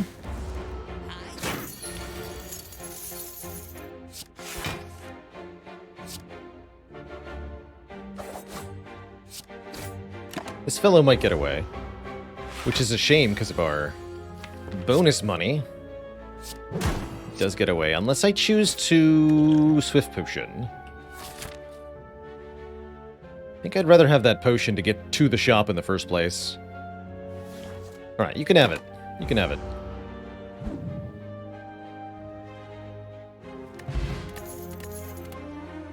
Terror. Apply vulnerable to an enemy, make them take substantially more attack damage. That helps a lot. Yeah, he earned it. He did. He did. Thank you, Omamori. Blocking that nonsense. We can also trade strikes for bites. Oh, I hate doing that, but it's totally the correct play. Taking bites is absolutely a must here, I think, if we want to stay alive through Act 2. I expect we'll perish if we don't take these. So let's do it. Does that mean Clumsy is mastered? No, it just means Silent is terrible. Is not going to achieve Clumsy mastery.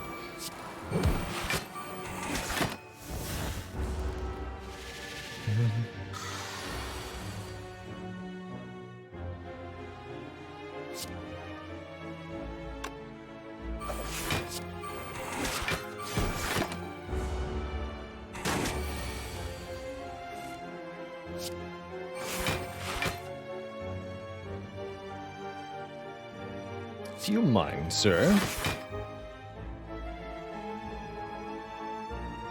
I'm a bit busy, don't you see?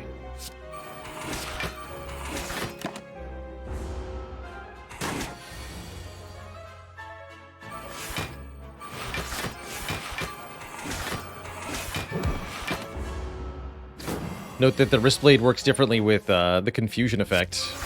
Any card that costs 0 randomly gets a bonus to its damage. So the bites can get bonus damage. Like this is more damage than this. Kinda cool, actually. Yikes, though. Getting clobbered here. Oh no. That didn't even help. A tragedy.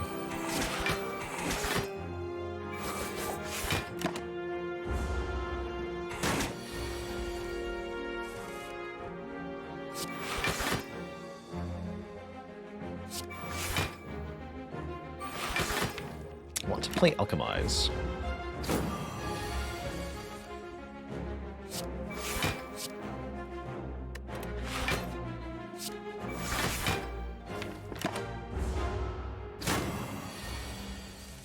There we go.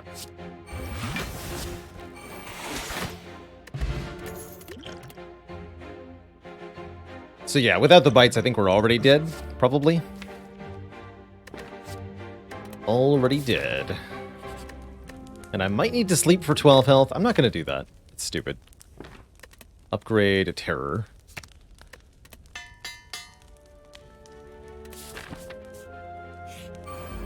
Don't worry, I have a plan.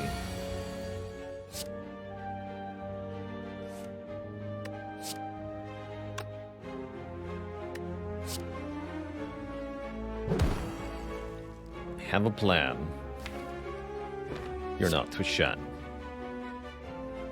An escape plan. Ow.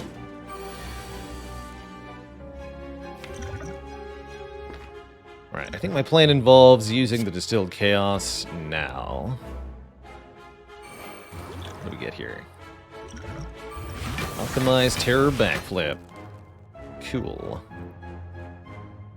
Is that, oh, I got a Ghost in a Jar. Nice.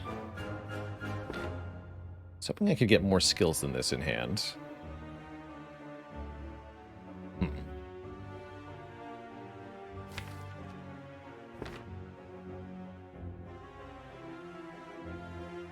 Guess this will have to do.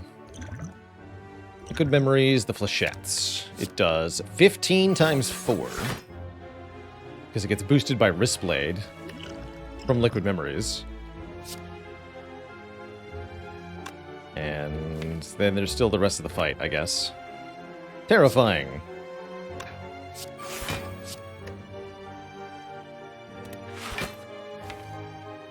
Alright, I'm gonna backflip. See if I regret that. Only a little bit.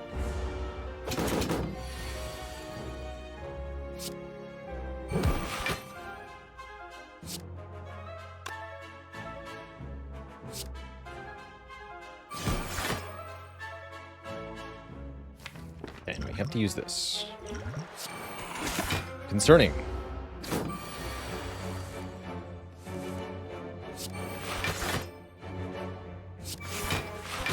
I believe that we are dead. Sure looks that way. Yeah, we're toast. GG, Twitch chat. So falls the silent. So it is. Not much luck in the Spire today. At least we got one really fun run with the Ironclad. I do have less time than usual today, Twitch chat, so in the interest of getting some of our secondary game achieved today, we're going to switch games now and leave the Spire off for tomorrow. I don't expect to be able to get a mastery every single day. Seems like that could be a really frustrating thing to try to do. So some days might be like today, especially as we get down to the last 2 or 3 cards. The lack of heel hook proved insurmountable. I expect we'll be able to do mastery by the end of the month, with so few cards left. So that's my goal, end of the month. Definitely by the end of the year. No way it would take longer than that. I'm in the mood to play some Spuds, so that's what we're going to switch over to here, is some Brotato.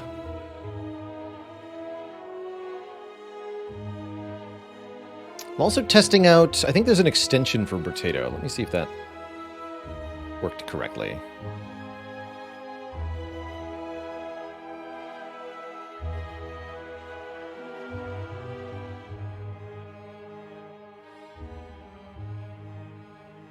It's not an extension.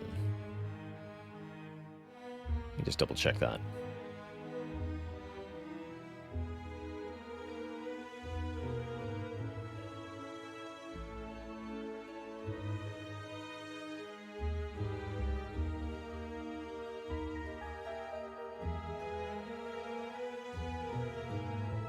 It's not an extension. Okay. We'll see if this works.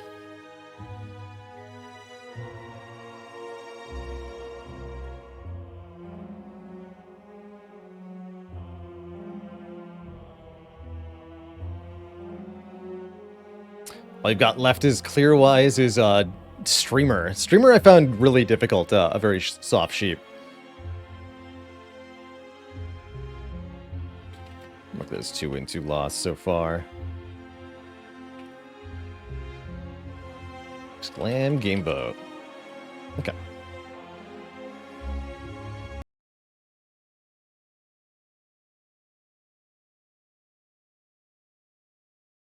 Brotato.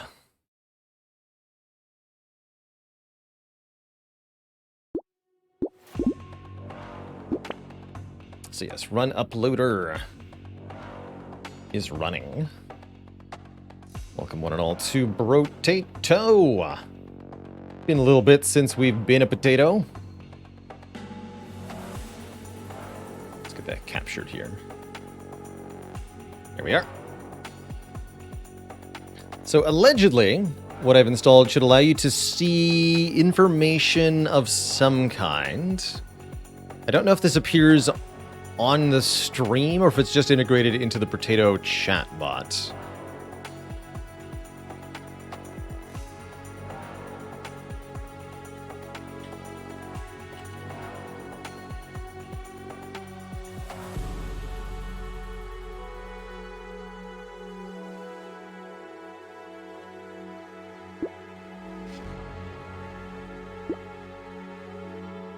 We shall see.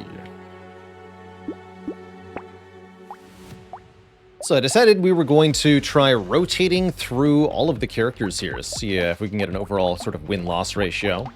Lost our well-rounded and our ranger runs by being a bit too silly, so I guess I'll be stern-faced for these remaining characters. gonna try Lightning Shiv Start for our Mage run. Mage is a character who gets more elemental damage up and starts with a snake and a scared sausage so they can ignite enemies and spread that burning. My hope is to utilize our elemental damage to full effect here. We'll see. Run to Brotato is 20 waves in this arena here. You kill enemies to pick up materials, which also increases your experience level. And those are used to get stat ups and items. The point being to increase all these stats here, the primary and occasionally secondary stats shown above my face. Guess I'll shrink down a little bit. No, I'd be too small. I'm good where I am. I'll take a little bit of regen. I like regen as a way to heal in this game. And we're going to snag lightning shivs where we can find them. But my face, though. Can the shiv bounces apply sausage burn? I do not believe so. My understanding is that secondary projectiles, like the cactus club spikes and like lightning shiv bounces, cannot apply burning from the sausage.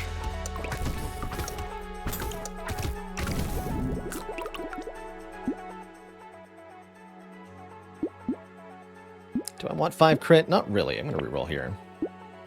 Let's take 5 harvesting. Or I could take more regen. I don't think mage needs harvesting. Let's go regen here. I will take a second scared sausage. Higher burn chance on this character just seems like a smart play overall. And we might as well take another snake, too.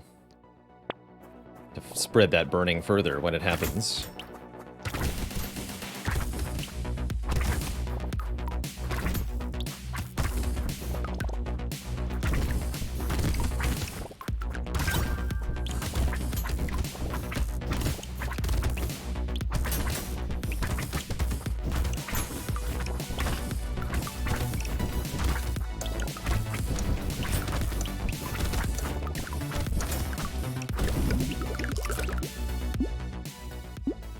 Okay, 8 harvesting I will take. That's a nice little bonus. Conveniently, I want all of these things.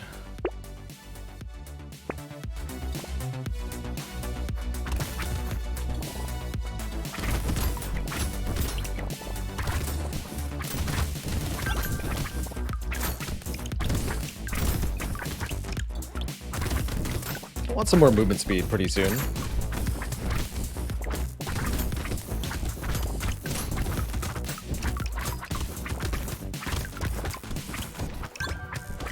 I like it.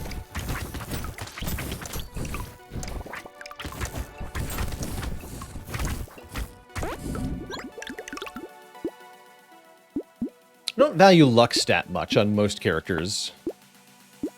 Just a bit of move speed. I'll take a little bit. And we should grab some elemental damage. That is the main stat on this character, elemental damage. Grab a weird food for safety. And roll for more weapons, mainly. Coffee's good. Don't have to go exclusively lightning shivs. We would not mind a second different elemental weapon. I just haven't seen anything good yet. This character, the mage, can only gain elemental damage, not the other damage types. So we have pretty limited options for weapons that are good.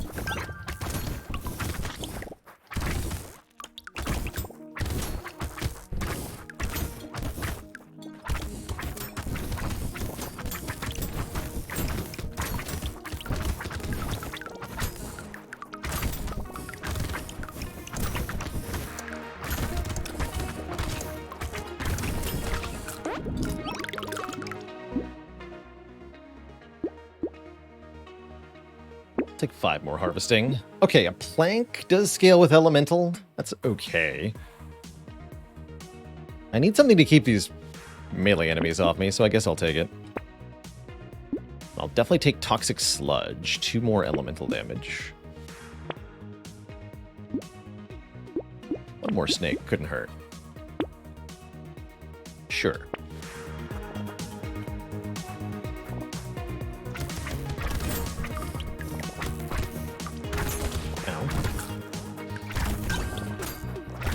Relatively low max health is okay if you've got good regeneration or healing. Currently we do.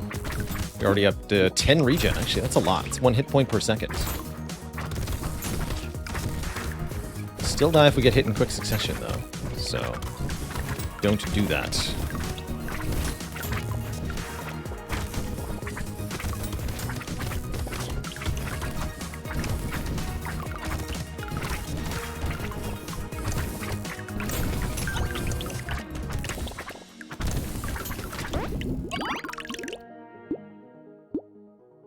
Don't need this.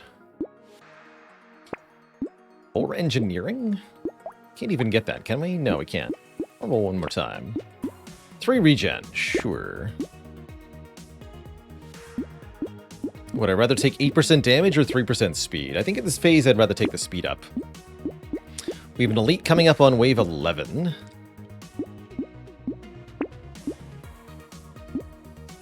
I'm currently afraid of bait. I'll take the compass for 5% speed up. And I'm going to keep rolling. Finally, another weapon. This is the 3rd scared sausage. We get one more, we'll have a 100% burn chance.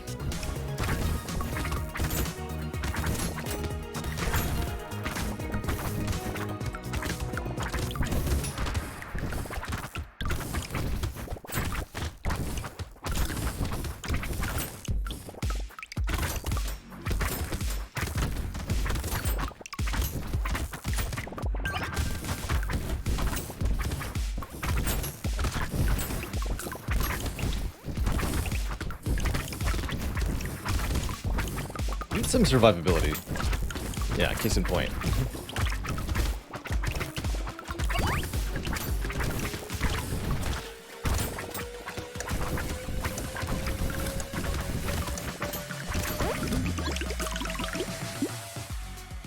Ugly Tooth is nice. That's going to slow enemies down substantially as we hit them with successive attacks. Harvesting is not survivability, but I like it. Broken Mouth is survivability. 24 max HP is good. Do I want to take a shotgun just for massive ignite procs? I think I do. With 3 sausage, 3 snake, I think a double barrel shotgun is going to be absurd. Let's grab that. And if I buy the lumberjack shirt, we get to reroll for free. Might as well. Water. More water. Okay, kind of glass cannon still, but I like it.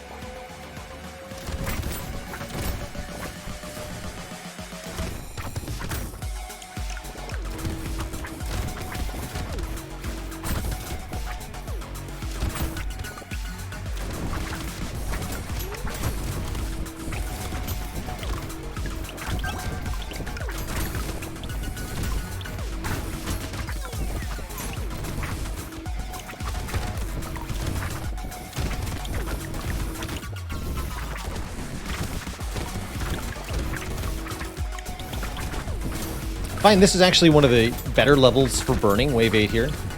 These big charging enemies are quite susceptible to burn damage. Not that they take more, but rather that their pattern of running past you makes burn damage more effective against them.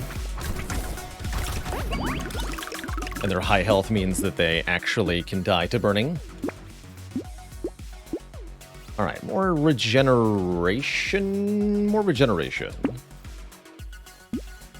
Peaceful Bee is very good on the mage. Mage cannot get melee or range damage modifications, so this is just 4 dodge, 4 harvesting for 40 bucks. It's a good deal. Take a damage up.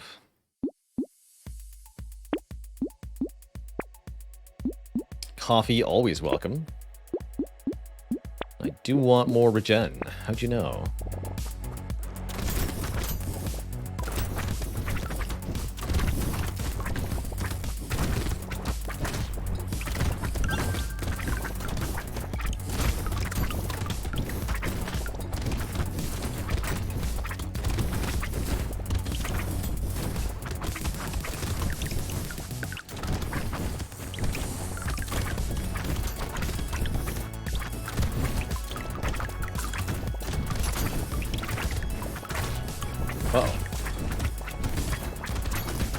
All good.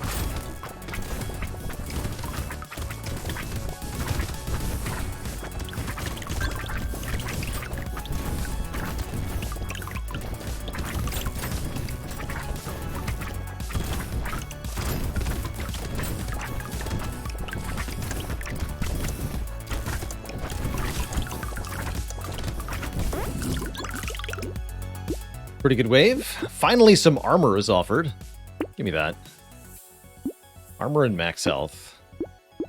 Anything to keep us alive at the moment.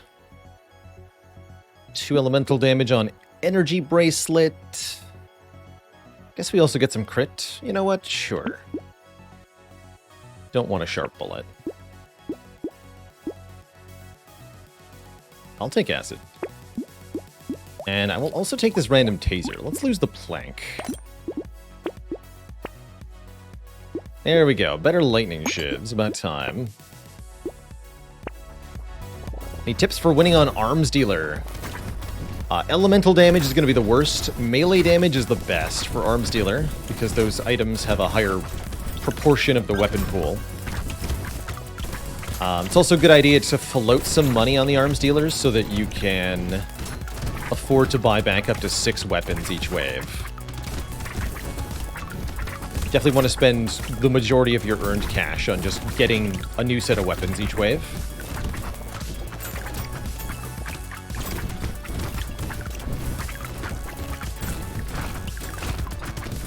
Build tanky in general can be quite helpful. Again, you don't need to kill all the enemies on wave 20, you just need to stay alive for 90 seconds. So if you have tons of regen and armor and dodge, you kind of win.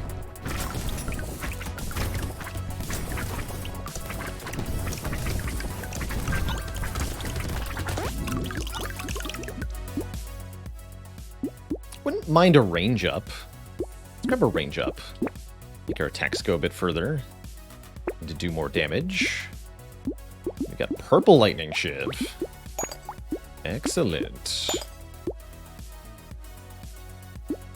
You have an elite coming up on this wave. So my understanding is also that Baby with a Beard cannot ignite enemies. Therefore, we have no interest in that. Grab one more shotgun. What I'm not going to do is take Mouse. I think that's a trap.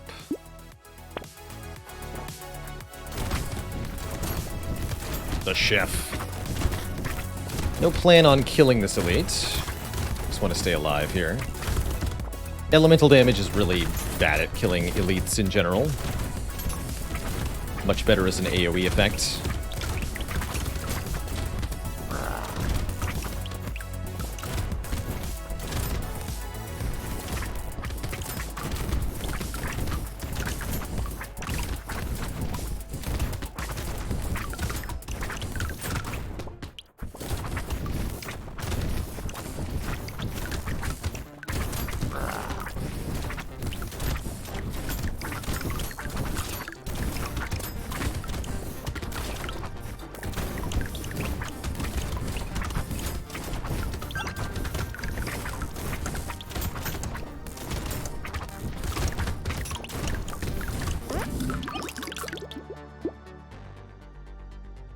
Armor.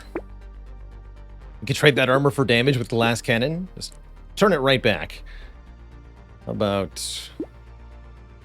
But I don't do that. Do you get bonus rewards if you kill the elite? Yes, the elite will drop a red item crate, so it contains a tier 4 item. It's quite good. Okay, now we can take bait, because we're tanky now. This wand 3 also looks pretty strong. I'm gonna snag this. Deals substantial burning damage, and it will spread. More boiling water is good. I'll take a little bit more harvesting with a wheelbarrow, too. Those are both good. Okay, I like where we're at. Kind of fun set of weapons here.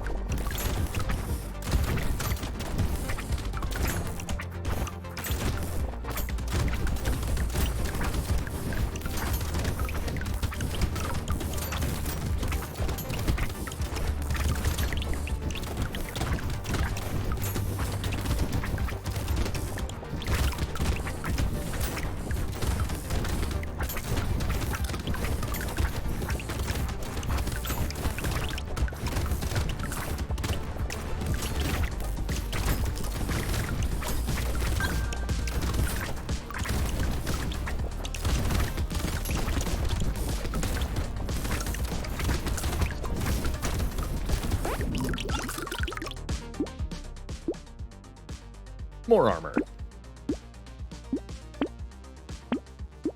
Don't be fooled into thinking we want more wands or anything like that. Just the one. Also, apparently I have negative 14 dodge now. Good times. Sun Witch, thanks for the 9 months. The sandwich of the sun.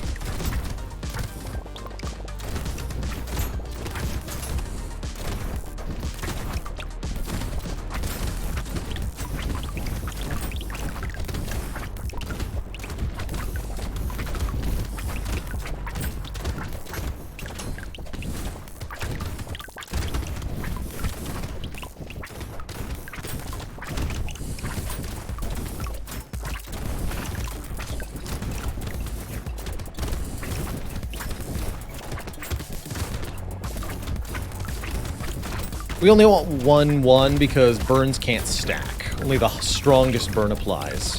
Which is why you do want one strong burn weapon, because that burn will apply. My understanding is that other burns will then refresh the duration, but I'm not 100% on how that works. Or if it even works that way. Bit more experience, sure. Might as well. The 4th sausage. Excellent. Forget to higher shotguns have better cooldown. Yes. Okay, so that's worth taking then. We have a horde wave. Horde waves are fun.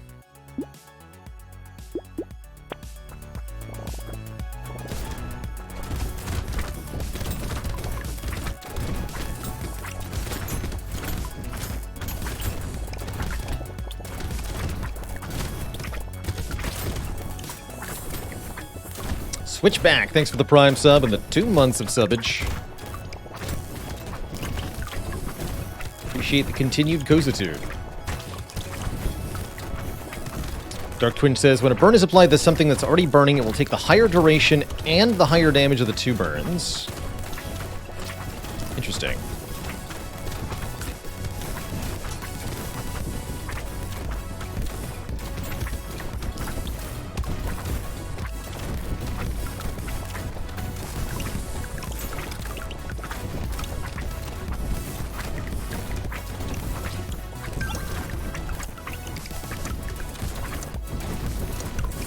Toasty. Extra loot aliens. You got it. And I was just thinking about how my speed was too low.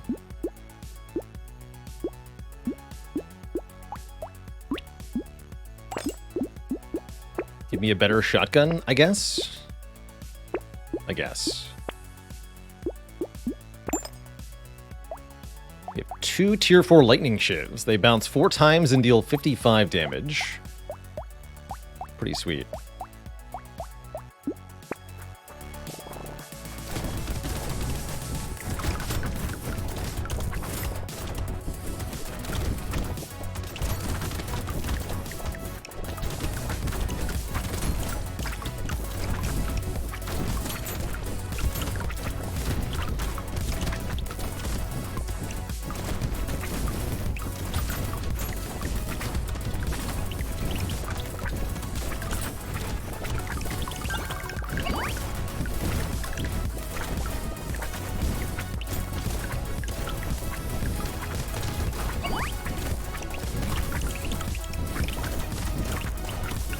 Hoover it up.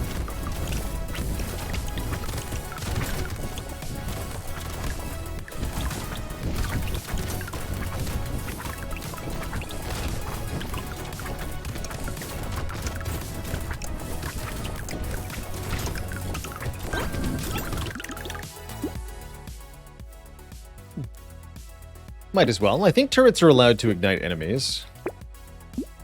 20 attack speed. Sure.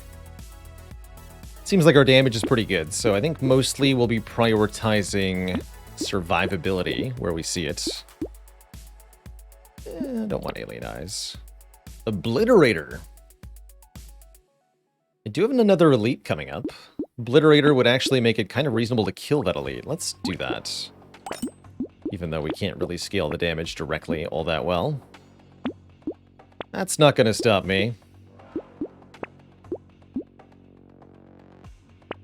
Exoskeleton wandering bots seem pretty badass too.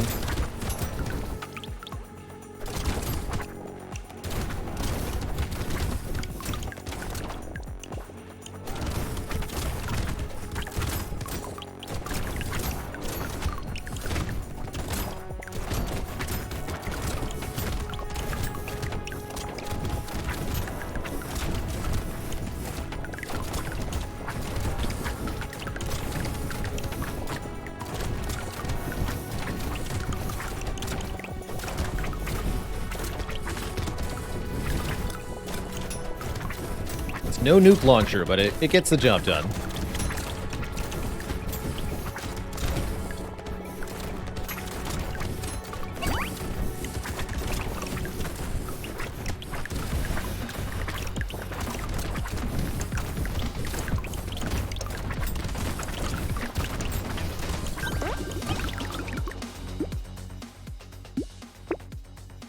Perfect. Almost assuredly we can kill the final elite now. And our move speed is enormous. Perfect. That knockback, though.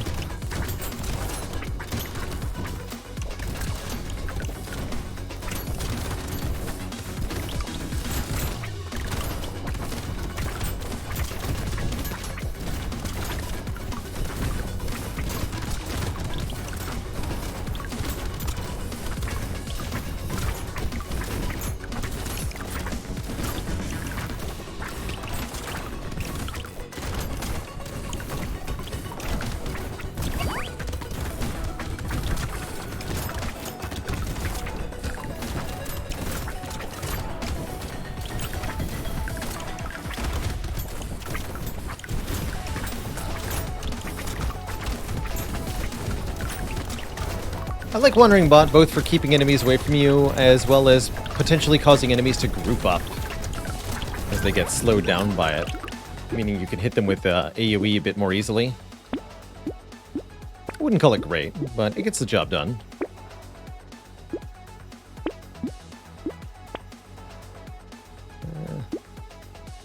Sure.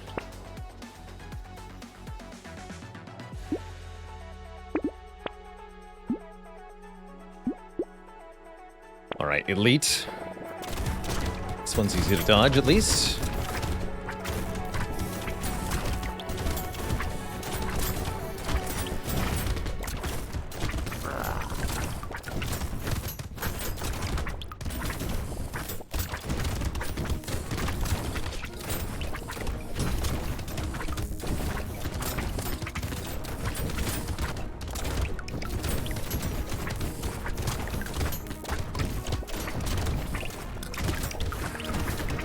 Plenty of time to spare. Good.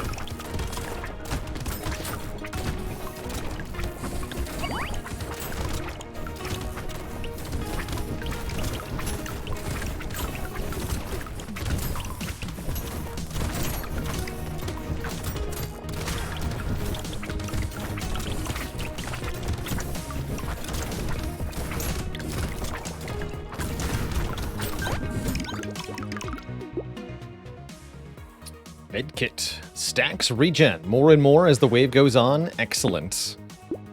More healing, more better. Let's grab a little bit more damage.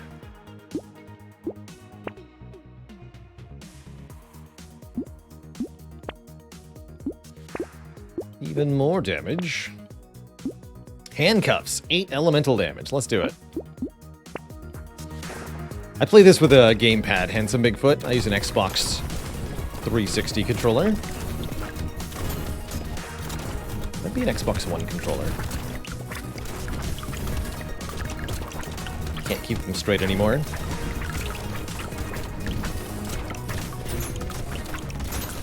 Thoughts on Sharp Bullet? Usually quite bad.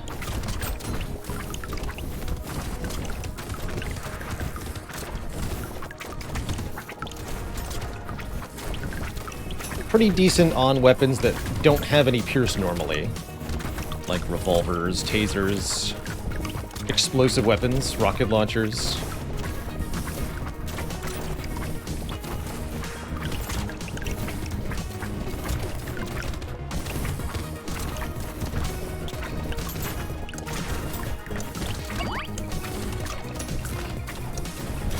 So when shots have piercing, then an enemy that you hit, the shot will go through them, and then that gets modified by the piercing damage modifier. So for example, a double barrel shotgun has a piercing 2 minus 30%. So if you shoot at somebody, it hits them for 10 damage. That shot will pierce. The next shot then does 7 damage. 10 minus 30%. And then that pierces a second time, and if it hits a third enemy, it is going to do, I think, 7 times 0.7. So like 5 damage on the third hit. It's not very much. The fact that that piercing damage modifier stacks successively with each pierce is why Sharp Bullet is so bad, for the most part.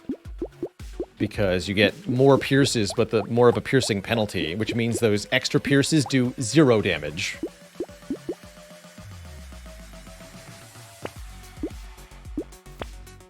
It's not worth it.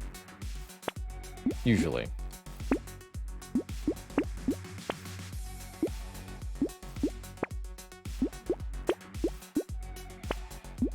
Armor. Alright, go wave 20. Should be very hard to kill here. We have so much regeneration. We're healing like 5 per second or something.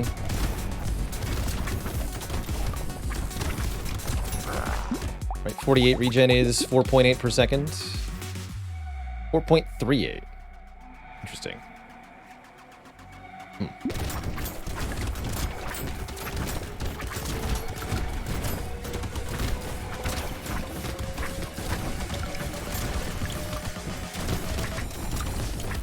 Didn't think regen had diminishing returns.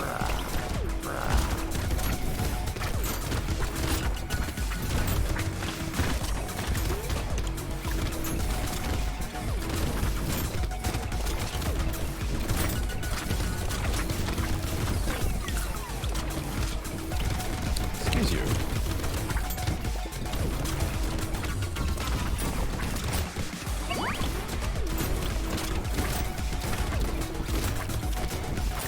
GG. Mage takes the W.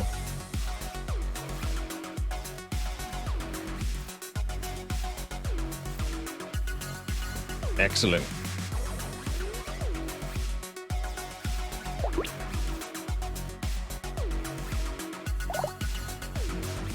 When did they add heal drops for the final boss? When endless mode was a thing.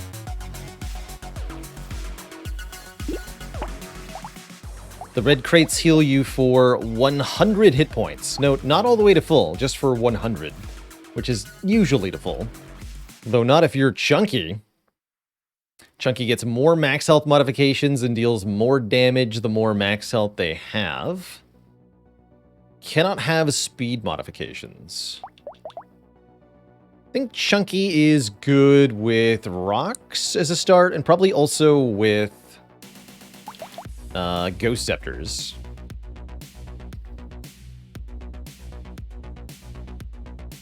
It's less healing, though. So you want consumables. Interesting. Shield Chunky. Interesting. Would not have thought to go Shield Chunky. I could see that being good, though. You know what? Let's give this a shot. Not many characters I've tried shield on effectively.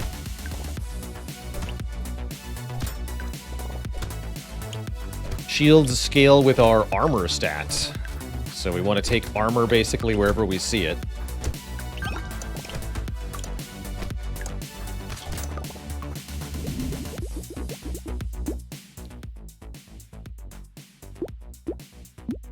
Five damage is okay.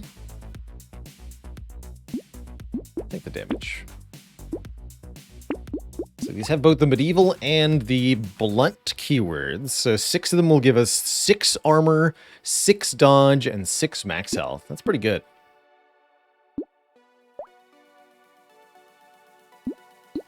don't know if I want an alien worm. It does give more max health, but we get less regen, and consumables are our main healing source. I think not.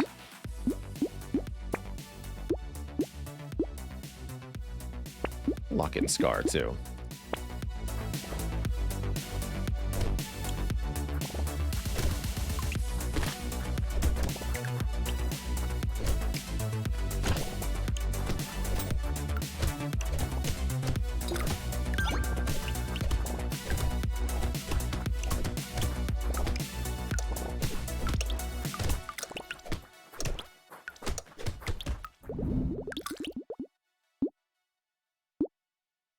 Attack speed's going to be very valuable as well. I'm going to grab that where possible. We want rocks. Probably not. Thoughts on Recycling Machine? It's better than it seems. Recycling Machine gives you a 35% increase in recycle value, but that's being added onto a, I think, base of 10 or 15 or 20%. I'm not sure which one. Dark Twinge in chat would know for sure. So it's actually like double, triple sell price on stuff. It's quite strong. And if you're finding any number of crates, it will pay for itself very quickly.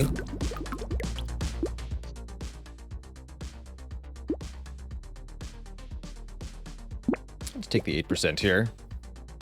We get half dodge. Is that correct? That is correct. I guess we're just going to need to take twice as much dodge then.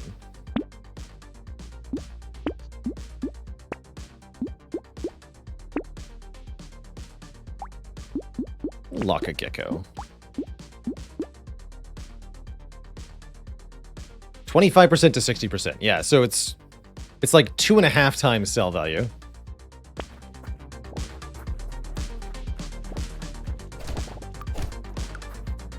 Note that the salvage price of an item is based on the price your character would pay for it. So characters who have a item price penalty will get even more value out of the recycling machine.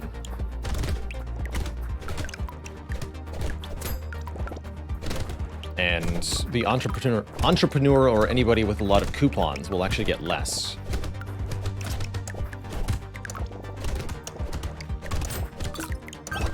Although that's kind of canceled out by the fact that then you have to pay more for the items that you're going to buy with the more materials you just got. Armor! Ritual seems okay. Wait, we can't... No, we can't lifesteal. Never mind. Ritual seems mediocre. Banner is where it's at. Bruce Banner. Ooh, and alien eyes on Chunky? Definitely.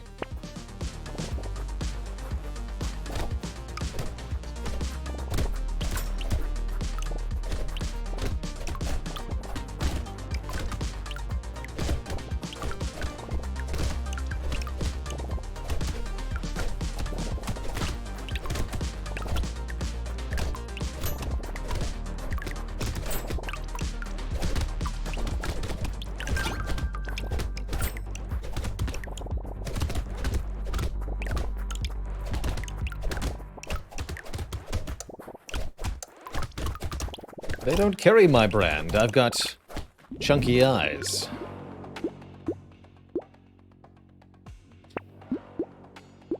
I'll take 1 armor, I guess.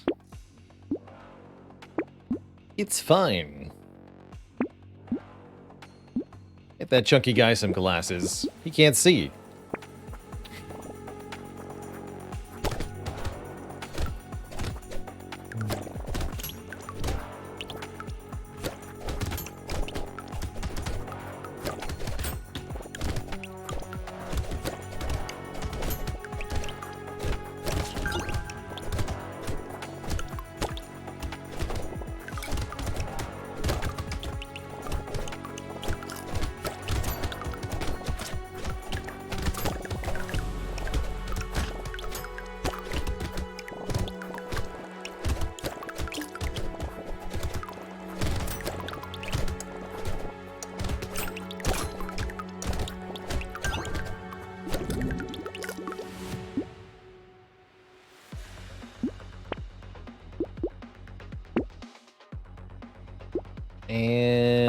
roll.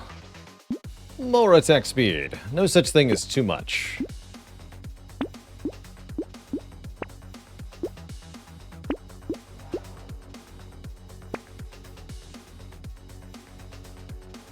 I like a pickup range, especially on this character who can't move around very well to get the materials. And you also want to be able to get those health pickups. Let's go. Slurdy mentioning luck is a heal stat. Yes, luck does give you more healing in the form of picking up health pickups. I think in general, luck is just not on par with other stats numerically for the effects. Luck is effectively a multiplier to your chance of a lot of different things occurring. More chance for health pickups, more chance for higher tier perks in the shop. However, some of the things that luck is multiplying have a cap to them, like the chance for purple tier items in the shop, for example. Can't go above 25%. So, no matter how much luck you have. So, there's not that much point to investing in luck unless you really want the more crates or more health pickups really badly. And even then, I don't usually think that you get enough for what you have to invest.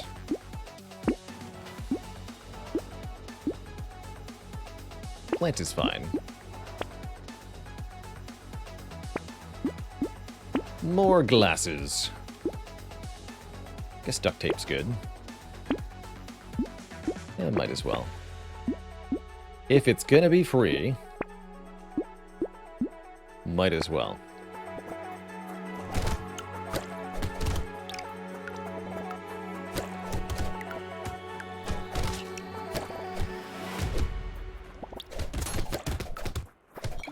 And the numbers I'm quoting there just came from the Brotato wiki. My reading and remembering thereof.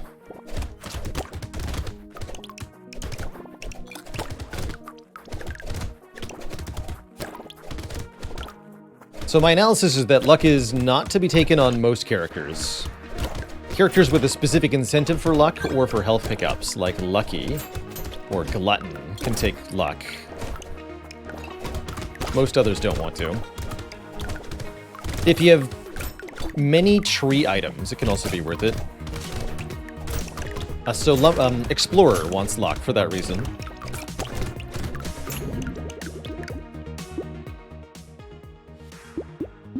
But here, for example, I would never take 15 luck over 2 armor.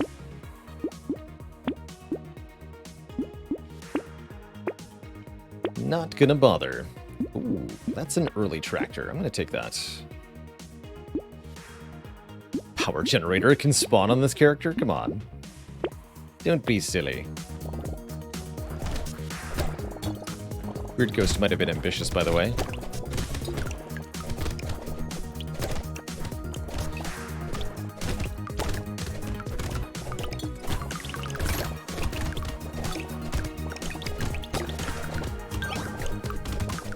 It's all good.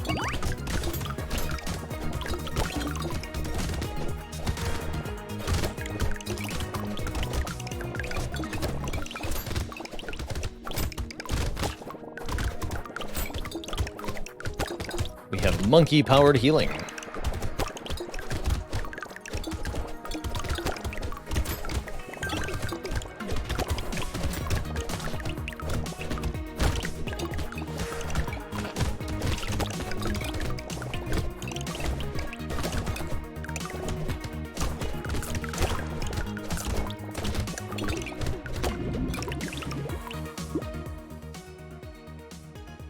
Grab another one.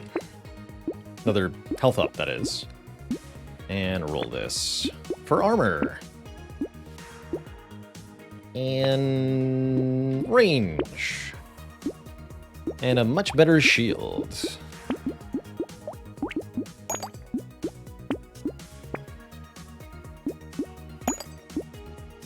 Not gonna take padding.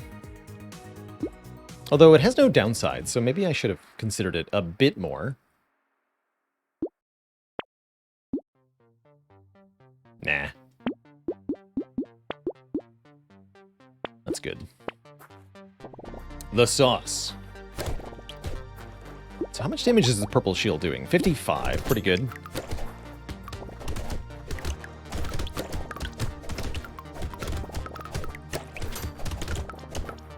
pretty good.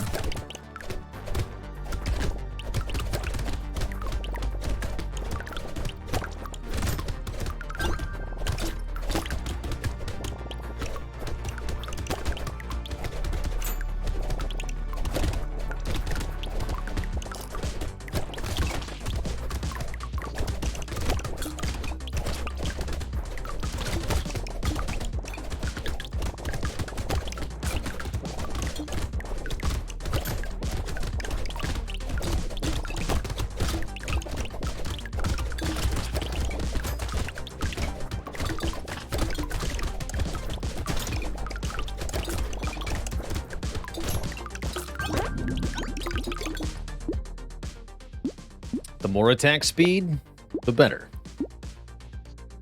Could roll for even more attack speed, or we could take 45 range here. I would also take max health or armor quite happily. Let's roll. Attack speed it is.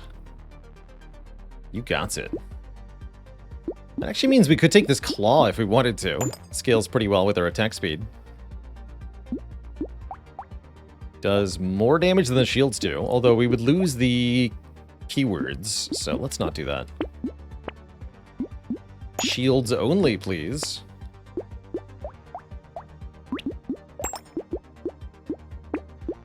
I'll take that wheelbarrow also. Horde wave time.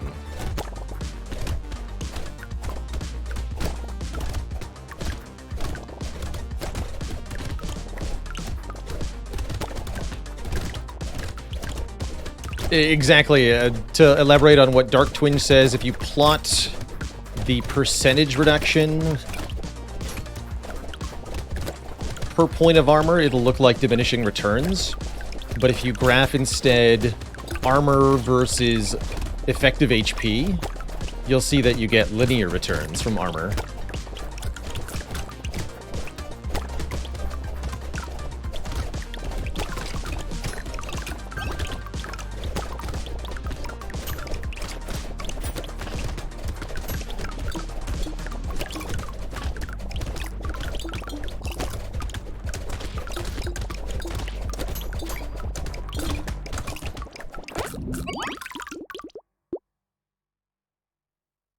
This does nothing.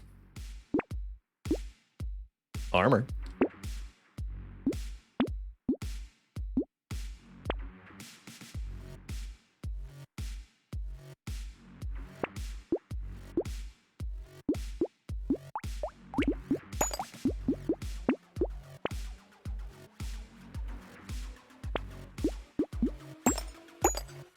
All purple.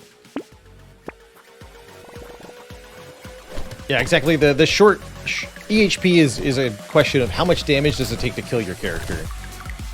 So generally that's your hit points multiplied by the inverse fraction of your damage reduction. So how much percent damage you're actually taking multiplied by your evasion chance. Again, the inverse.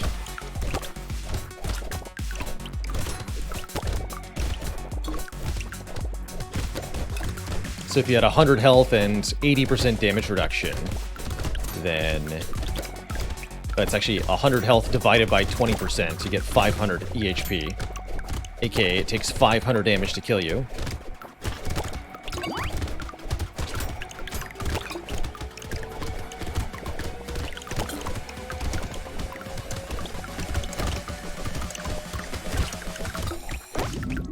Thoroughly bonked. 1 max health for every 1 armor we have. A plus 18 max health for minus 2 armor. You got yourself a deal, Stone Skin. Tyler, meanwhile, you're out. Bean Teacher, get in here. Attack speed, get in here. And now armor will also give us max HP, which is pretty exciting. I'm not gonna take a mouse. How about a candle then? I'll take a candle. 10% fewer enemies sounds like a buff to me, under the current circumstances.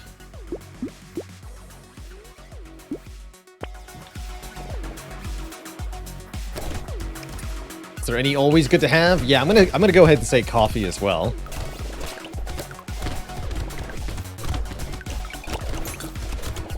Coffee, almost always really good.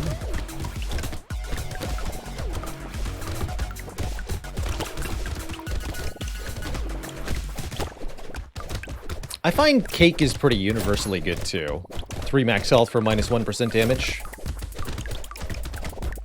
Although it's not nearly as efficient as coffee. Just mildly positive all the time. Leather vest, almost always good. Quite efficient, especially if you can benefit from both the armor and the dodge.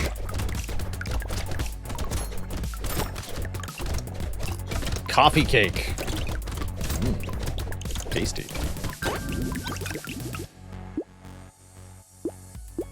This is only 6 dodge, but that might be worth it. I'm just going to keep taking attack speed.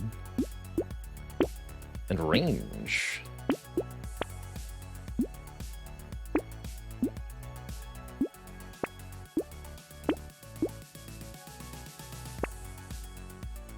I am indeed pleasantly surprised at how easy this run has been so far.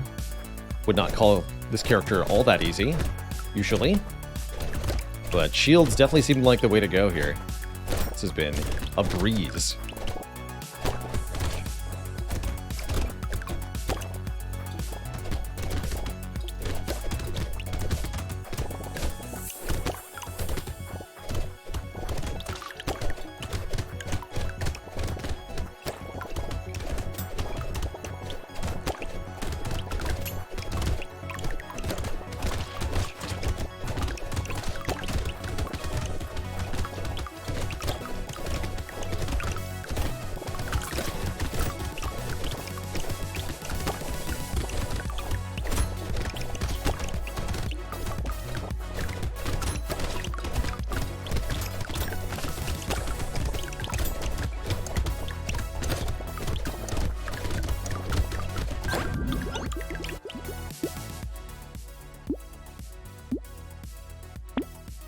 Attack speed. And we have another horde coming, okay. No elite until wave 17.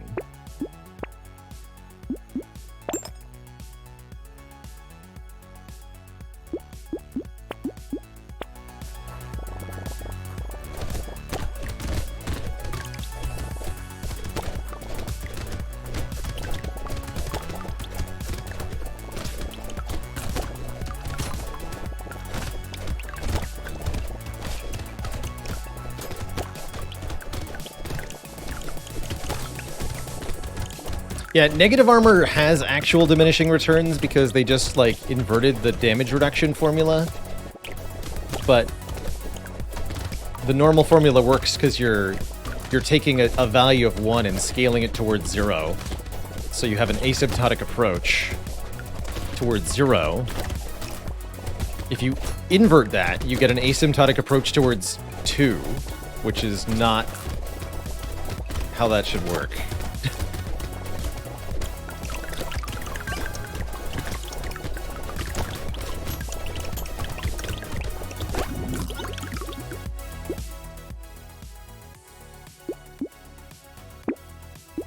Definitely not how that should work.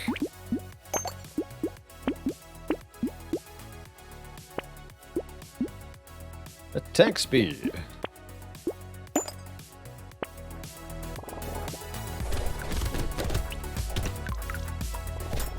At minus 100 armor, you take twice the damage. No, at minus 100 armor, you take 88% more damage. At minus infinity armor, you take twice the damage. That's what I'm saying.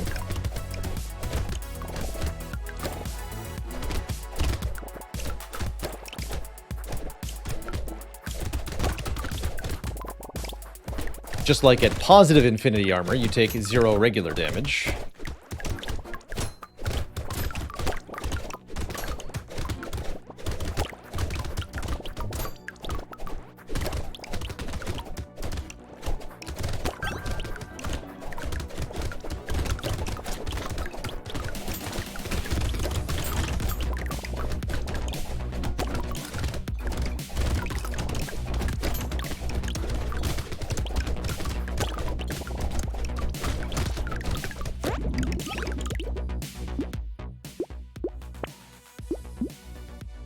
One more dose of attack speed.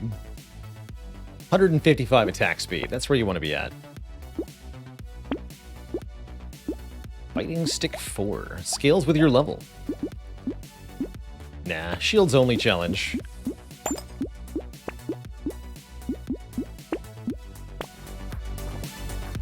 Hello.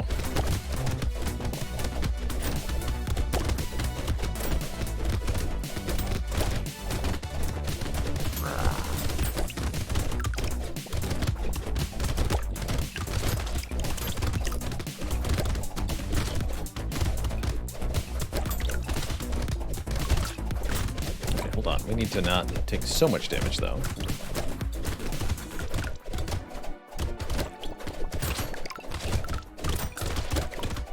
There we go.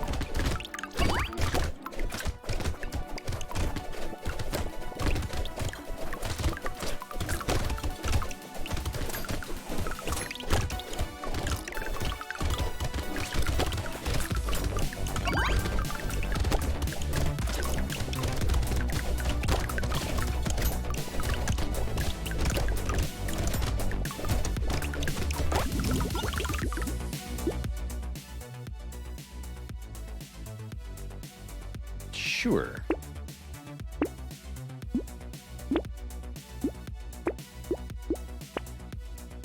Sure.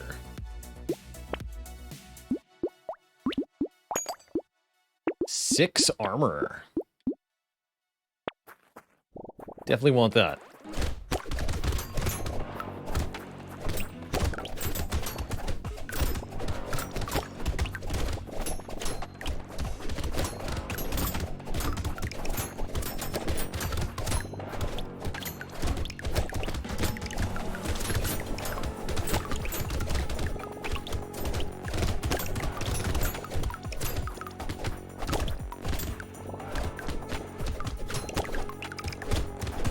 I remember in Disco Elysium where I met the men playing a ball game and the knowledge check gave us a penalty. I do remember that. That was a fun game. Which was actually good, because I believe you're meant to fail that particular check, too. So, it's actually... It completely tracks for Disco Elysium.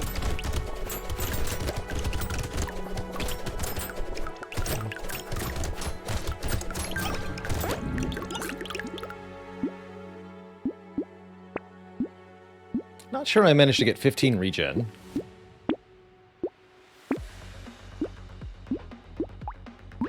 I'll take it. The eyes have it.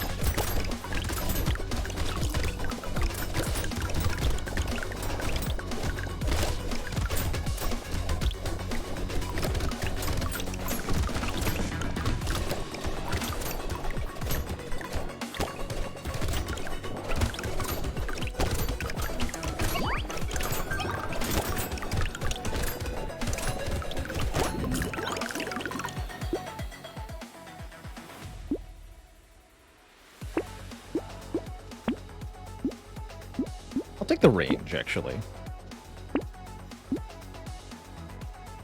Don't want Triangle of Power. Some more banners.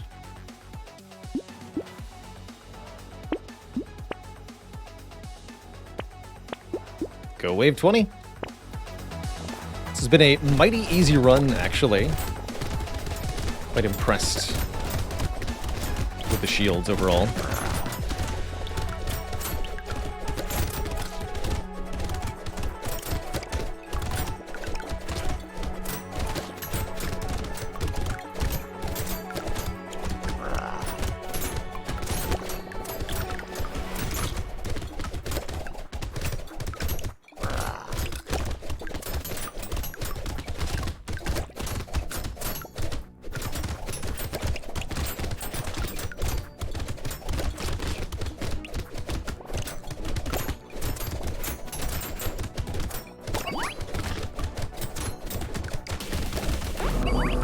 indeed. Chunky takes the W, a big fat W. Excellent. All right. Who is next? Old McDonald.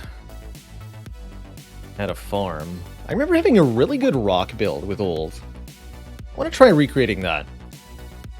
I think this character rocks. Old gets a penalty to enemy speed, a smaller map and less enemies, but has more harvesting. Let's go. Are there any Tatos that can go AFK? Yes. Yes, notably the soldier is only able to attack when the character is not being given any inputs. So you're meant to go AFK build with that character, essentially. Although you may need to move around to dodge attacks sometimes. Get off my lawn!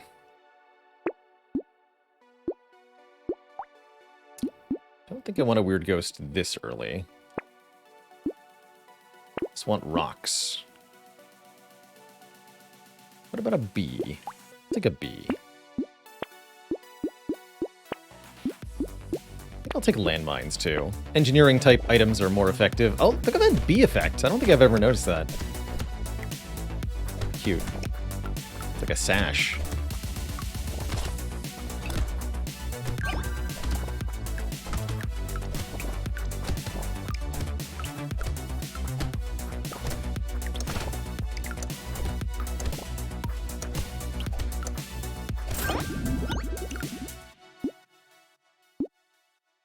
Starting with a bit of harvesting is pretty good for Old, also. Grab that one armor.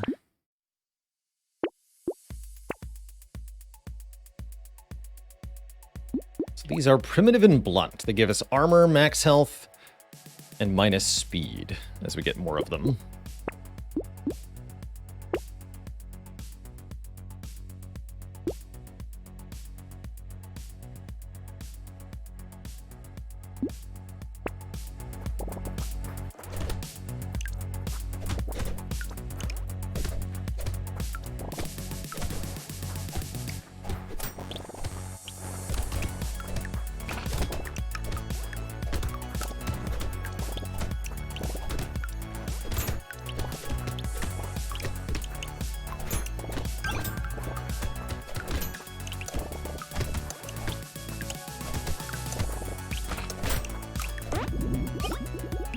Sounds like I owe the chat a dad joke.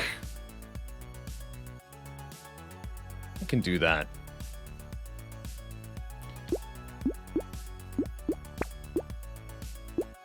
Start getting some regen here.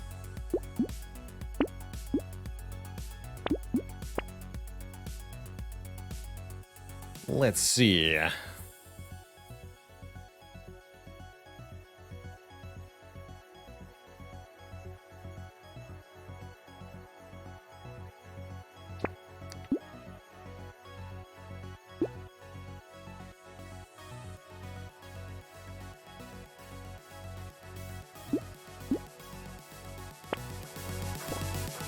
Did you hear about the defect that got arrested? He was charged with battery.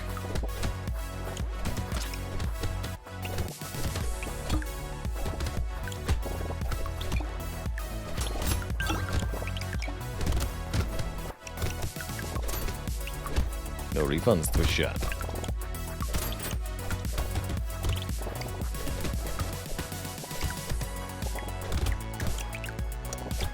What did the old potato say to the young one? Dang YouTubers. That's a good one, too.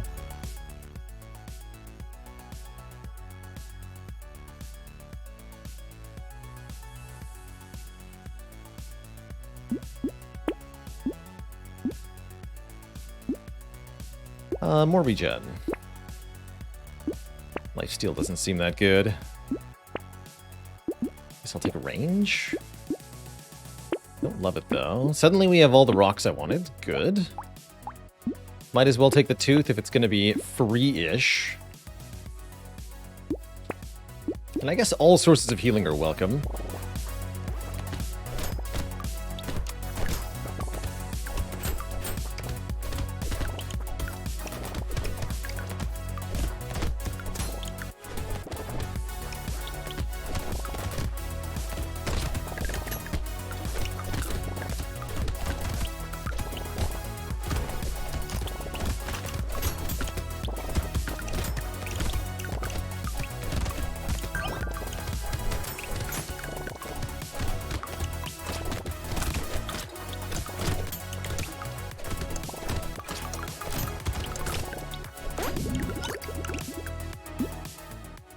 Okay, melee damage. Definitely a stat we'd like to get some of.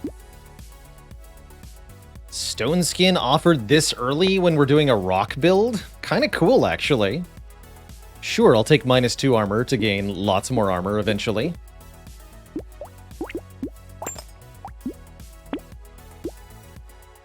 Cool seeing the tooltip update there. Each of these upgraded rocks gives 1 armor now, so we have 11 armor suddenly. Maybe I wanted that pencil, actually.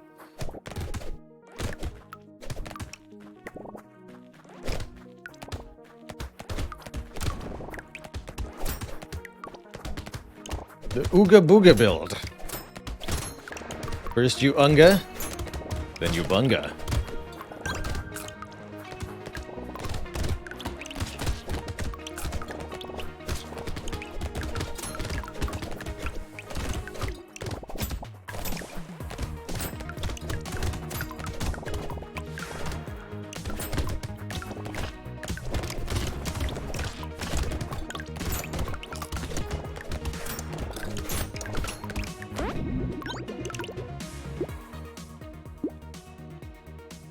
Unga Bunga faster.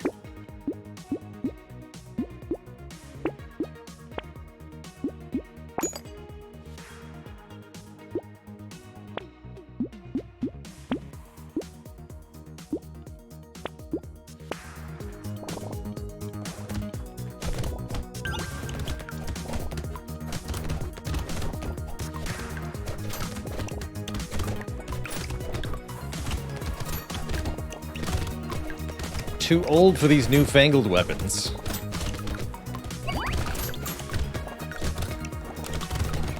Back in my day, we used to bang rocks on our enemies' heads for fun.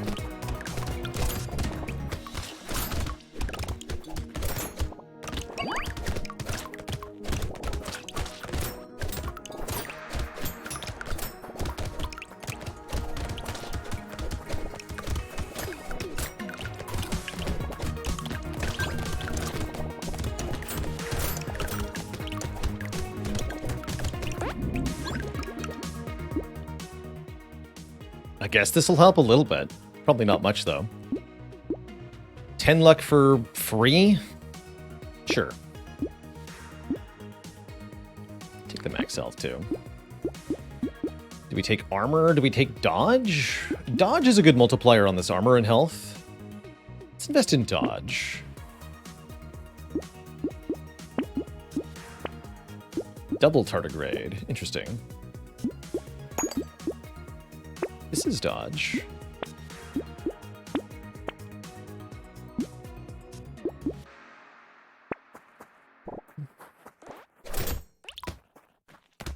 That's true. Armor would have also given us hit points.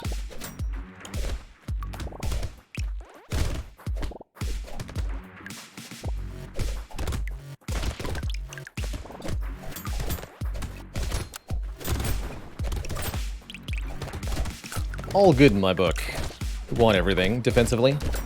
We want to be dodge capped. We want to have as much armor as possible. We want to have as much health as possible. Just be tanky. Really tanky.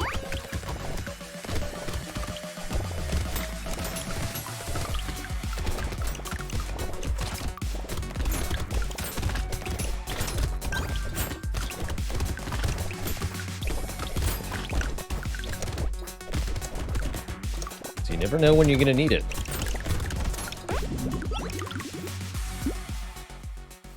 Okay, I'll take a little speed. -23 is a bit much. Peacock Wave 9. Nice.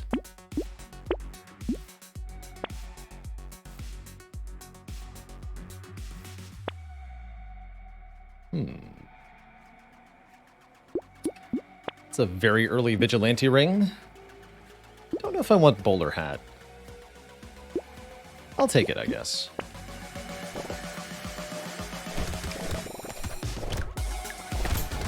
Need some attack speed soon.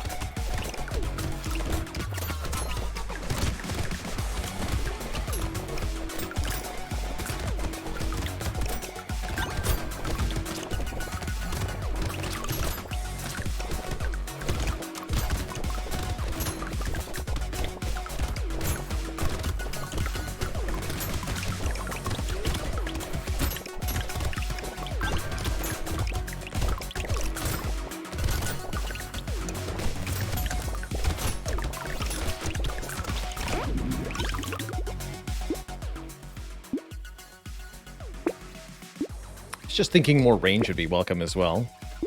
3 armor. Okay. Feels good. We have an elite coming next wave.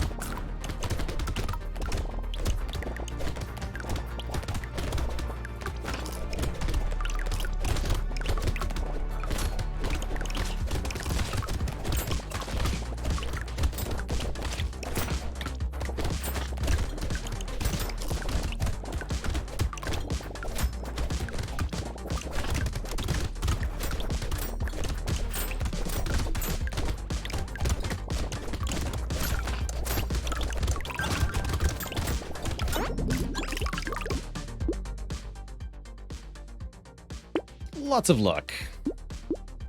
We fix our move speed a little bit here for the elite wave. I think having -10 might be reasonable. Could also reroll this into more armor, more dodge, or more regeneration. I'd really like more healing, actually. Let's try to get regeneration. Not lifesteal. No. There's regen. And I'll take 6 more dodge. Oh, perfect. We get white flag and candle. Ban all the enemies. No enemies allowed.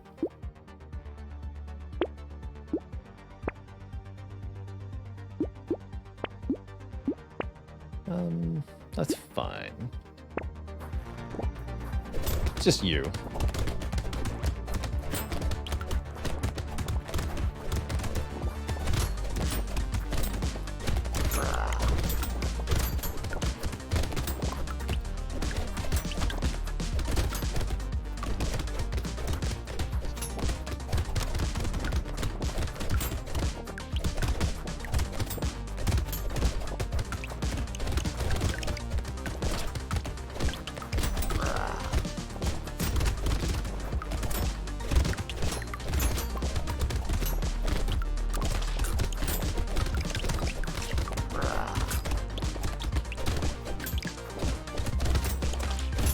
Okay, but have you considered that I'm too tanky to kill?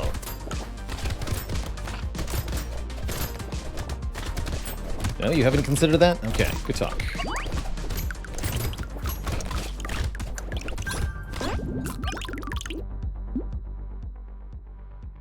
Sure. Stack regen. Or take torture. Consider torture.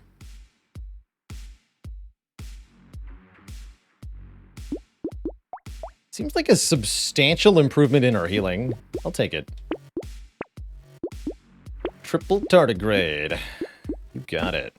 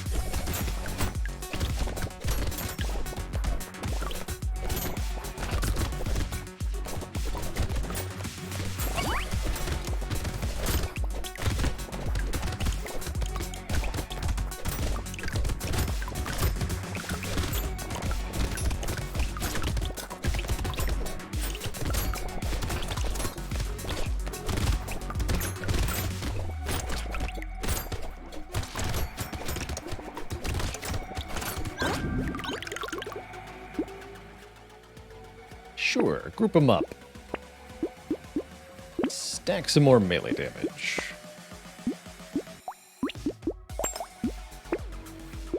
Speed? Speed.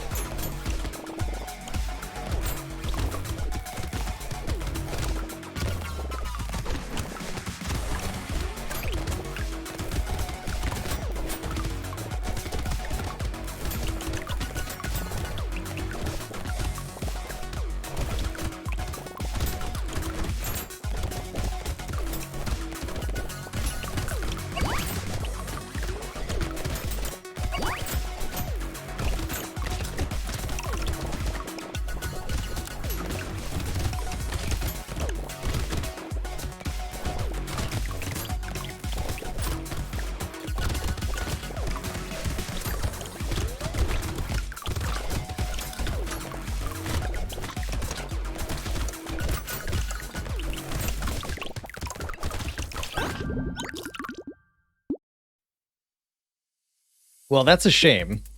We just took tortures, so we cannot benefit from the regeneration of Fairy. We'll recycle it for 118 materials, which is pretty good. And Hedgehog is a melee damage up for a regen down, which does not help us, so might as well. Make some more damage. Spicy sauce. Can't benefit from Monkey anymore. 4 dodge is welcome, though. Guess Cyber Ball is okay. Double Wandering Bot.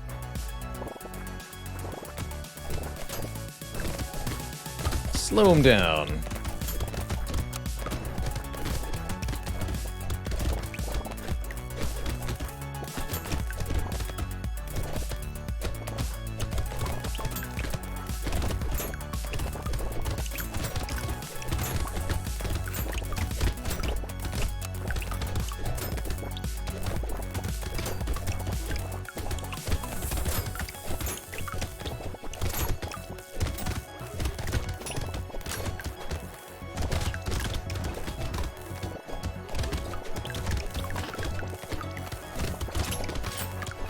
The characters do look a lot more like eggs to than potatoes to me as well.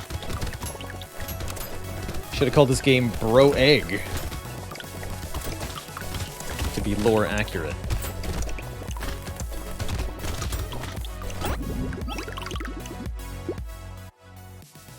There's a nice big rock. Upgrade to red.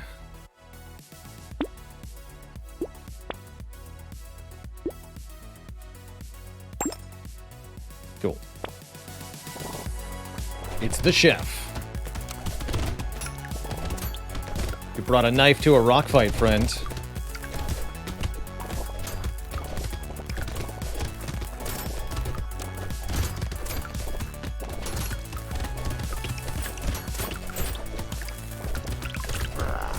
one of the great blunders right up there with never start a land war in Asia. And slightly less famously, never go against a Sicilian when death is on the line.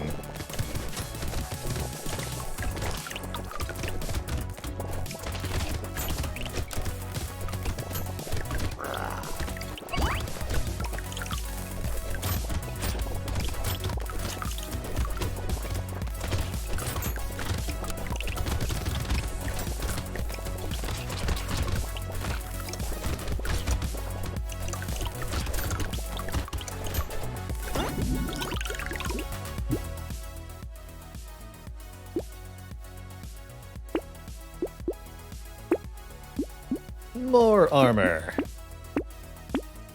Just the whole thing, please. Excellent.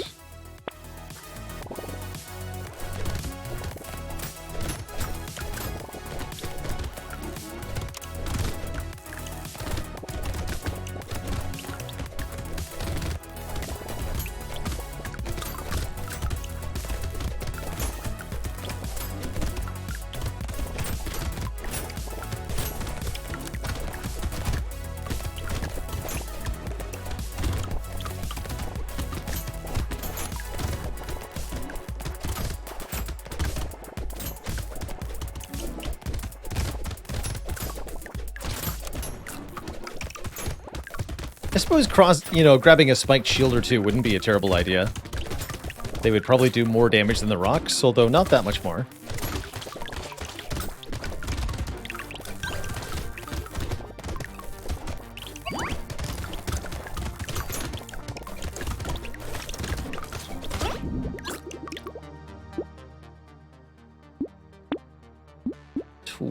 Attack speed. Very welcome. Armor 25. So Red Rock has a base damage of 60. It's pretty good.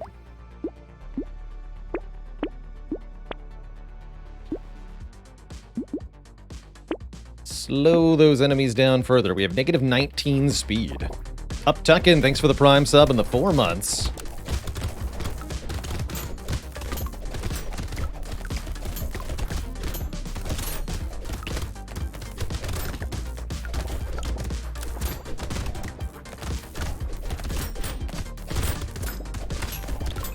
Oh yeah, the consumable heal doesn't do anything, right?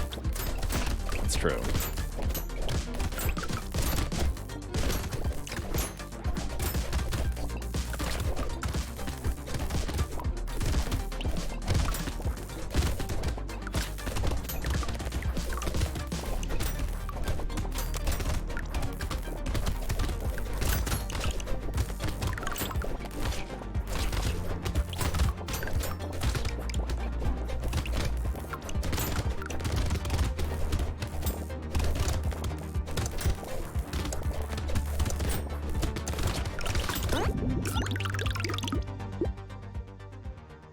Shmoop.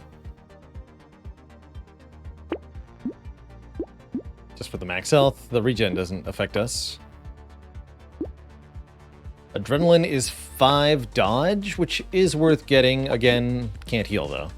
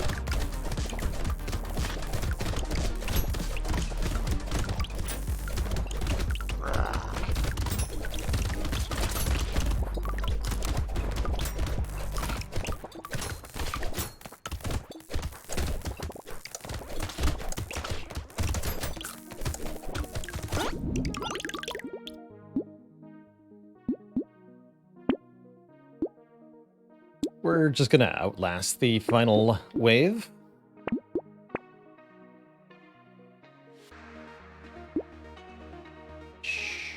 No.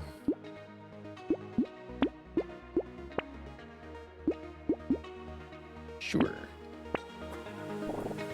Wait, again, can't regen. Why am I doing?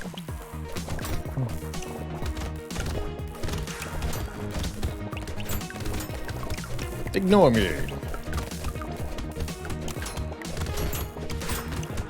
I guess I'm just demonstrating that you can literally throw your money away and it's still fine. The build works.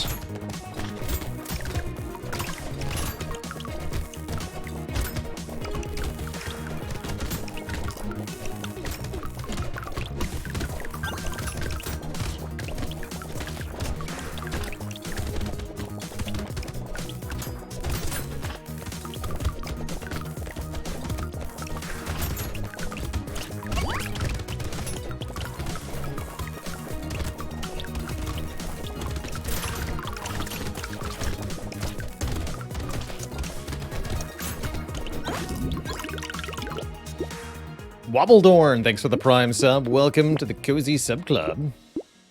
There we go. Capped dodge. Triple Wandering Bot.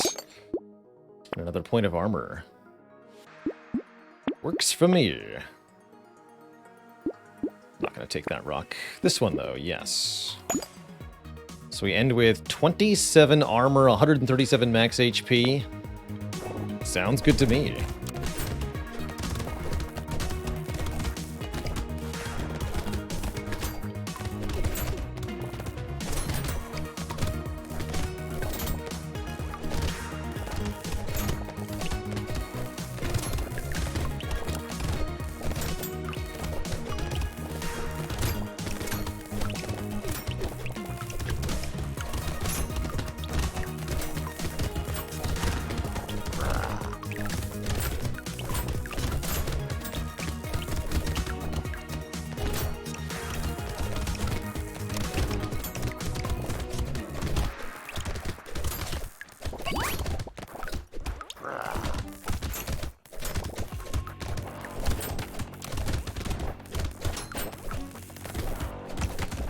So many dodges. There we go, I finally got hit for the first time.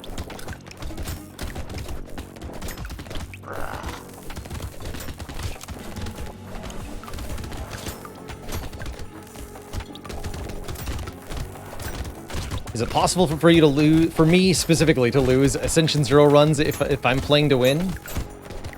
I would say I would win at least 99 out of 100 Ascension 0 runs. If I'm looking to win.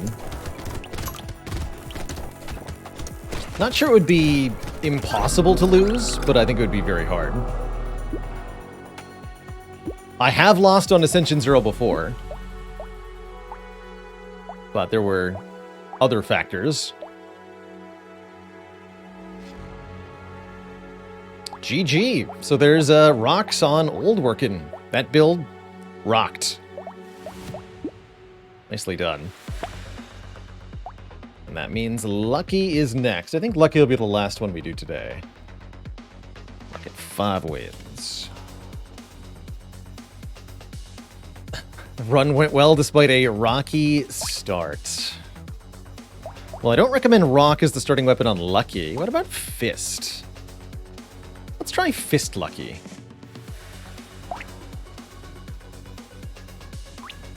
The character's a bit weird. They get big modifiers to the luck stat.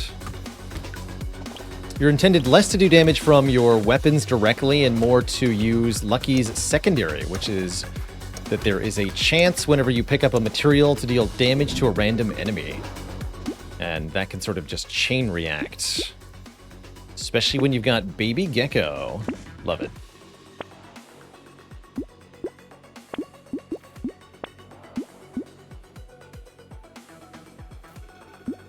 Unlock this too.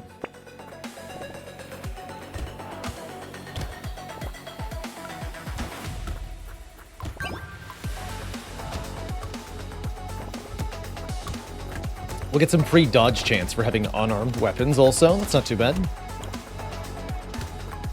This is my favorite character in Brotato. Because your build is always something very weird. Thanks to that luck stat.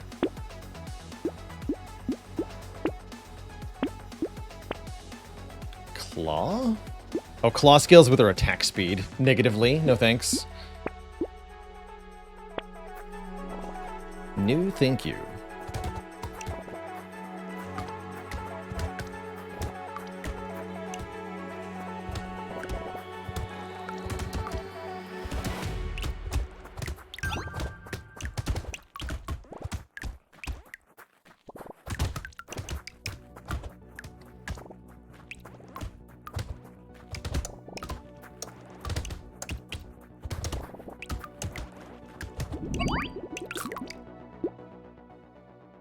Sure.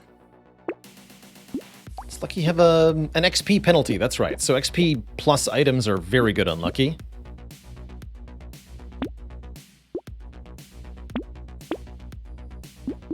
We'll lock that.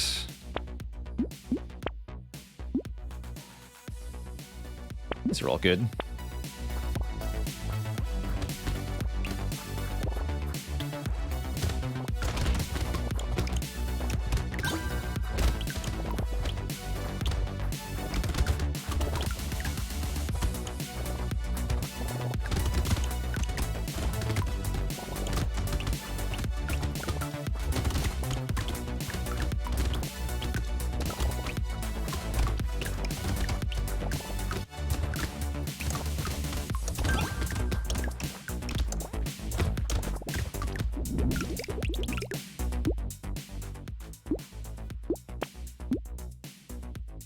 Take a bit more speed. Why choose Fist? A couple reasons. They have a low base price, which makes them more affordable. They have a rapid normal attack speed, which means that even though this character starts with an attack speed penalty, you can use them pretty effectively. Can I handle bait on wave 5? Don't really feel like we're there.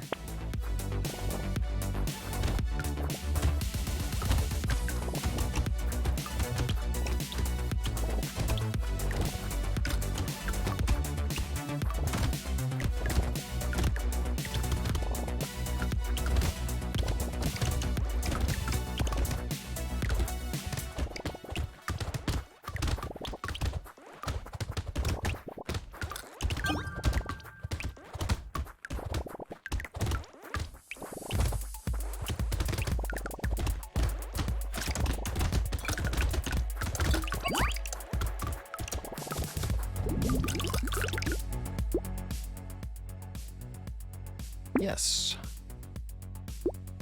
Tempting to take an attack speed up. Let's do that. Flaming brass knuckles are like a fist that is also made of fire. We're good. They're definitely good.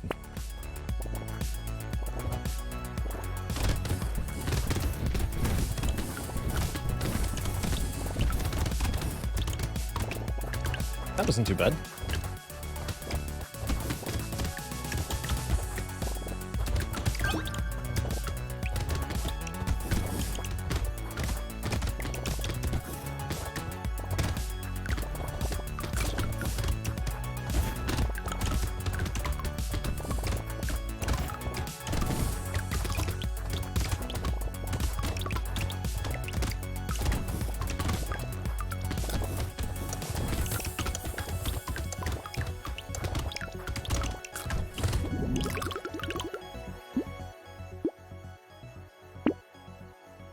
Three rerolls. Usually welcome.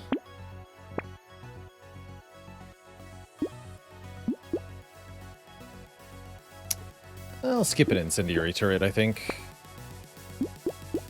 Grab mastery.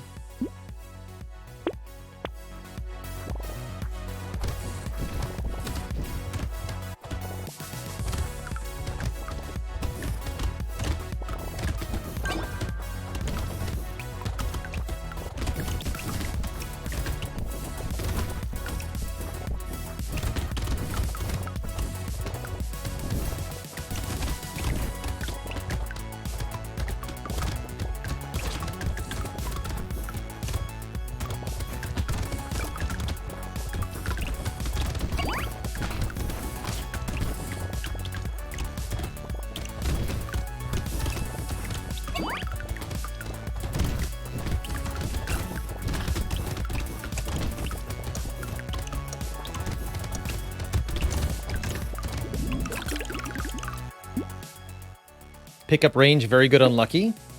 Explosion size. There is an explosive unarmed weapon, but 61 materials right now seems more useful. I'm gonna grab that. Let's get some more melee damage for now.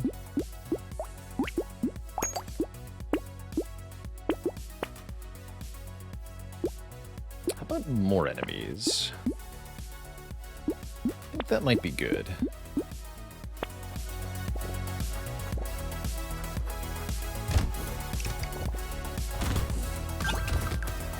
Healing dog. You mean the enemy? I actually have no idea.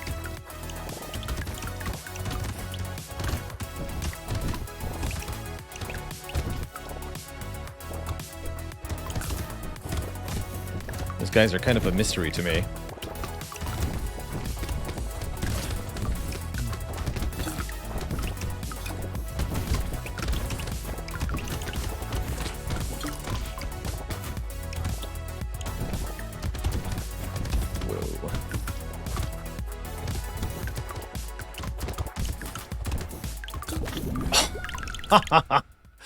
Whoops. Ran headlong into danger there. Zigged when I shoulda zagged, so it goes. Mark Lucky down as an L. GG Twitch chat. Alright, folks. Well, that's all the time I've got for today. We will be back tomorrow, not later than noon Eastern time, with some more Spire. Maybe we'll master another card tomorrow. See you later, Twitch Tarek, Spenzo, Karabala Streams, Reptil, Wizard Style, Easonade, Chucha, Celerius, Jam Scampy, Sunwitch, Olivia 5K, and everybody else. Thank you so much for watching. Ta-ta for now. Until next time, stay cozy, friends. Toodaloo.